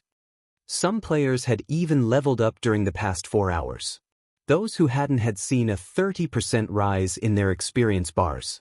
These players were a little reluctant to leave the werewolf zone after realizing their leveling speed. Big Sis Melody, the Dragon Phoenix Pavilion has pretty good luck. Although the Sunset Forest is a Grade 1 historical site, it's much easier than the Grade 2 historical site we previously rated. Even after gathering so many experts, the Sacred Temple had only reached the core after using all of our allotted time, Lonely Fantasy enviously commented as he gazed at the dense forest before them, which was currently protected by a magic barrier. Unfortunately, despite all of the EXP they had obtained, the historical site's monsters hadn't dropped any loot. To secure a historical site's treasure, they had to search its core. With over 3 hours remaining, they could recover some of the Sunset Forest's items, even if they failed to clear it. In contrast, when the Sacred Temple had raided the Grade 2 historical site, they hadn't returned with anything. To top it off, they had team-wiped twice. Easy. Quiet Melody glanced at the werewolf army standing near the edge of the isolation area before turning towards Shifeng, who had sat down to rest. It seems I'll need to report to the guild leader. Their journey might have seemed easy, so much so that Phoenix Rain hadn't had to use a single trump card she had prepared for this trip, but they had only come this far due to Shifeng's efficient command and Zero Wing's incredible DPS. If the Sacred Temple hired Zero Wing to raid historical sites in the future, their chances of success would increase tremendously. After the team rested for a bit, they marched towards the protected forest ahead of them. The moment they pushed through the magic barrier, they felt as if a great weight had dropped on their shoulders. They also struggled to concentrate. Everyone, be careful when we face the monsters in this area. The mana here is very thin, and the gravity is 3 times that of other zones, Shifeng warned his companions in the team chat. Scouting parties, be wary of traps as you explore ahead. Report back immediately if you spot monsters. The Sunset Forest mana was paper thin. After factoring in the high gravity, players would struggle to display their full combat power in this area. Even experts would be fortunate to exhibit 60 or 70% of their total combat power. Ordinary players might not even display 30%. Fortunately, the core didn't have many monsters. Each group the team encountered only consisted of several hundred forest dryads. Meanwhile, the strongest among these dryads was a level 58 Grand Lord, whereas the weakest were level 55 lords. While exploring the Sunset Forest, the team annihilated over a dozen dryad groups. They had discovered 3 dryad nests as well, each of which was like a miniature treasure trove. Although numerous dryads protected these nests, the strongest fortified nest they had found only had 6 Grand Lords and a single specialized Grand Lord. Seeing the potential harvest she could obtain from these nests, Phoenix Rain used all 6 Tier 3 summoning scrolls she had prepared. Each summoning scroll had a 3-hour duration, just long enough to last them until their time in the Sunset Forest came to an end. With the 6 Tier 3 summon creatures, Solitary 9, and Dark Madness tanking the Grand Lords, the team swiftly cleared out the dryad nests, taking roughly 30 minutes to do so. Meanwhile, each of the nests they found had contained over 30 treasure chests, the lowest rank of which was Secret Silver, while the best they had found thus far was a Dark Gold treasure chest. After raiding 3 dryad nests, the team had obtained 11 Dark Gold treasure chests and 43 Fine Gold treasure chests. In addition, the team had found various materials the dryads had collected. Among the materials, they had found precious ancient origin wood. Even Quiet Melody was a little jealous. The Sunset Forest was a level 50 to level 60 historical site. Needless to say, Its treasure chests would drop level 50 to 60 weapons and equipment. At this stage of the game, level 50 plus, fine gold equipment was still incredibly rare, much less dark gold rank. "Commander, we've discovered something," a scouting party suddenly reported. "It looks like a dryad nest, but there's a shrine inside it. A lot of dryads are patrolling the nest too. I don't think we can investigate further without being detected." "Good. We'll make our way there right away." Shi Feng was ecstatic. The scouting party had found the Sunset Shrine.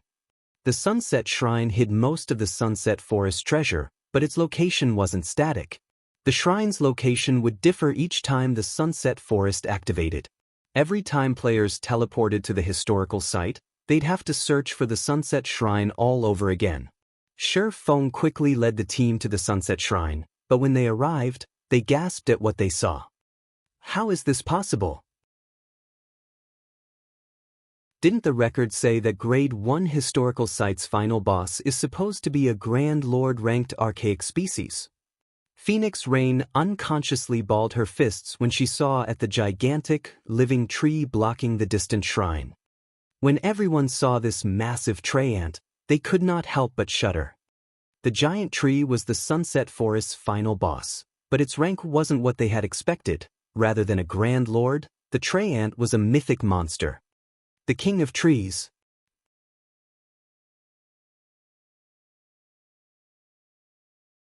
Chapter 1481, Challenging the King of Trees.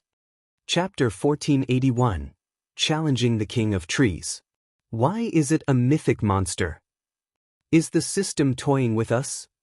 When everyone saw the colossal tree looming over 100 meters above them, their relaxed, confident expressions vanished.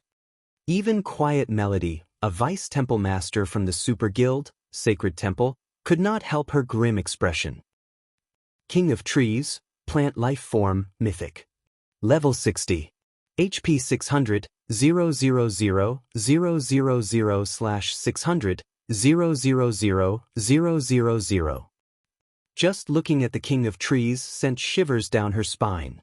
Even before the fight began, the pressure of King of Trees' intense aura weighed down on her. This was only the tip of the iceberg. What truly made her feel powerless was the thick tendrils extending from the Trent's body. The Grand Lord-ranked Dryad they had previously faced had only wielded 4 tendrils, each possessing 60% of the Dryad's strength, yet the King of Trees has 12 tendrils. She wouldn't have worried if the tendrils had 60% of a Grand Lord's strength, but against 60% of a level 60 mythic monsters, even tier 3 summon creatures would be defenseless, much less players. Moreover, a large number of dryads accompanied the King of Trees. At a glance, Quiet Melody counted over 200 dryads, including 6 Grand Lords and 60 Great Lords. All of the dryads were clustered together, so attacking one might lure the whole group. Even Phoenix Rain and Quiet Melody, who had survived countless raids and battles, couldn't help their despair. "Rain, let's give up on the King of Trees. It's simply too powerful. We can't raid that boss right now," Quiet Melody advised her friend, who had been silent all this time. "We still have plenty of time left. We can raid other dryad nests. We don't need to waste our time here." The best part about historical sites was their plethora of treasure-laden locations. Although the quantity and quality of treasures they would find in other dryad nests couldn't compare to those in the Sunset Shrine, they'd walk away with far more than what they'd find in a 100-man Hell Mode team dungeon. "I understand," Phoenix Rain responded, reluctance filling her eyes as she watched the King of Trees. She knew that trying to fight that thing would be suicidal. Not even the numerous trump cards she had prepared would help her against the mythic-ranked King of Trees. Immediately, she issued a command in the team chat. "Everyone, rest up. Scouting parties, continue your search for other dryad nest." Just as the scouting parties prepared to head out in search, Shi Feng shouted, "Hold on a minute. Does he have a plan?" Phoenix Rain could not help but turn towards the swordsman. "How can he? The surrounding high-tier dryads will be difficult enough to clear out, not to mention the King of Trees. Not even 6 tier 3 summon creatures can hold up against the boss's tendrils. Without anyone tanking the tendrils, it'll only be a matter of time before we're annihilated, Quiet Melody argued. While she acknowledged that they had only made it this far so easily thanks to Shifeng's leadership and ingenuity, she couldn't bring herself to believe that they had a chance against the King of Trees. Compared to the 3 dryad nests they had already exterminated, raiding the King of Trees would be a nightmare. The boss wasn't a foe that they could defeat with good leadership and strategy. They also needed to be strong enough, and it was obvious that their team wasn't. I'll admit, I didn't expect the King of Trees to be a mythic monster. However, it isn't exactly impossible to defeat. I just need to adjust my original plan, Shifeng explained. He, too, was surprised to see the boss's mythic rank. When he had come here in his previous life, the King of Trees had only been a Grand Lord-ranked archaic species with a unique bloodline. This time, however, the raid would be twice as difficult. The King of Trees was also set to face a team of 1,000 players. Although its strength was no match for the Titan warriors, it had far more HP. It would undoubtedly be more difficult to raid just due to its battle recovery, which would heal it for 6 million HP every 5 seconds. The boss is a mythic monster, yet he only needs to adjust his plan to defeat it? For a moment, Quiet Melody wondered if she had heard wrong. She had encountered mythic-ranked bosses before, and she was certain that they were invincible to current players. Without siege weapons and disregarding all cost, the team had 0 chances of defeating a mythic boss. Unfortunately, historical sites were similar to dungeons in that siege weapons were prohibited. Otherwise, the various large guilds wouldn't suffer such massive headaches when dealing with 100-man hell mode and super large-scale team dungeons. Whatever plan you have in mind, tell us. If we have any hope, we'll give it a try. Although Phoenix Rain doubted their chances of defeating the King of Trees, she knew Shifeng's personality. The man had never lied to her, so she was inclined to listen to him before dismissing his ideas. In any case, it was better than outright giving up. Rain. Do. Quiet Melody was at a loss for words when she saw the slightly excited expression on Phoenix Rain's face. Fine. Do whatever you want. But we're only giving it one try. If we fail, we'll search for other dryad nests. How could a mythic monster possibly be an easy foe? Even the various superpowers in God's domain were utterly helpless against these monsters. They were all forced to take the long way around when they found one. If it were possible to raid mythic monsters, they would have started their raids on the super large-scale team dungeons already. Thank you, Phoenix Rain offered. Quiet Melody was only helping her as a good friend and hadn't asked for any payment for the work. If the woman didn't want to do something, she wouldn't force her. Unfortunately, if Quiet Melody decided not to participate in the fight against the King of Trees, the team would lose a large fraction of its firepower. Before this, I'd like to sign a new contract, Phoenix Pavilion Master. Our previous agreement didn't include a mythic-ranked final boss, Shifeng said as he handed Phoenix Rain a new contract. Most of the contents hadn't changed. Zero Wing would still obtain 20% of the harvest. The only difference was that after the raid, Zero Wing would have priority when choosing 5 items from the Sunset Shrine. While Shifeng could ignore the treasures a Grand Lord-ranked archaic species guarded, it was a different story for items under a mythic monster's protection. Renew our contract? Phoenix Rain read through the new contract. Shortly after, she said, I don't have any problems with this as long as we clear the Sunset Shrine. Although Shifeng's demands were high, it was much better than leaving empty-handed. Each of the 3 dryad nests they had already raided had contained over 100 precious items, excluding the material stashes in each nest. Needless to say, the Sunset Shrine hid far more items of even higher quality. Following which, the 2 players signed the contract. Once Shifeng ensured that everything was in order, he began to pull flame potions from his bag. Normally, players had very little use for these potions. Moreover, they weren't meant to be consumed. Rather, they acted as a type of chemical bomb. The flame potions only had one purpose, weakening plant life forms.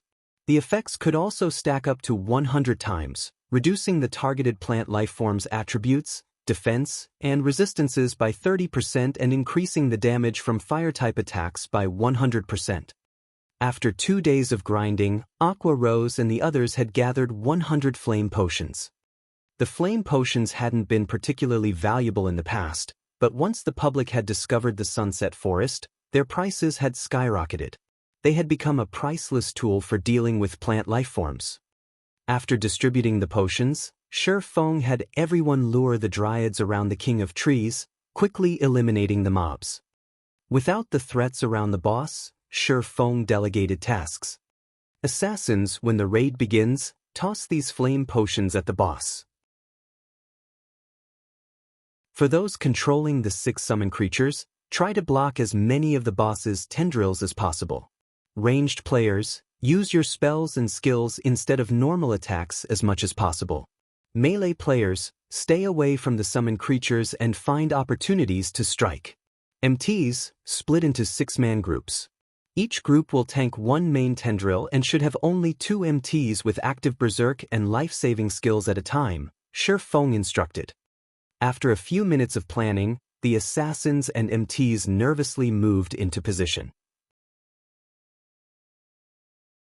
Lifeless Thorn and his companions from Asura were particularly anxious. They were already familiar with the mythic monster's prowess. Without a magic array to weaken the boss, it could instant kill any player. Team leader Yi Feng, everyone is in position, Phoenix Rain reported. Could 9 begin the raid? Shi Feng commanded.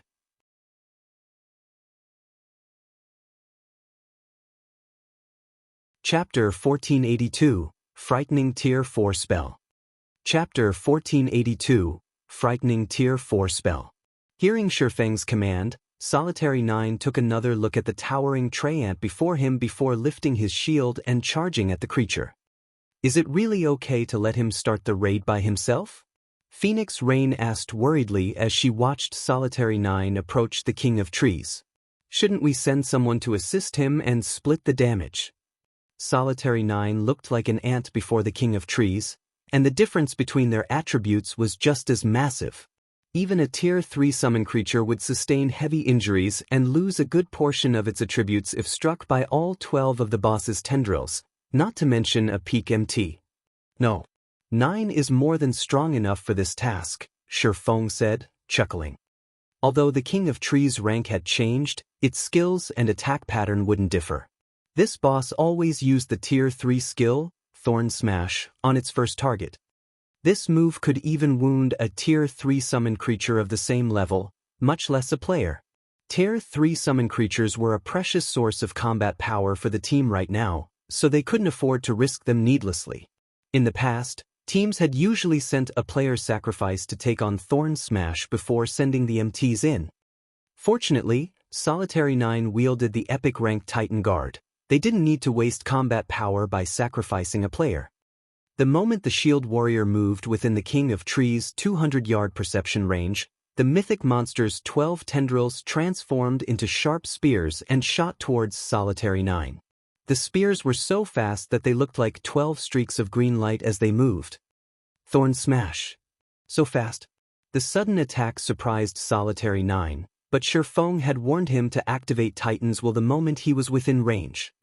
When Titans Will activated, golden, divine runes swam across Solitary 9's body. The Shield Warrior's eyes had turned a dark gold as well. Once Titans Will took effect, Solitary 9 was able to shake off the King of Trees' mental pressure as he received a significant boost. Due to the upgrade to epic rank, Titans Will now reduce the damage he received by 90%. The skill also increased his attack speed by 100% and movement speed by 30%.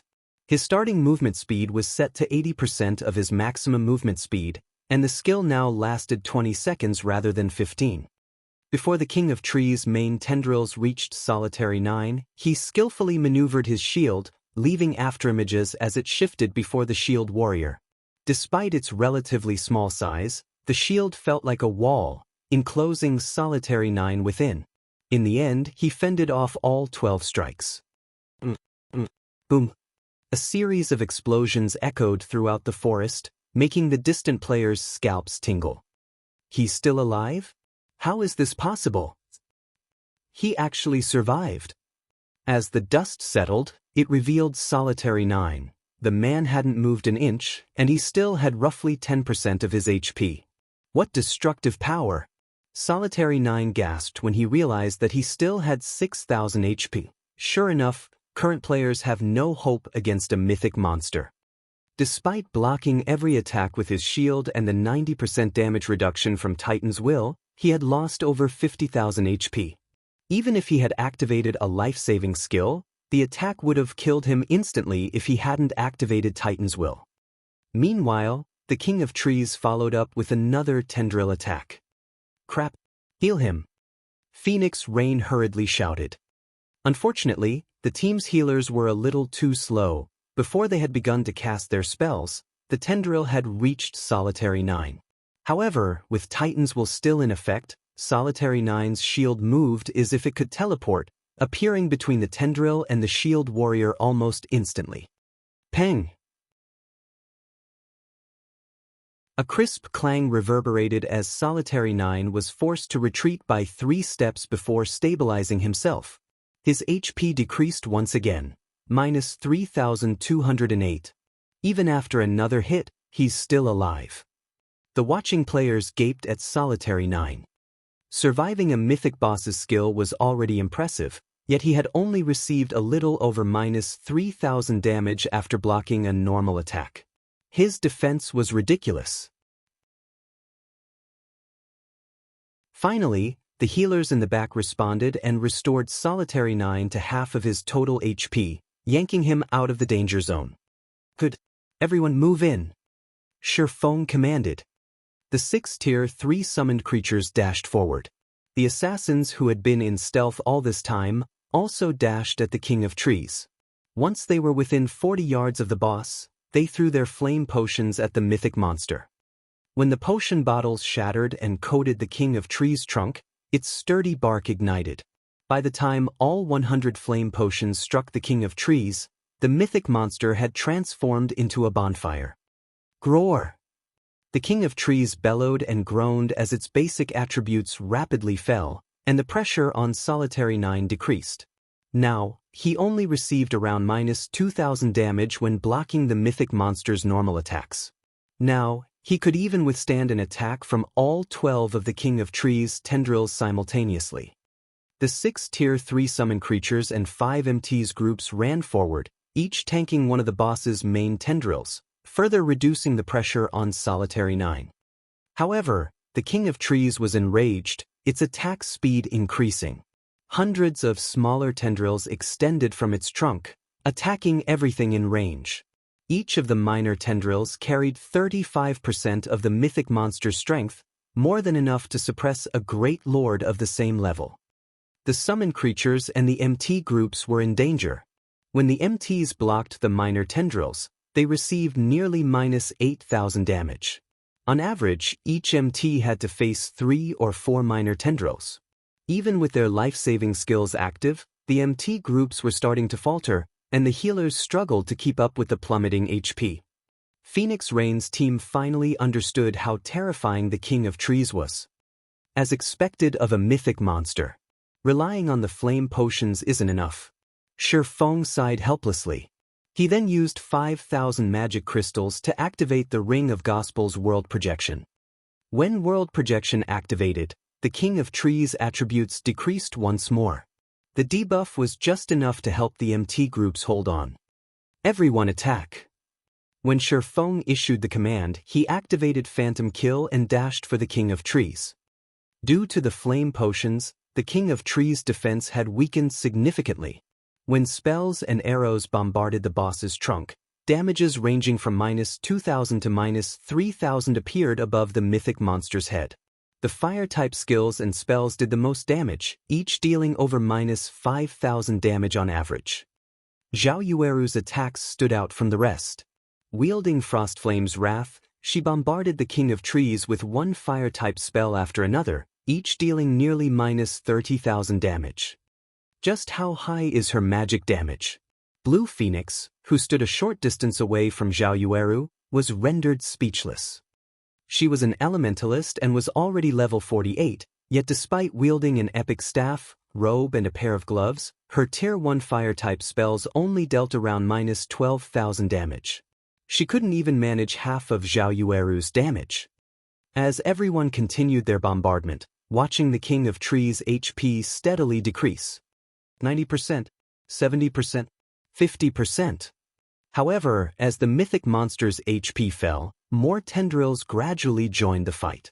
These minor tendrils no longer focused on the summoned creatures and the MTs, occasionally sprouting from the ground to attack the ranged DPS and distant healers. Although the minor tendrils only carried 35% of the King of Trees' strength, they packed enough power to instantly kill the cloth armor classes, steadily reducing the team's numbers. By the time the King of Trees' HP fell to 20%, the 1,000-man army had around 700 players remaining. Despicable intruders! You will only help me grow, the King of Trees bellowed. Suddenly, 6 more main tendrils joined the fight. Now, each of the main tendrils dealt nearly minus 20,000 damage to the MTs with active berserk skills. Before anyone could react, the 6 new tendrils killed off 6 MTs. As the MT group fell, the boss's aggro management descended into chaos. Attack with everything. Use every skill and spell you have. Shifeng shouted. The sudden loss of an MT group made it impossible for the team to defend against 18 main tendrils. Their only hope was to throw everything they had at the boss and hope they could outlast it. Solitary 9, Dark Madness, and Lifeless Thorn no longer dared to hold back. Immediately, they activated their berserk skills. At the same time, Solitary 9 activated Titan's Heart, creating a protective shield around him that could absorb damage equal to 10 times his maximum HP. The 3 of them quickly moved into position and activated Triple Frost Moon. Suddenly, 3 dazzling arcs of light struck the King of Trees, pulling a pained scream from the mythic monster. At the same time, the King of Trees lost over 2 million HP, its HP bar decreasing by a sizable chunk. Likewise, Shifeng activated Heavenly Dragon's power before using one skill after another. Across the battlefield, Phoenix Rain activated one Tier 3 magic scroll after another as well. As the King of Trees' HP decreased, it launched frenzied attacks, swiftly claiming players' lives. Although Shifeng wanted to summon his personal guards, players were prohibited from doing so in historical sites. He could only summon a Tier 3 demon to assist. Eventually, the King of Trees' HP fell to 2%, but only a little over 100 players were still alive. Only a dozen or so MTs still stood against the boss, and over 70% of the team's healers had died. At this rate, the team would fall before they could kill the King of Trees. Everyone retreat! Shifeng shouted when he realized the hopelessness of the situation. Grinding his teeth, he took the Tier 4 large-scale destruction magic scroll from his bag and unfurled it. Die! As the magic scroll unfurled, the space around the sunset shrine froze. The surrounding mana surged towards the scroll in Shifeng's hand before a golden magic array formed beneath the boss. Boom! Suddenly, a golden pillar of light rose from the ground, enveloping the mythic-ranked guardian boss and piercing through the magic barrier around the sunset forest. The King of Trees' tendrils, both main and minor, disintegrated. Its remaining 2% HP fell to 0 instantly. By the time the golden light pillar dissipated, nothing had remained of the King of Trees. The surviving players only saw a scorched, empty plot of land.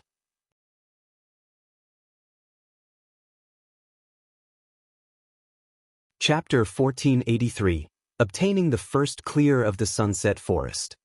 Chapter 1483, Obtaining the First Clear of the Sunset Forest. The boss is dead. What tier was that spell? How is it so powerful? As the Tier 4 spell, Titan's Wrath, dissipated, the surviving team members regained their senses. Even then, they couldn't bring themselves to believe that the King of Trees was dead. By the time the team had taken the King of Trees down to 2% of its HP, it had deployed well over 1,000 minor tendrils on the battlefield. With the remaining 100+ members on the team, it would have been impossible to wipe out the boss's remaining HP before the mythic monster annihilated the rest of the team. And yet, just as the team was about to wipe, someone bombarded the King of Trees into oblivion. Why wouldn't they be shocked? Was that some sort of trump card Zero Wing had kept hidden? Phoenix Rain stared at the empty plot before her in shock. She had never expected Zero Wing to have a Tier 4, large-scale destruction magic scroll. At this stage of the game, Tier 3 magic scrolls were extremely precious. With just one of these scrolls, an ordinary player could make a fortune overnight with enough funds to purchase a powerful set of equipment. Among the various magic scrolls available, large-scale destruction spells and summoning spells were the most valuable and highly sought after by the various large guilds. Both types of magic scrolls were powerful enough to turn the tide in battle. But Shi Feng had actually used a Tier 4, large-scale destruction magic scroll. Not even the Dragon Phoenix Pavilion had gotten their hands on such a scroll. The King of Trees' death contributed a tremendous amount of EXP to the surviving players. Phoenix Rain had even risen from level 48 to level 49. They had obtained more EXP than anyone had expected. Meanwhile, after the King of Trees' death, the barrier enveloping the Sunset Shrine gradually disappeared. System, congratulations! You are the first team to raid the Sunset Forest successfully. Rewards in the Sunset Shrine doubled. You will be teleported out of the Sunset Forest after 1 hour automatically. Healers, resurrect the dead. Everyone else, rest up, Shi Feng commanded before entering the Sunset Shrine with Phoenix Rain to inspect the treasures inside. The other players couldn't help their envy, curious about what treasures the shrine held, but they knew that they'd have to wait. Historical sites typically offered far more treasure than dungeons, some of which could be used as guilds' trump cards. Naturally, these guilds would have more of an advantage if fewer people knew about these items. As for Shi Feng, not only was he Phoenix Rain's ally, but he had also signed a contract with the Phoenix Pavilion Master. He had also contributed the most during the raid. Thus, he qualified to enter the shrine alongside the guild leader. Zero Wing and the Asura Adventurer team, huh? Quiet Melody could not help but watch Shi Feng's departing back before glancing at Asura's resting members, curiosity and intrigue dominating her thoughts. It seems that I really will need to report to the guild leader. Despite all of the effort the Sacred Temple had spent raiding various historical sites, the guild had failed to raid a single Grade 2 ruin, yet Phoenix Rain's temporary team had secured the first clear of a Grade 1 historical site. If other guilds discovered this, it would cause a commotion. On the journey here, Quiet Melody had carefully observed everything that had happened. Based on what she had seen, she was absolutely certain that without Zero Wing and Asura's help, Phoenix Rain's team would have failed. In fact, they would have been lucky to reach the Sunset Forest core within the allotted time, much less kill the mythic-ranked King of Trees. She had never imagined that a recently established guild like Zero Wing could become so powerful in such a short amount of time. While historical sites were very rare in God's domain, super guilds like the Sacred Temple had discovered quite a few already. The only thing preventing them from harvesting these ruins' treasure was their lack of strength. Although she did not know what the conditions of Phoenix Rain and Zero Wing's agreement, the Sacred Temple was capable of any price she could afford. Elsewhere, with the magic barrier gone, Shi Feng and Phoenix Rain easily entered the Sunset Shrine. The interior was luxurious. It looked more like a palace than a shrine. Meanwhile, the two found a large pile of items in the center of this palace. This is the Sunset Forest's first clear reward. Even Phoenix Rain, who had seen plenty of treasure before and had her own significant wealth, was surprised to see the mound before her. Among the small mountain of items, she easily counted more treasure chests than what they had looted from the 3 dryad nests they raided earlier. She even saw a few epic treasure chests among them. Aside from treasure chests, there were all sorts of master-ranked potions, high-tiered magic scrolls, special gemstones, and many other valuable items. As she gazed at the items, Phoenix Rain felt as if she were dreaming. At least I didn't waste that Tier 4 magic scroll. Shi Feng spotted 3 epic treasure chests in addition to elemental treasure boxes and 7 luminaries treasure boxes, which contained elemental sources and 7 luminaries crystals, respectively. He had thought that the flame potions would be enough to raid the Sunset Forest, but in the end he had been forced to use a Tier 4 magic scroll as well. But after seeing the Sunset Shrine's treasure, he was satisfied with trading a Tier 4 magic scroll for the first pick of 5 of the shrine's items. Neither the elemental treasure boxes nor the 7 luminaries treasure boxes were any less valuable than the epic treasure chests. An elemental treasure box would drop 1 to 3 elemental source stones when opened, while a 7 luminaries treasure box would drop 3 to 6 units of 7 luminaries crystals. Both treasure boxes had been highly sought after by the various guilds in his previous life. Moreover, Shi Feng spotted various materials, designs, skill books, and other precious items that could easily drive the various large guilds mad with envy. It took Shi Feng and Phoenix Rain over half an hour to organize the loot. According to our agreement, I'll choose 5 items first, Shi Feng said as he glanced at Phoenix Rain. Alright, take your pick. Phoenix Rain nodded. She was extremely satisfied with the Sunset Shrine's treasure. Even if Shi Feng claimed all 3 epic treasure chests, she wouldn't be disappointed in the least. After all, among the treasures here, over 10 were just as valuable. Seeing Phoenix Rain nod, Shi Feng began to select his prizes. However, the man hadn't pocketed the 3 epic treasure chests as Phoenix Rain had expected. On the contrary, Shi Feng didn't even glance at the treasure chests. Instead, the first items he claimed were the 2 elemental treasure boxes. While current players might realize how valuable elemental sources were, he did. In fact, elemental sources could be strategic tools in mythic monster raids. Hence, he had to prioritize these items. After selecting the elemental treasure boxes, Shi Feng chose the Sunset Potion recipe, an advanced alchemy recipe unique to the Sunset Forest. The recipe usually had a very low chance at appearing in the Sunset Shrine.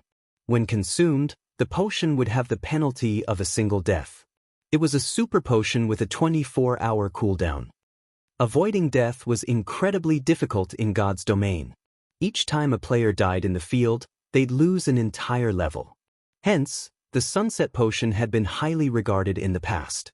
Only, very few guilds had been able to brew the potion, contributing to its rarity on the market.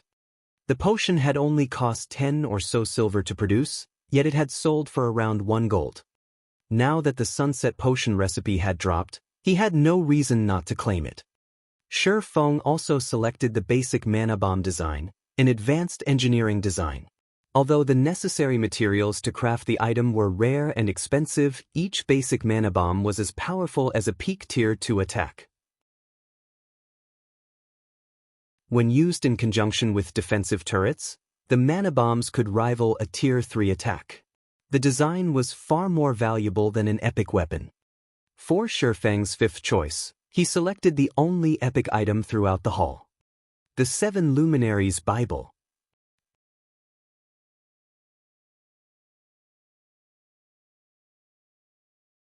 Chapter 1484, 7 Luminaries Bible. Chapter 1484, 7 Luminaries Bible. These are the 5 items that you want? Phoenix Rain was a little confused as she saw Shi Feng's choices. Setting aside the 7 Luminaries Bible, although the recipe and design for the Sunset Potion and basic mana bomb were valuable, both were very difficult to produce. There was no doubt that the item's production would be slow and limited. The rare materials for the basic mana bomb were particularly expensive. A single crafting attempt would cost around 2 gold, while the final product could cost 6 gold or more. Most importantly, unlike Tier 2 magic scrolls, the mana bombs had a 70% reduced effect against players. This impacted how useful the mana bombs could be. Generally, players would only want such an expensive tool to deal with enemy players. Unless necessary, most players avoided using such costly items against monsters. Even if Zero Wing crafted the basic mana bombs, the guild would only make a small profit from them. It would take ages before Zero Wing could earn enough money to make up for the loss of an epic treasure chest. The various large guilds experts were already reaching level 50 and obtaining their tier 2 classes. Because of that, most guilds were focused on converting their resources into items that would increase their experts' combat power, helping them overcome their promotion quests. Yet Shifeng did the exact opposite by investing his resources in items that wouldn't yield short-term profit. He had even chosen 2 elemental treasure boxes, which only confused her further. Shifeng simply chuckled at Phoenix Rain's question. Others might have a hard time using these items to increase a player's strength, but he wouldn't have any issues. This was especially true for the basic mana bomb. Although the production cost was high and it wasn't particularly useful against players, its effects would be miraculous against certain monsters. Moreover, he had chosen the 7 Luminaries Bible, the most valuable item the Sunset Shrine had to offer. He was more than satisfied with his share. 7 Luminaries Bible, epic rank item. Contains the records of magic arrays the gods had left behind. Sacrifice a sufficient amount of mana to activate the recorded magic arrays. The 7 Luminaries Bible would, at most, amount to some epic toll or magic array with indefinite uses to other large guilds. Moreover, even the strongest magic array within the Bible was intermediate rank. It could barely suppress a Grand Lord, yet it required a tremendous amount of mana to activate. Activating one of the 7 Luminaries Bible's intermediate magic arrays cost 2,000 magic crystals. The basic magic arrays cost 500 magic crystals to activate. Honestly, one could easily purchase a stronger array with so many magic crystals. The only benefit of the 7 Luminaries Bible was its variety. Players wouldn't need to search high and low for a specific kind of magic array. There was nothing else special about the item. What everyone didn't know was that the 7 Luminaries Bible didn't consist of a single volume. Rather, there were a total of 7 books. Only after gathering all 7 volumes could one display the 7 Luminaries Bible's true power. The various superpowers had clashed often to obtain more of the Bible's volumes in the past. They had discovered that one could use advanced magic arrays once they had collected 2 volumes. While intermediate magic arrays were rare, players could find them if they put in a little effort. However, the same could not be said for advanced magic arrays and above. In addition, the materials needed to craft advanced magic array scrolls were exceedingly expensive. Meanwhile, these arrays could even suppress mythic monsters, which would, in turn, increase players' chance of obtaining precious items. One could just imagine how valuable an advanced magic array could be if they could use it indefinitely for the cost of magic crystals. God's Domain's current superpowers hadn't discovered this secret yet. Otherwise, Phoenix Rain would have mourned the item's loss. Once Shifeng had chosen his 5 items, Phoenix Rain organized her harvest. They had obtained far more than she had expected. After opening the 3 epic treasure chests, she had gained 3 epic items and 1 epic ranked, growth-type shield. She was ecstatic over the outcome. With an epic shield, the raids on the various team dungeons would be much easier for her team. She had also gained a large number of level 50 dark gold and fine gold weapons and equipment. Since level 50 was a major turning point in the game, level 50 equipment attributes were 2 ranks higher than that of level 45 equipment. Level 50 secret silver equipment could rival level 45 dark gold equipment. She now had enough level 50 secret silver, fine gold and dark gold equipment to fully arm a 100-man team. As long as she gave these pieces to players who had items that reduced level requirements, they could improve their equipment right away. The shrine had also contained a large number of rare gemstones, all of which could visibly improve players' combat power. Meanwhile, the contest on Thunder Island prohibited the use of magical tools. This included items like the Bible of Darkness. Players had to rely on their own strength during the contest. This was also why 9 Dragons Emperor had spent so much money to gain Bloody Paradise's help in the Sunset Forest. When Phoenix Rain tried to hand 20% of the harvest to Shifeng refused the items. Instead, he requested Ancient Origin wood as his share of the bounty, which was the equivalent of every log they had found during the raid. With the ancient origin would Zero Wing could begin producing advanced speedboats. Since Phoenix Rain needed the weapons and equipment, she saw no reason to refuse him. Once they had finished distributing the loot, Shifeng and Phoenix Rain called everyone into the shrine, leaving the Sunset Forest through the teleportation array inside. They then split their party to prepare for the contest on Thunder Island. However, Shifeng planned to make his way to Ocean Viewing Town with his cargo of ancient origin wood, intending to begin the advanced speedboats production.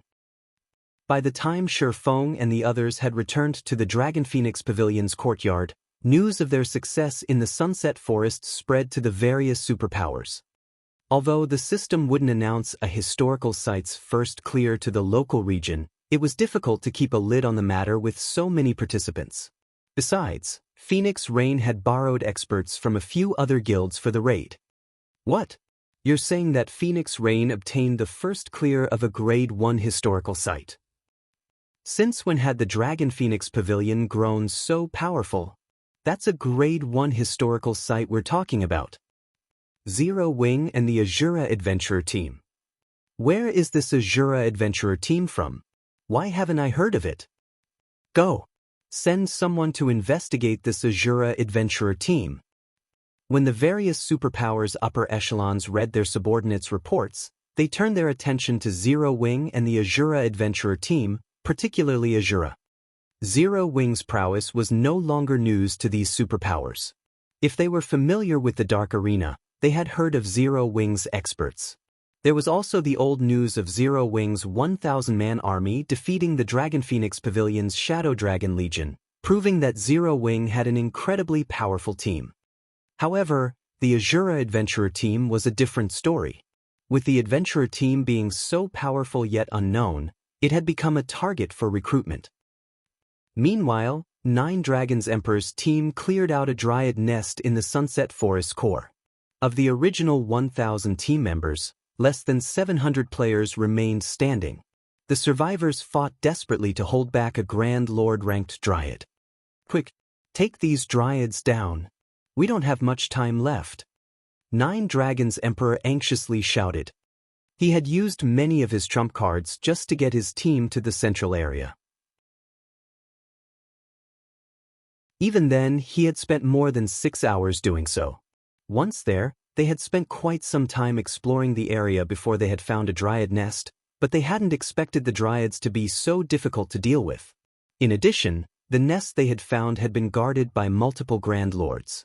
Even after activating all of their Tier 3 summoning scrolls, they were at a disadvantage. Pavilion Master, a report just came in from Sun Dragon, Blood Dragon announced. What is it now? Out with it. Nine Dragons Emperor frowned. They had very little time remaining. If they didn't eliminate these dryads in time, they wouldn't return with a single treasure. Sun Dragon has informed us that Phoenix Rain has already obtained the Sunset Forest's first clear, Blood Dragon replied, struggling to believe the report.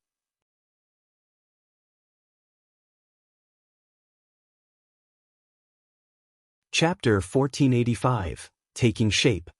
Chapter 1485, Taking Shape. Blood Dragon's response stunned Nine Dragons Emperor on the spot. Impossible! Nine Dragons Emperor shouted. I know what Phoenix Rain's team is capable of. She'd be lucky to reach the forest core. How could she possibly obtain the Sunset Forest's first clear? They were from the same guild, so he knew practically everything about Phoenix Rain's capabilities. Even if she had some unknown trump card, she could never defeat the historical site's final boss. He was only confident in doing so because he had an advanced magic array and the aid of Bloody Paradise. As far as he knew, Phoenix Rain didn't have an advanced magic array. Sun doubted the information as well, so she used multiple sources to verify the claim. She even obtained a video recording of the raid, so there is no mistaking the information, Blood Dragon explained. One of the reasons for her success was a tool called the Flame Potion, which significantly reduced the boss's attributes. In addition, the Asura Adventurer team has a super powerful MT that tanked the weakened boss by himself. In the end, Zero Wing used a Tier 4 magic scroll to finish it off. Lucky bastards. They actually found a way to weaken the boss. Nine Dragons Emperor fumed when he saw the video Blood Dragon had sent him. A trace of envy flashed in his eyes. However, he sneered and growled, "Just you wait. You may have secured the Sunset Forest's first clear, but I'll teach you that your struggles are futile soon. Blood, notify Sun and tell her that she proceed with the plan. Contact Beast Emperor as well and tell that old bastard that I'm running out of patience. I don't want to see Zero Wing prance about any longer." Understood. Blood Dragon shuddered when he heard the cold determination in Nine Dragons Emperor's voice. Elsewhere, Shifeng arrived in Ocean Viewing Town via a teleportation array. The town's player population had increased significantly since his first visit. He saw countless players forming teams and parties as they prepared to set sail for the islands to grind and level. He also spotted a few merchant fleet representatives conducting their maritime transportation business. Transport from Ocean Viewing Town to Sandy Bay Town. Special price right now. Only charging 15 silver per person. Less than 1,000 slots of bag space free of charge. 5 silver for every additional 1,000 slots. 3 silver for each non-bag space item. Transport from Ocean Viewing Town to Coral Harbor. Only charging 20 silver per person. Less than 1,000 slots of bag space free of charge. 7 silver for every additional 1,000 slots. 5 silver for each non-bag space item. Many independent merchant and adventuring players crowded around the merchant fleet representatives, trying to haggle down the prices. Players who preferred to use the merchant ships were generally trying to avoid exorbitant teleportation fees. Cross-national teleportation fees were particularly expensive. Even teleporting to a neighboring country cost more than 1 gold. It wasn't unusual to pay 2 or 3 gold when traveling farther. It was cheaper to hire a ship. This was especially true for players transporting non-bag space items. Although the maritime transportation system in Ocean Viewing Town wasn't yet perfect, it had begun to take shape. These people sure are taking action quickly. Glancing at the various merchant players, Shifeng easily spotted over 5 merchant fleets. It seems that I'll need to produce the new type of cargo ships as soon as possible. Maritime transportation had been very well developed in the past. It had also generated a frightening amount of wealth for players. Hence, the various large guilds had established their own merchant fleets and contested over territory at sea. Initially, Shifeng had been satisfied with the development of his naval forces, but there were plenty of capable players in God's domain. In the end, many players had quickly discovered this business opportunity. At the moment, these merchant fleets were renting ordinary cargo ships from NPCs. Each ordinary cargo ship could only carry 35 people, and the cargo ship's item space was limited. Each ship could only carry 30 non-bag space items at a time. He had previously spent 30,000 gold to purchase a special medium shipyard. As long as he had sufficient materials and engineers, he could begin constructing the new cargo ships immediately. Not only were the new cargo ships 15% faster than ordinary cargo ships, but they could also carry up to 40 people at a time. Meanwhile, Shifeng had both engineers and materials available to him. He could start producing the ships as soon as he desired. Once these new cargo ships were built, he'd make a fortune off of them whether he rented them out or used them himself.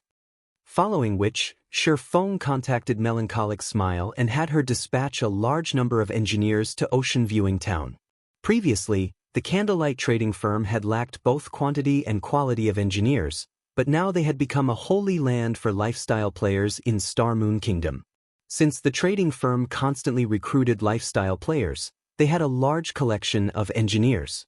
Right now, even if the trading firm only dispatched a small fraction of these players, they would be more than enough to operate a large shipyard, not to mention a medium shipyard. Guild leader, do you really intend to use such a precious material to construct the Flying Eagle speedboats and new cargo ships? Burning Abyss was astonished as he gazed at the ancient origin which Shifeng had placed before him.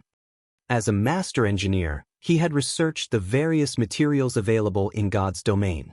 This was especially true for the materials useful to engineers. He knew that ancient origin wood was a top-tier material meant for ship construction. Using it to construct bronze speedboats would be a waste, much less constructing an advanced speedboat. The new cargo ship was even less valuable than an advanced speedboat. Just use it for now. I don't have any higher-ranked designs on me at the moment. Shi Feng was just as reluctant to use the wood. After all, ancient origin wood was a precious material that could only be obtained from the sunset forest. When used to construct ships, not only would it increase the production success rate, but it also had a chance of strengthening the ship with the power of ancients, enhancing the ship's quality. It was incredibly extravagant to use it to construct a ship that wasn't even bronze rank. However, he couldn't care less at the moment. Ship designs were extremely rare. He had been fortunate enough to obtain the design for the Flying Eagle speedboat and the newly developed cargo ship. Following which, Shi Feng handed Burning Abyss the basic mana bomb design and instructed him to produce the bombs.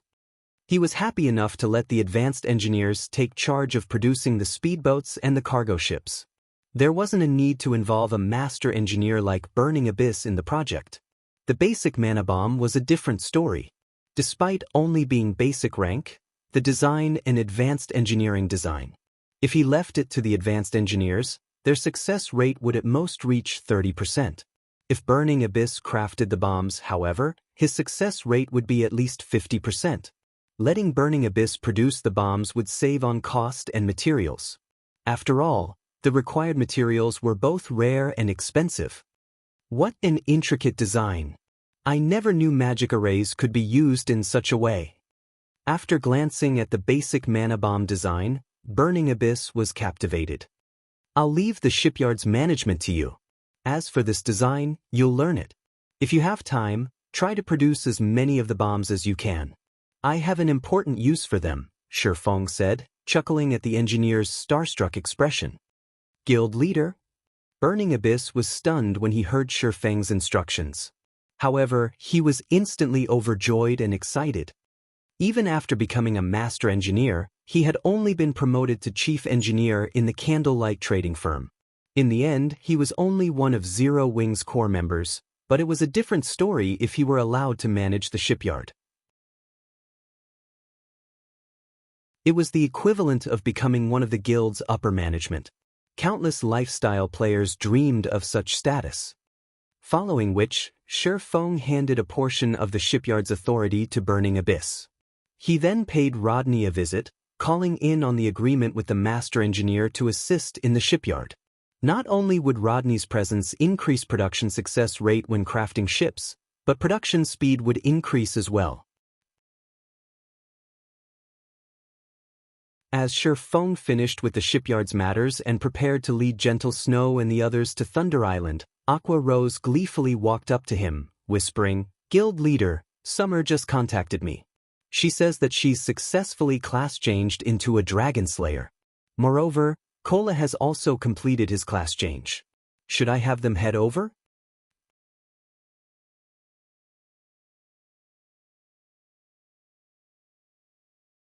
Chapter 1486, Assembly of Experts. Chapter 1486, Assembly of Experts. They're done already? Shi Feng was a little confused. As far as he could remember, the Dragon Slayer class change quest wasn't an easy one. Alright, tell them to hurry and join us. Honestly, he had been somewhat worried about having sufficient strength for the contest on Thunder Island and had even considered recruiting Owl's help. However, it seemed that wouldn't be necessary.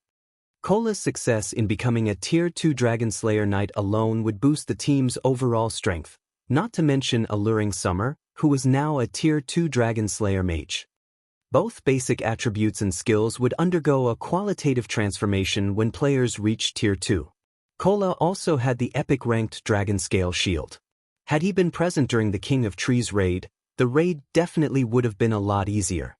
He wouldn't have needed to waste an incomparably precious Tier 4 magic scroll. Hearing Shi Feng's answer, Aqua Rose immediately contacted Alluring Summer and Kola, telling them to gather in Ocean Viewing Town. "Guild leader, if we don't leave soon, I'm afraid we won't make it in time," Gentle Snow said worriedly as she looked at the time. It would take quite some time to travel from Starmoon Kingdom to the Apocalypse Empire. Thunder Island was located in the Sea of Death's inner region, very far away from the Apocalypse Empire. There weren't any teleportation arrays connected to the island, so players had to rely on other means to reach it.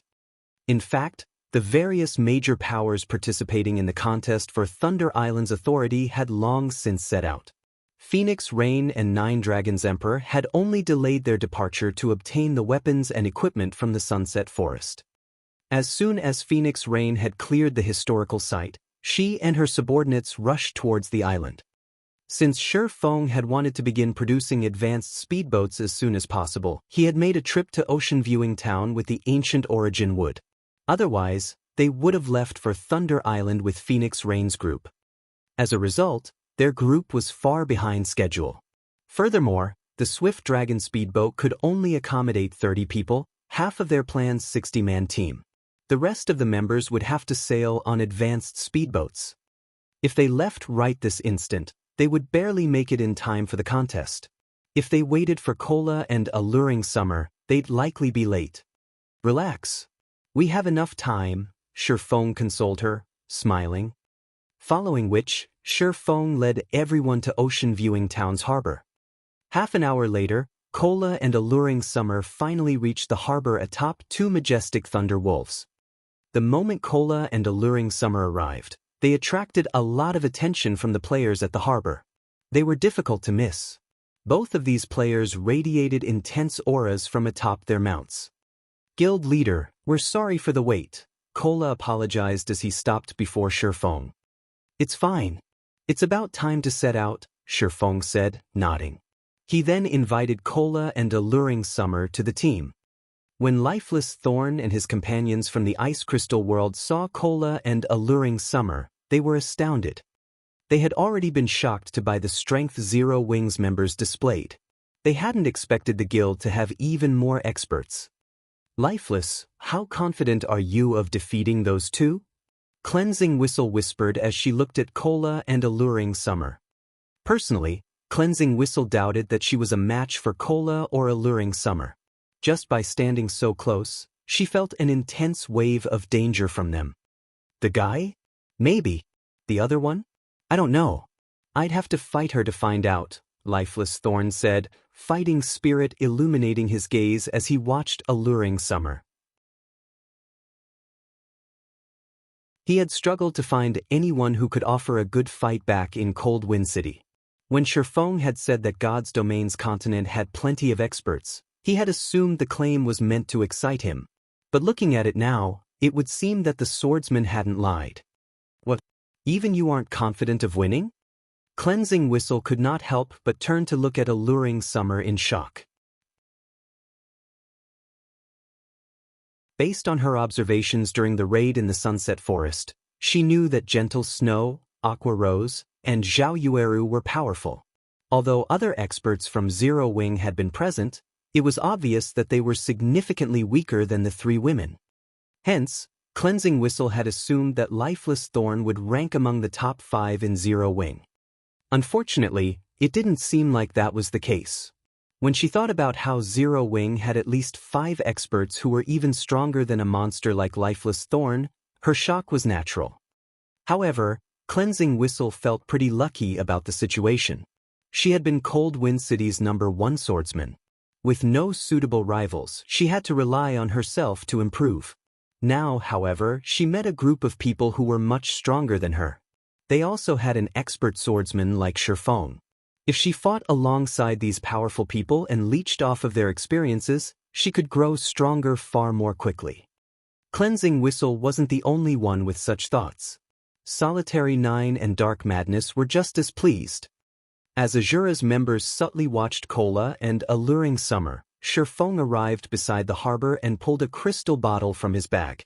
He then began to chant an incantation. Runes lit up and danced around the crystal bottle. A short moment later, dark fog surged forth, expanding to cover a large area of the water before Shi Feng. The scene attracted a lot of attention. What's going on? Is that guy summoning a mysterious iron speedboat? That shouldn't be possible. No speedboat is that big. It must be a cargo ship. I've seen someone release a cargo ship before, and it definitely wasn't that large. While everyone discussed the disturbance, the cloud of dark fog expanded up and out. Soon, the fog dissipated, revealing Shifang's ship. This ship was a silver sailboat, double the size of ordinary cargo ships. While it was docked, it dwarfed the nearby ordinary and advanced speedboats. What? That's a sailboat. How is this possible? Everyone was stupefied when they saw the one-horned sailboat. As naval players, they had spent most of their gaming career in God's domain at sea. Although they weren't well-known experts, they understood ships just as well, if not better, than the various large guilds. A sailboat could send tremors throughout the Apocalypse Empire. It could definitely overturn the current hierarchy of the Empire's naval powers. Even a bronze speedboat was no more than a fly to be swatted in the face of a sailboat. Guild leader, since when do you have a sailboat? Could it be? Have you already repaired the sailboat we got from the fallen arcs? Aqua Rose's eyes glowed as she stared at the monstrosity of a ship before her. Although Zero Wing had the Swift Dragon speedboat, at the end of the day, a speedboat was just a speedboat. Without a large number of support ships, it would be very difficult to exert the Swift Dragon speedboat's maximum potential. At most, Zero Wing would be a minor threat to the Apocalypse Empire's various naval powers. However, it was a different story if Zero Wing had a sailboat. A sailboat would allow Zero Wing to contest for the Empire's port cities. If they had their own port city, they wouldn't have to operate in the dark. They could simply steamroll over any opposing forces. Even Gentle Snow was speechless. Despite being one of the guild's vice-guild leaders, she still didn't have a clear idea of how many secrets Zero Wing had. It wasn't unlike the Asura adventurer team's sudden appearance. I haven't repaired the Storm sailboat yet. I obtained the one-horned sailboat from a sea monster I helped kill, Shifang said, shaking his head. All right, we don't have much time. Get on the boat.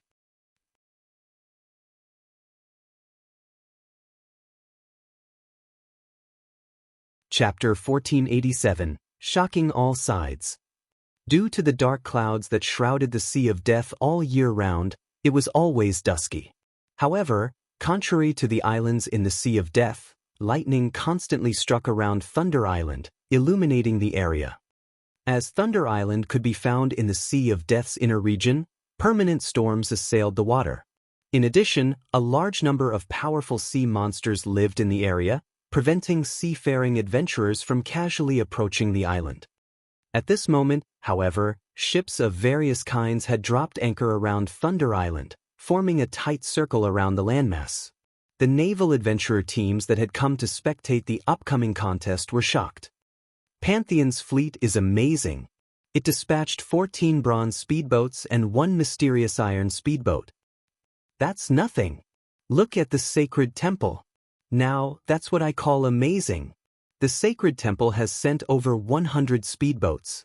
Among them, 23 are bronze speedboats, and over 50 are advanced speedboats. There are even 2 mysterious iron speedboats in the fleet. The Sacred Temple's navy is definitely the strongest of them all. I'm not so sure about that. Miracle has been rapidly developing its navy. Although the guild doesn't have any mysterious iron speedboats, it has 21 bronze speedboats and the Sea Dragon Mark, a secret silver speedboat. You should see how fast that secret silver speedboat is. I wonder who will win the contest. The spectating players brimmed with anticipation as they discussed the participating superpowers' navies. Originally, only a few superpowers had focused on the contest for Thunder Island, but as time passed, more guilds began to realize how important marine resources were. This was especially true for the treasured area known as the Sea of Death. In the end, more super guilds and super first-rate guilds had joined the fray.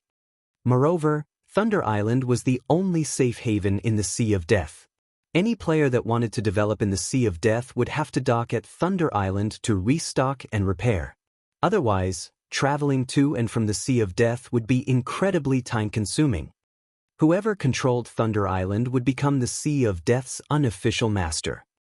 Naturally, The contest on Thunder Island concerned every player's development in the Sea of Death. They had to pay attention to it. After all, every guild had a different management style.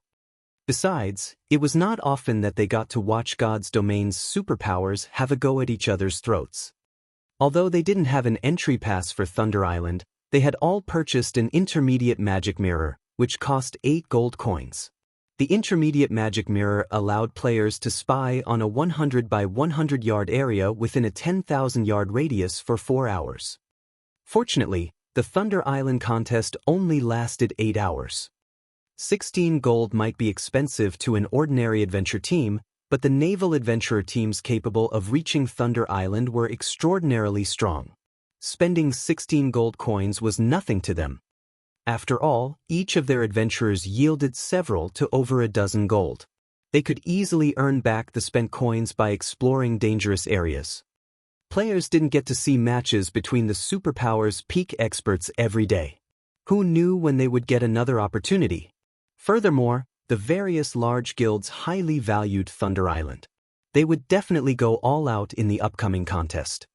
While everyone waited for the barrier around the island to open, speedboats continued to arrive.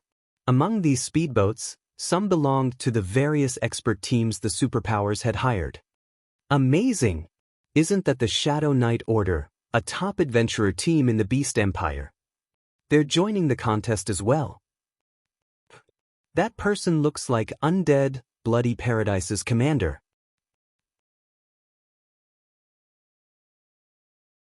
Many of the ships sailing towards Thunder Island belonged to well-known experts and adventurer teams in God's domain. However, as everyone watched the famous expert teams, a gigantic, silver sailboat suddenly broke through the waves. As the sailboat pushed forward, the speedboats in its path inadvertently moved aside, opening a path as if their king had arrived. The silver sailboat soon arrived before the magic barrier enveloping Thunder Island. Everyone watched the ship, questions dancing in their minds. Crap, that's a sailboat. It's so fast. Who owns it? That's a sailboat? Speedboats are nothing but pests in comparison. The one-horned sailboat's arrival earned a round of gasps from the watching players. Both the independent players here to watch the contest and the various superpowers members were surprised to see it. March, which power do those people belong to? They actually got their hands on a sailboat. Why haven't I received a report about this? 1,000 Miles, Miracle's second vice guild leader, asked the long-haired beauty beside him as his expression turned grim. I don't know. There's no mention of it in the information we collected on the superpowers, Silent March said, shaking her head. She was similarly shocked to see the one-horned sailboat. Miracle had focused on developing its navy since the game had launched, yet they had only found a few clues about acquiring a sailboat. They were still far from actually obtaining one. It was truly hard to imagine that someone had found one before they had. Send someone to investigate this matter immediately. I want to know everything there is to know about that sailboat. 1,000 Miles barked, greed flashing in his eyes. Also, send someone to keep an eye on those people. Do not let them slip past us. Understood. Silent March began to make the necessary arrangements. Miracle wasn't the only guild to notice the one-horned sailboat. Pantheon, Battle Wolves, King's Return, Nine Heavens Pavilion, Sacred Temple, and Dragon Phoenix Pavilion watched the ship closely. They were all hungry to know which power that sailboat belonged to. Shortly after these guilds' upper echelons ordered their investigations, cloaked figures began to arrive on the deck. Almost all of these players wore six-winged emblems. A few of these players were particularly familiar to the superpowers' upper echelons. How do they have a sailboat? Zero wing. Everyone's jaws dropped when they saw Gentle Snow and Aqua Rose, who hadn't bothered to hide their appearances. All of these superpowers were very familiar with the two women. However, they didn't just recognize these women because of personal fame, but they also knew them as Zero Wing's vice guild leaders. Since both were present on the one-horned sailboat, the ship must belong to Zero Wing. No matter how hard they tried to wrap their minds around the idea, they couldn't bring themselves to believe that Zero Wing, a rising guild in Starmoon Kingdom, had acquired a sailboat, something they had failed to do thus far. Furthermore, Starmoon Kingdom wasn't anywhere near the sea. Big Sis Rain, look. It looks like that sailboat belongs to Zero Wing. Blue Phoenixes stared in shock when she saw Shifeng on the one-horned sailboat's deck. Rather than responding, Phoenix Rain was dazed. Suddenly, she realized why, after emerging from the Sunset Forest, Shifeng had taken his sweet time to deal with some other matter rather than rushing to Thunder Island. It turned out that he had hidden yet another trump card. The one-horned sailboat gradually came to a halt beside Phoenix Rain's fleet. The various superpowers, who had been watching the sailboat, shifted their gaze to the Phoenix Pavilion Master. Phoenix Rain stared back, at a loss for words.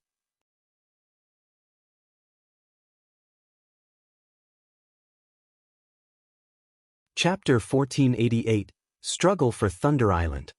Chapter 1488, Struggle for Thunder Island. When everyone saw the one-horned sailboat park beside the fleet Phoenix Rain commanded, they couldn't help their wariness of the woman. It was true that the struggle for Thunder Island relied on players' strengths, with external tools being prohibited. However, one had to obtain Thunder Passes to participate, and to do so, they needed to kill the Sea of Death's bosses. With a sailboat, Phoenix Rain would have an easier time defeating those bosses. In turn, she could collect more passes. The more Thunder Passes one possessed, the more players they bring to the contest. Although each guild was allowed a fixed number of Thunder Passes, the same couldn't be said for future contests. Now that Phoenix Rain had a sailboat, she would pose a huge threat during the next contest. Zero Wing sure has a lot of secrets. Quiet Melody, who stood on the deck of one of the Sacred Temple speedboats, turned to look at Phoenix Rain, envy gripping her heart. The various superpowers had struggled to recruit naval powers, trying to bolster their forces so they could obtain more Thunder Passes. Yet, despite Phoenix Rain only recently focusing on her navy, she had recruited a powerful ally like Zero Wing, which had its own sailboat. Phoenix Rain had cooperated with Zero Wing before it had risen to greatness. Needless to say, Zero Wing would help her grind for Thunder Passes if she asked. However, unlike Quiet Melody, who had a strong friendship with Phoenix Rain, the other superpowers' upper echelons had far more nefarious thoughts. The various superpowers were preparing to aim their spearheads for the threat known as Phoenix Rain. Damn it! How did Zero Wing get that sailboat? Nine Dragons Emperor glared at the one-horned sailboat with intense jealousy. Although it was a single sailboat, its combat power was far beyond any speedboat. While they had explored God's domain's oceans, the various superpowers had learned one thing: ships were more important than players in naval combat. If a ship weren't of a certain quality, it wouldn't be able to contend with the boss sea monsters. Needless to say, these powerful bosses would drop weapons, equipment, and various tools that could help improve one's naval strength. With these tools, a team could explore farther and more dangerous regions, obtaining even better equipment and tools, creating an endless, positive cycle. As for Nine Dragons Emperor, he had spent a lot of money and resources to recruit rising naval powers. He had only amassed a sizable fleet after many challenges. This fleet was why he was confident in surpassing Phoenix Rain.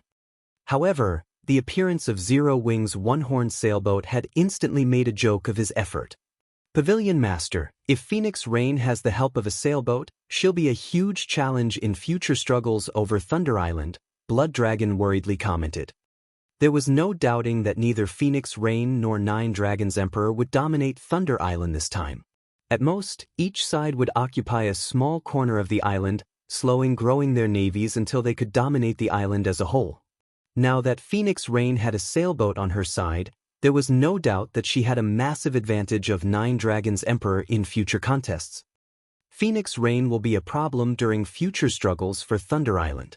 However, she has to last until the next contest. First, Nine Dragons Emperor hissed once he calmed down. Sneering, he continued, "Contact the other guilds. Tell them that I'd like to discuss cooperation. I'm sure they'll be willing to work with us to annihilate Phoenix Rain." The various superpowers had been wary of each other thus far. They'd be fortunate not to make more enemies, let alone participate. However, now that they all faced a future threat like Phoenix Rain, they would be willing to cooperate. Understood. I'll contact them right away. Realization dawned upon Blood Dragon. He then turned towards Phoenix Rain's group, smirking. How are things coming along on Sun's side? 9 Dragons Emperor asked. Pavilion Master, rest assured, everything has been dealt with. All you need to do is sit back and watch the show, Blood Dragon reported with a smile. Excellent. I want to see Phoenix Rain's expression when she finds out. 9 Dragons Emperor nodded in satisfaction. Meanwhile, Phoenix Rain was shocked to learn that Zero Wing had its own sailboat. Team leader Yi Feng, Zero Wing's entrance was certainly grand, Phoenix Rain said, smiling bitterly as she sensed malice from all directions. Once we enter Thunder Island, I'm afraid many parties will target our team. Phoenix Pavilion Master, don't you see the opportunity? Shi Feng retorted, chuckling. While Zero Wing's frightening potential was a threat to their competitors, it also made the guild the best choice for an alliance. It was impossible for a single superpower to monopolize Thunder Island. Everyone understood this, and it was precisely why the various superpowers sought allies. After all, the profits one could gain with a single supporter versus 2 or more differed greatly. The various superpowers might have looked down on Phoenix Rain, thinking themselves above cooperating with her, previously, but now that her side had such potential, she could be a formidable ally. When the Phoenix Pavilion's members heard Shifeng's reasoning, realization dawned. They were in awe of the swordsman's foresight. In reality, Phoenix Rain had considered seeking an alliance with a few other superpowers and had sent Blue Phoenix to negotiate. Unfortunately, although the Dragon Phoenix Pavilion was a super first-rate guild, the guild's strength was split 3 ways. Among them, the Great Pavilion Master was the strongest within the pavilion. As a result, she couldn't convince the other superpowers to cooperate with her in the contest. As expected, every one of them had refused her offer. However, with the addition of Zero Wing's sailboat, the other superpowers might reconsider. Big Sis Rain, both the Battle Wolves and Sacred Temple have stated that they are willing to cooperate. However, we will only get 20% of the profits while their guilds will share the remaining 80%, Blue Phoenix reported angrily. Those despicable old foxes. Phoenix Rain frowned. They know that I'm competing with 9 Dragons Emperor, so they're using the opportunity to hike up their prices. I have a suggestion. Would you be interested in hearing it, Phoenix Pavilion Master? Shi Feng suddenly asked. A suggestion? Phoenix Rain gave the man a curious look. May I know what sort of plan team leader Yi Feng has in mind? I'll represent Zero Wing in this alliance. Negotiate with the Battle Wolves and the Sacred Temple for 40% of Thunder Island's profits, Shi Feng said. 40%? Blue Phoenix was astonished. She thought that Shi Feng had completely lost his mind. It was obvious that the Battle Wolves and Sacred Temple had discussed the situation beforehand and only intended to offer Phoenix Rain 20%, yet Shi Feng wanted to ask for twice that. If the 2 guilds heard this, they'd laugh themselves to death. Team leader Yi Feng, are you serious? Phoenix Rain asked earnestly.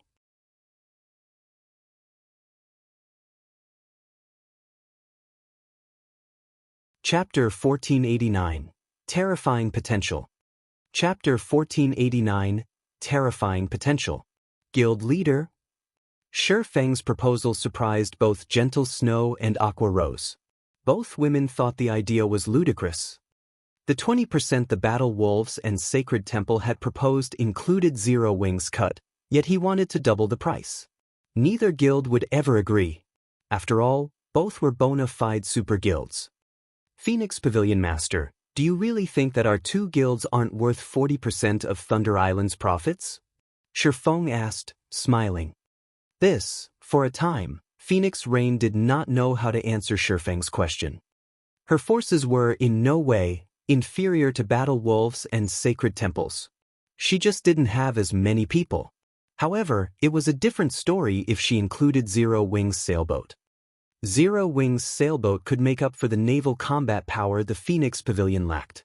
If both guilds worked together in the future, they'd be able to secure far more Thunder Passes than the Battle Wolves and Sacred Temple. Hence, asking for 40% of the profits was in no way excessive. Only, the Battle Wolves and Sacred Temple knew that other guilds would target her if she didn't cooperate with them. All sides might even turn against her as soon as they entered Thunder Island. If you don't feel that we're worth that much, then you should see this. Shifeng understood Phoenix Rain's concerns. He sent her a trade request, placing one of the crystal bottles from his bag into the trade window. This is a small sailboat. How? Phoenix Rain shot Shifeng an astounded look when she saw the item.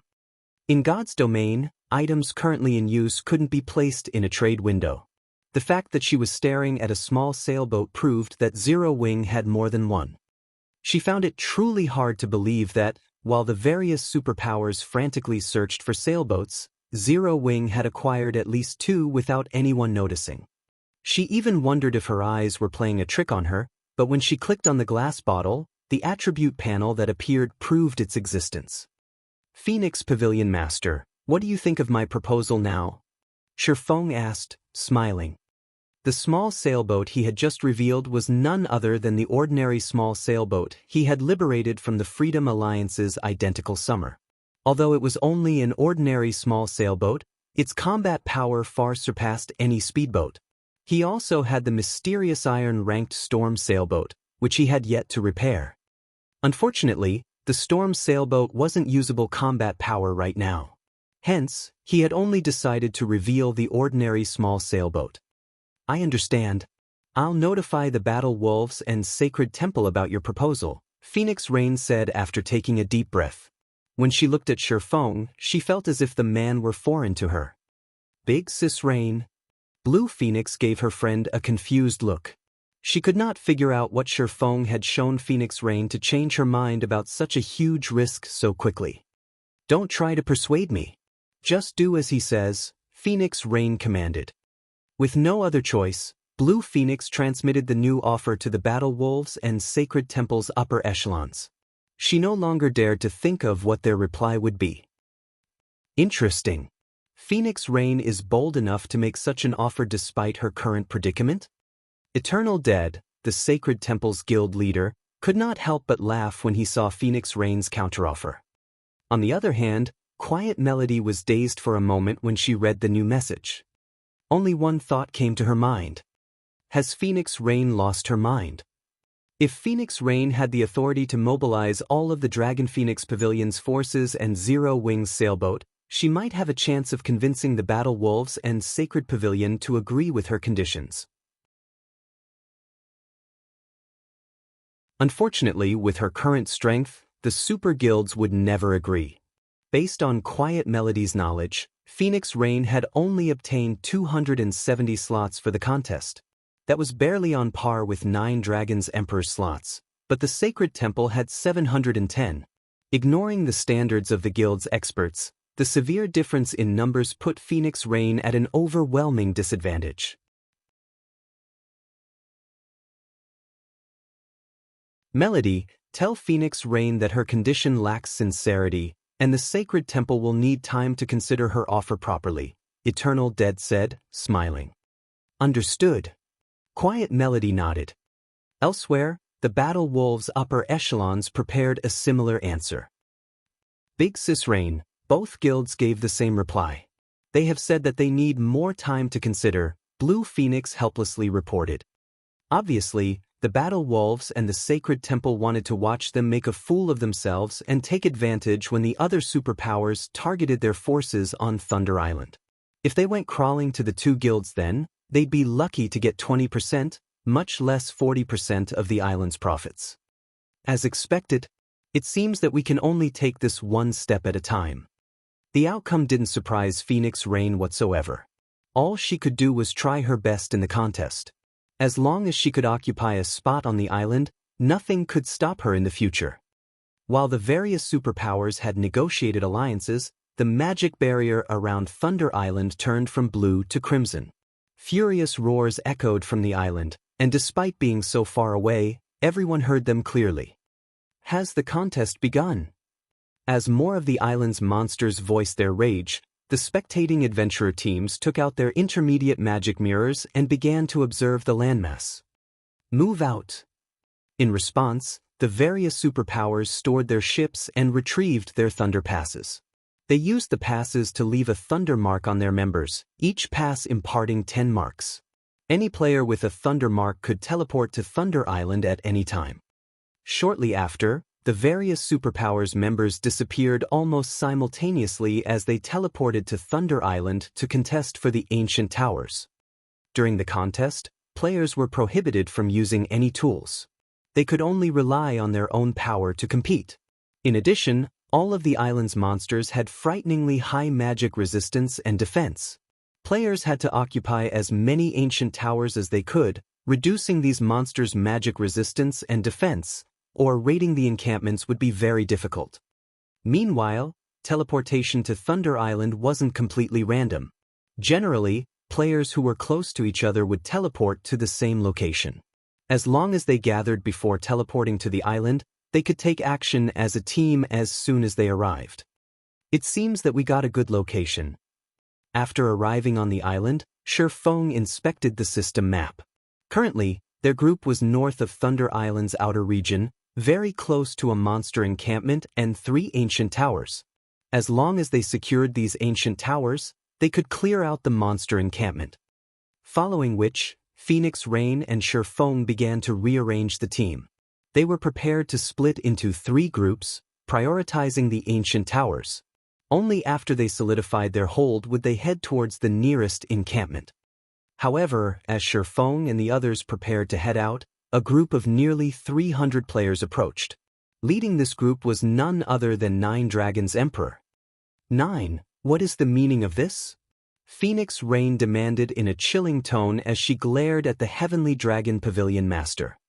What else could this be? We're here to eliminate a future problem, 9 Dragons Emperor said, sneering. We have nearly the same number of players. You know that a fight between us will only benefit our mutual enemies. Although Phoenix Rain had suspected that 9 Dragons Emperor might attempt to take action, she hadn't expected him to do so this quickly, even neglecting the contest for the ancient towers. Equal numbers, huh? 9 Dragons Emperor responded playfully. I don't think so. As soon as 9 Dragons Emperor finished speaking, she heard an anguished scream from behind her.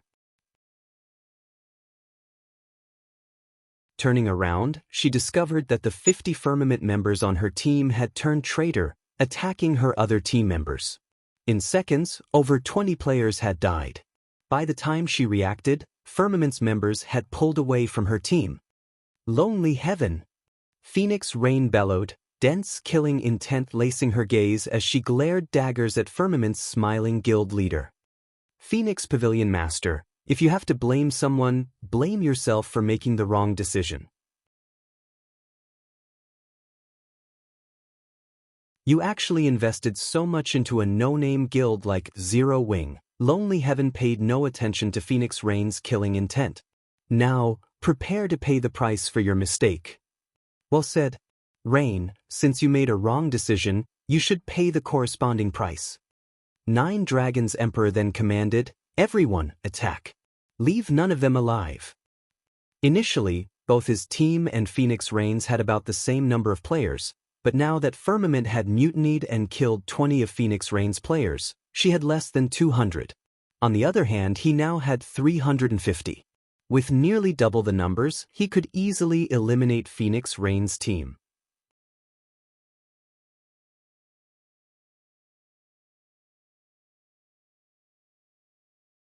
Chapter 1490, Bloodhand Yama. Chapter 1490, Bloodhand Yama. As soon as 9 Dragons Emperor gave the command, his experts marched forward in formation. With Martial Dragon and Blood Dragon on the front line, the melee players charged at Phoenix Rain's team. Meanwhile, the ranged players spread out to encircle her players, providing their melee teammates cover fire. The healers in the back began their incantations immediately. With Firmament's members behind them, Phoenix Rain's team had nowhere to go. Everyone, concentrate your attacks on Firmament's members. We're breaking through. Avoid prolonged fights. Although Phoenix Rain was furious about Lonely Heaven's betrayal, wanting nothing more than to murder the bastard herself, she quickly recovered her calm and decided to save as much of her team's strength as possible. After all, the contest for Thunder Island had just begun.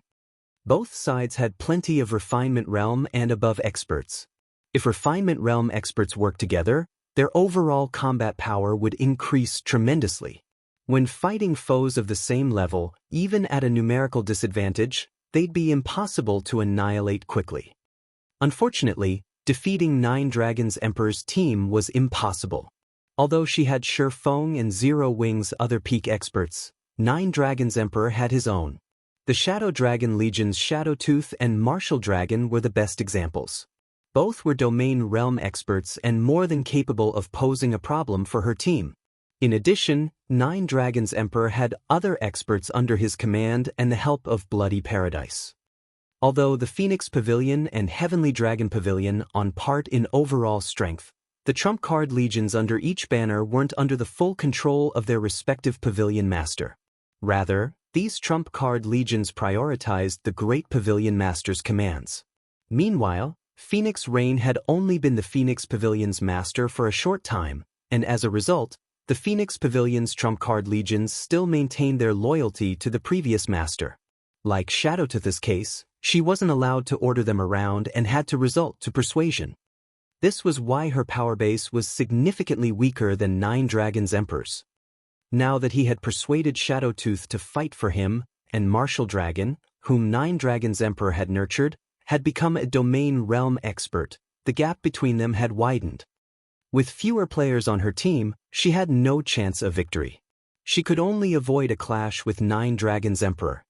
Like in other maps, players that died on Thunder Island would lose a level and drop a piece of equipment. This gave her even more of a reason to avoid a fight with Nine Dragons Emperor. If her team were weakened further, she'd have no hope of capturing the ancient towers and monster encampments. You wish to break through? Nine Dragons Emperor sneered as he watched Phoenix Rain lead her team towards Firmament's group. Lonely. It's about time we give our Lady Pavilion Master a taste of despair. Hearing this, the distant Lonely Heaven grinned and nodded. He then turned to one of his cloaked guild members and said, "I've done my part. I'll leave the rest to you. Relax. We've accepted your payment and will complete the mission." At this time, a robust man emerged from Firmament's team. The man removed his black cloak, revealing a mass of muscle. With the black cloak gone, his horrific bloodlust was no longer contained, and even players standing over 30 yards away could sense it radiating off of him. This robust man wasn't the only one to remove his cloak. The 40-plus members Lonely Heaven had brought with him discarded the items as well, every one of them emanating a dense bloodlust. Every player's ID was pitch black, revealing their statuses as dark players. With one look at these players, Phoenix Rain's teammates shuddered. Bloodhand Yama. Phoenix Rain was shocked when she realized who the robust man was. Bloodhand Yama might be a foreign name among ordinary players, but it was very well known among the various superpowers. The man was one of the Flower of Seven Sins representatives. He had killed numerous superpowers upper echelons in the past. "Phoenix Pavilion Master, your life is mine." Saying so, Bloodhand Yama gestured with a hand. Immediately, the Flower of Seven Sins members around him split into multiple parties and dashed towards Phoenix Rain and the others. He then raised his gray, diamond shield and tightened his grip on his double-headed, one-handed axe before charging like a berserk beast. Although Bloodhand Yama's team had very few members, the majority of them were shield warriors and berserkers. His team only had 5 healers. Because of the narrow canyon they occupied, the Flower of Seven Sins members easily formed a human wall that prevented anyone from passing. Meanwhile, the spectators watched the battle from the waters around Thunder Island. As a result, news of the battle spread quickly to the various superpowers on the island. Nine Dragons Emperor really is ruthless. Despite being from the same guild, he is trying to annihilate Phoenix Rain's forces. Eternal Dead, who currently commanded the Sacred Temple's members as they captured an ancient tower, couldn't help but chuckle when he saw the video. Fortunately, after this battle, Phoenix Rain should realize that without our help, she won't accomplish anything on Thunder Island. How rich! In addition to Bloody Paradise, he invited the Flower of Seven Sins to help him? He'll likely put Phoenix Rain down for good this time. When the Battle Wolves Sirius watched the video his subordinate had transmitted, he could not help his rueful sigh. In the virtual gaming world, both the Flower of Seven Sins and Bloody Paradise were organizations that were moved by money. The Flower of Seven Sins, in particular, was famous for its high prices. Even super guilds would lament the cost of assassinating a Vice Guild leader-level player. However, Sirius had to admit that the Flower of Seven Sins services were worth every penny. As long as one could afford their prices, the organization would guarantee any player's death. Meanwhile, back on the battlefield, the Flower of Seven Sins members slammed into Phoenix Rain's group. Bloodhand Yama easily made his way through the blockade of Phoenix Pavilion members. As if he could predict the future, he dodged or blocked every attack sent his way.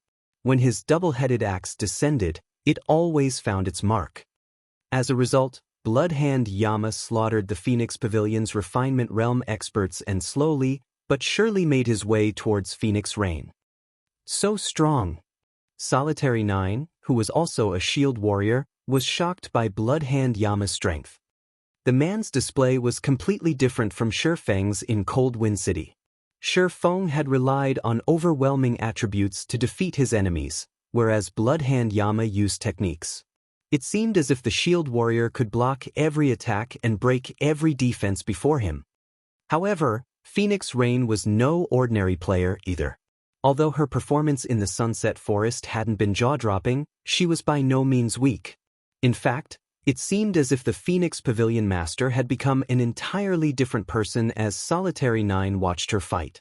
Every one of her spells seemed to have a life of their own, avoiding shields and landing solid blows.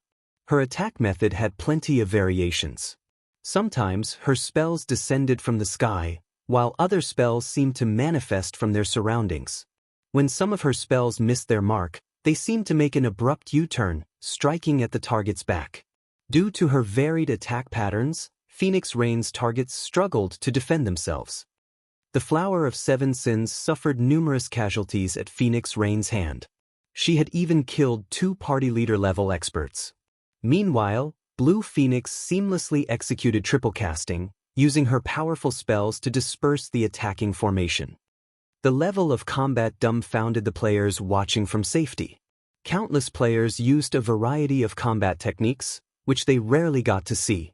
Moreover, they watched as players used skills in unheard of ways. At the end of the day, however, Phoenix Rain's team was wedged between 2 forces. In addition, 9 Dragons Emperor's side had an absolute advantage in numbers. It was only a matter of time before the Phoenix Pavilion Master's team fell. It seems we have no choice but to expose our trump card. Shifeng, who was fended off the Heavenly Dragon Pavilion's members, could not help but sigh. He then commanded through the team chat, "Cola, Summer, open a path. Aqua and I will bring up the rear." Understood. Cola and alluring Summer nodded before dashing towards Bloodhand Yama.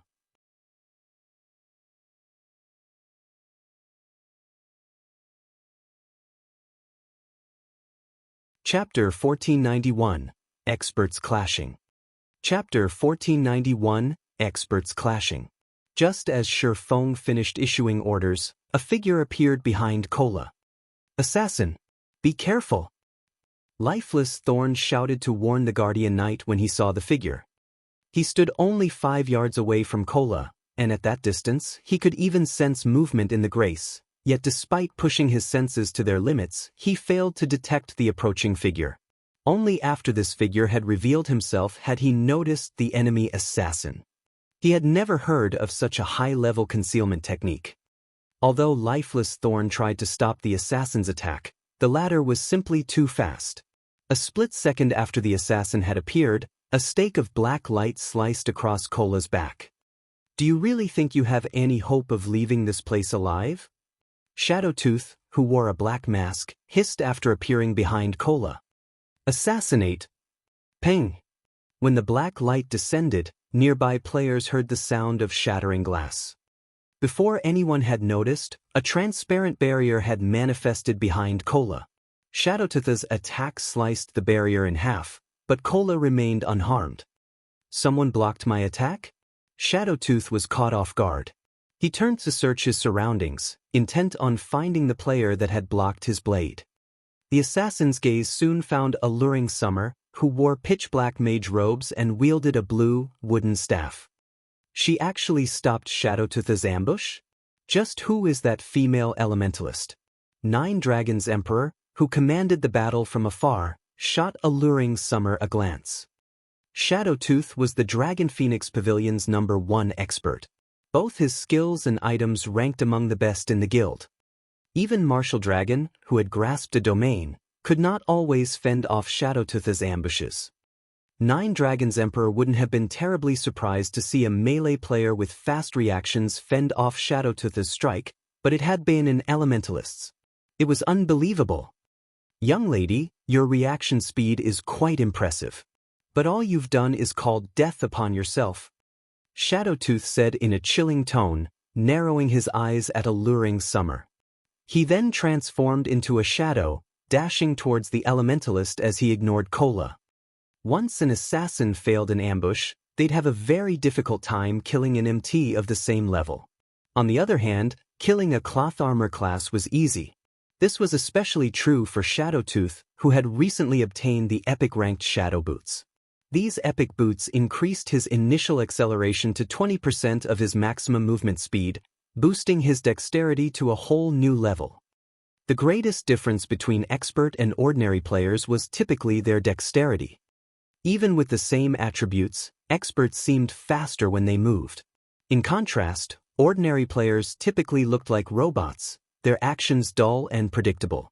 This was due to a lack of dexterity.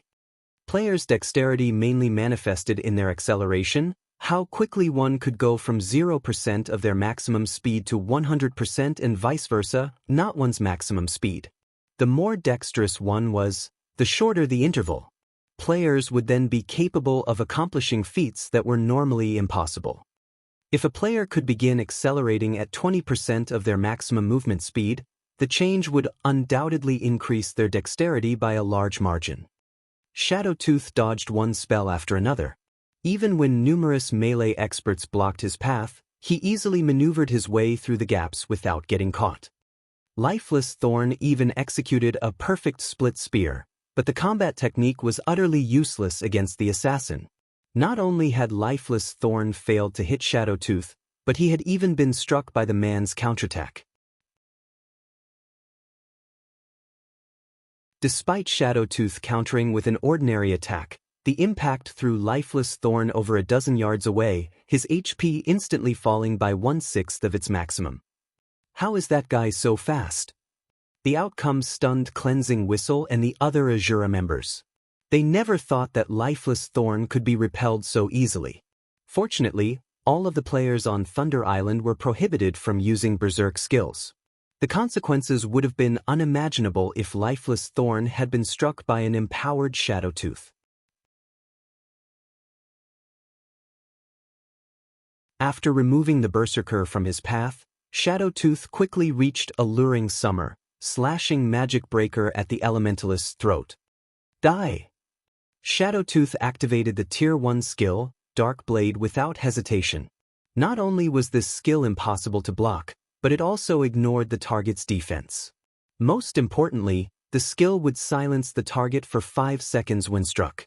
Even an ordinary expert could easily defeat a magical class player who couldn't cast spells for 5 seconds. However, just before the assassin's blade bit into alluring Summer, several arcs of golden electricity wrapped around him and sealed his movements. What accurate judgment! Shadowtooth was slightly surprised to see the arcs binding him. Restriction-type control skills and spells weren't usually instantaneous. As a result, players had to predict a moving target's progress and react accordingly. Although Shadowtooth had expected Alluring Summer to attempt to stop him with a control skill as he approached, he had not expected the woman to use herself as bait, taking advantage of the instant he paused to attack. However, Shadowtooth had reacted quickly as well. When he realized that he couldn't move, he used a control removal skill to break free. He then swung Magic Breaker at the Elementalist once more. However, Alluring Summer had prepared for this, taking half a step back. Since she had stopped Shadowtooth a second beforehand, he had lost his momentum. As a result, Magic Breaker's speed had decreased significantly, giving Alluring Summer enough time to retreat and barely avoid the short sword. Amazing! When Lifeless Thorn, who stood in the distance, saw this, he was astounded by Alluring Summer's control over the battlefield. Alluring Summer waved her staff after dodging Shadowtooth's attack. Suddenly, numerous blue, basketball-sized lightning balls appeared around the Elementalist. A moment later, all 30-plus lightning balls bombarded Shadowtooth from multiple different directions. The assassin had no choice but to retreat temporarily. But as if the lightning balls had locked onto him, they moved towards his blind spots. In the end, even a domain realm expert like Shadowtooth was forced to activate Wind Steps, utilizing the moment of invulnerability to retreat. Why does Zero Wing have so many experts? Nine Dragons Emperor was stunned. He had never expected Zero Wing to have more people capable of forcing Shadowtooth back. Elsewhere, Cola arrived to help Phoenix Rain, charging at the approaching Bloodhand Yama. Despite this, the man showed no signs of avoiding the Guardian Knight. Instead, he raised his shield and increased his speed. One was a shield warrior, while the other was a Guardian Knight. Both players had high HP and defense. Neither of them was afraid of a head-on collision. Boom! When the two shields collided, a powerful shockwave shook their surroundings, causing nearby players to shudder involuntarily. Bloodhand Yama, who had been unstoppable thus far, had taken a step back. In contrast, Cola actually remained steady. The difference between their strengths was obvious at a glance. Is this for real? Someone actually stopped Bloodhand Yama? The various superpowers watching the fight with their magic mirrors were shocked by Cola's strength. None could believe that someone had stopped the famous Bloodhand Yama. Bloodhand Yama was famous for his violence in the virtual gaming world. He had always been a shield warrior and pursued brute strength. Unlike ordinary MTs, Bloodhand Yama focused on strength when allocating his free attribute points and selecting weapons and equipment. Moreover, in addition to his shield and double-headed axe, his chest piece, helmet, and gloves were epic rank. The man didn't bother to hide his gear's glow effects. Yet, despite such excellent gear, he had lost a battle of strength. It was simply inconceivable.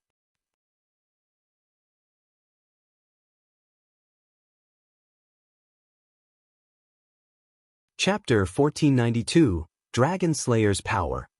Chapter 1492, Dragon Slayer's Power. After getting repulsed by Cola, Bloodhand Yama did not evince even the slightest bit of anger or frustration. On the contrary, he licked his lips and revealed an excited expression. Immediately after, he raised his shield and charged at Cola again. This time, however, he did not go for a frontal assault.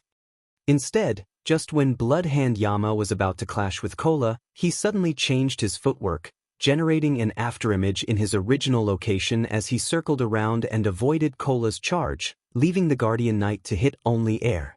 Immediate after, Bloodhand Yama appeared on Cola's right, the double-headed axe in his hand striking down at Cola's side abdomen, which was not protected by the Guardian Knight's shield, with lightning speed. Dang! Following which, a crisp clang resounded in the surroundings. Dazzling sparks flew as well. At the critical moment, Cola had managed to shift his body sufficiently to allow his one-handed sword to block Bloodhand Yama's attack. Meanwhile, as a result of this clash, Bloodhand Yama staggered back a step. Bloodhand Yama's doppelganger actually got blocked? Phoenix Rain, who had initially been preparing to help Cola, could not help but be surprised by this scene. Just how much strength is Zero Wing hiding? She originally thought she had a very clear understanding of Cola's strength. Meanwhile, as far as she knew, Kola was definitely not strong enough to go up against Bloodhand Yama, even though he was the lead MT of Zero Wing's main force and possessed quite respectable basic attributes. However, with the facts placed before her, she had no choice but to admit that her understanding was inadequate. In reality, Phoenix Rain wasn't the only person surprised by this outcome. The Flower of Seven Sins members and Nine Dragons Emperor were similarly shocked. Right now, 2 of their most powerful members were actually stopped. Moreover, Bloodhand Yama's distraction gave Phoenix Rain and the others an opportunity to focus on dealing with the other members of the Flower of Seven Sins. Only Shifeng found this outcome to be natural. After all, Kola and Alluring Summer had both obtained the Dragon Slayer legacy. The Dragon Slayer legacy was a relatively special legacy. Unlike other legacies, it did not provide players with any elaborate skills or spells. However, it was a legacy that was upgradable. If the legacy were fully upgraded, it would not be the slightest bit inferior to a peak legacy. The reason for this was the dragon power players received when obtaining the Dragon Slayer legacy. The denser the dragon power inside a player's body was, the greater the power they would be able to exhibit. Legends had it that the power of the strongest dragon slayer in history surpassed even that of dragons. Now that Kola and Alluring Summer had become dragon slayers, their life ratings were superior to that of Tier 2 players. Hence, their basic attributes, physiques, and reaction speeds were not something players of the same level and tier could compare to. These attributes would only become increasingly stronger as Kola and Alluring Summer obtained more dragon origin crystals. At that time, their life ratings would be able to reach the same level as dragons. In God's domain, dragons were the symbol of death and destruction. If players could achieve a life rating equal to dragons, one could just imagine how strong they could become. They could easily overwhelm even players that had demonized. Meanwhile, on Thunder Island, which prevented players from using berserk skills, Kola's and Alluring Summer's basic attributes were most likely inferior to only Shifeng's own. As for their physiques, theirs were even slightly superior to his own. This was the reason Shifeng had tasked the 2 of them with opening up a path for the team.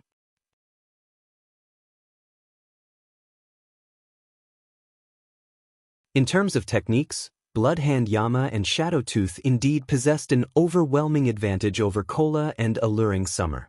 However, the difference in tiers and the power of the Dragon Slayer class were more than enough to offset the difference in techniques and allow Kola and Alluring Summer to just barely surpass the 2 domain realm experts. With Bloodhand Yama tied down, Phoenix Rain and Blue Phoenix were able to coordinate their attacks with each other and relentlessly reduce the member count of the Flower of Seven Sins. At this rate, it was only a matter of time before Phoenix Rain's team broke out of the encirclement.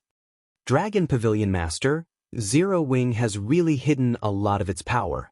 With Phoenix Rain's capabilities, I'm afraid it'll take only another minute or 2 for her team to escape the encirclement, Undead said, chuckling as he looked at the distant Flower of Seven Sins members fighting.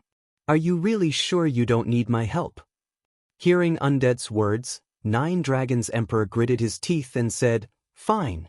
As long as you can pin down Phoenix Rain's team here, I'll give that item to you. Although he had managed to invite Bloody Paradise to aid him, getting Undead to personally take action was a whole other story. However, with the situation having reached this point, he couldn't care less about paying the additional cost right now. If he failed to get rid of Phoenix Rain in this favorable terrain, doing so would become much more difficult afterwards. Thanks a lot, Undead said, smiling faintly. He then started pacing slowly towards the battlefield. Upon Undead's entry into the battlefield, the Bloody Paradise members suddenly underwent a change. As if they had entered into a frenzy, they disregarded all costs to open up a path for Undead. As for Undead himself, he chanted an incantation as he walked forward. Suddenly, a pitch-black magic array appeared in the sky, enveloping half of the battlefield. The ambient mana then began surging towards the magic array, forming numerous pitch-black spears. Tier 1 Curse, Dark Feathers. Disappear! Undead swung down his staff. Suddenly, several hundred pitch-black spears descended from the skies. As if they possessed a life of their own, these pitch-black spears all struck at the defensive blind spots of the enemy players. Each spear carried the power of a Tier 1 peak attack. Even MTs with high defense and magic resistance lost over 6,000 HP when struck. As for the other classes, they received over -10,000 damage from each spear. In the blink of an eye, the pitch-black spears killed over a dozen players, who failed to defend themselves properly. Even Solitary 9, who possessed the Titan Guard, could not repulse every spear sent at him and ended up getting struck 8 times. If not for him activating Titan's Heart, his HP would have long since ended up at a critical level. Who is that man? Cleansing Whistle's expression darkened considerably when she stared at Undead. She felt that Undead was simply too terrifying. After all, the man had actually managed to control hundreds of pitch-black spears simultaneously, making the spears move as if they were alive. Fortunately, she stood quite a distance from Undead and got struck by only 3 spears. Had she been any closer to the Elementalist, she might have lost her life already. So this is the 11th ranking expert on the God's Domain experts list? Gentle Snow's expression turned grim as she looked at Undead moving slowly in her direction. With her basic attributes and combat standards, she would be able to handle a dozen or so of those pitch-black spears simultaneously at most. If she had to go up against more than 100 of those spears, however, she would most likely have to activate the 7 Luminaries Battle Armor's active skill, Sky God's Glory, in order to survive. Not to mention, Undead had only used 1 spell thus far, yet he had already wreaked so much devastation. If they allowed the Elementalist to continue casting spells freely, the consequences would definitely be unimaginable. Phoenix Rain, who was currently fending off the Flower of Seven Sins members, also wore a grim expression when she saw Undead entering the battlefield. Undead was nicknamed the Devil's Hand. The man was capable of exhibiting any spell or skill to its fullest potential. Moreover, his ability to control the situation of a battlefield was peerless. He was most suited to group battles. Individually, he was also much stronger than old monsters like Bloodhand Yama and Shadowtooth. It was precisely because of Undead that even Ku Rong, the great pavilion master of the Dragon Phoenix Pavilion, feared Bloody Paradise greatly. Rain, stop your futile resistance and just obediently accept your fate.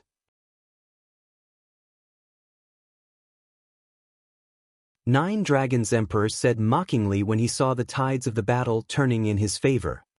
He was fully aware of just how powerful Undead was. Even Martial Dragon, who had grasped a domain, could survive against Undead for only a short time. Moreover, both sides were currently intermingled, making it impossible for anyone to use large-scale destruction spells without resulting in friendly fire. In such a situation, Undead, an elementalist capable of freely controlling his spells, was practically a godlike existence. Guild leader, should I head over there? Aqua Rose suggested. At the moment, she was going up against more than 3 Refinement Realm experts simultaneously. However, seeing Undead and Bloody Paradise's members getting out of control, she decided it was more important to deal with them first. No need. Your spells have too much AoE. They're not suitable for this narrow and chaotic battlefield. I'll deal with him, Shifeng said, shaking his head before dashing towards Undead.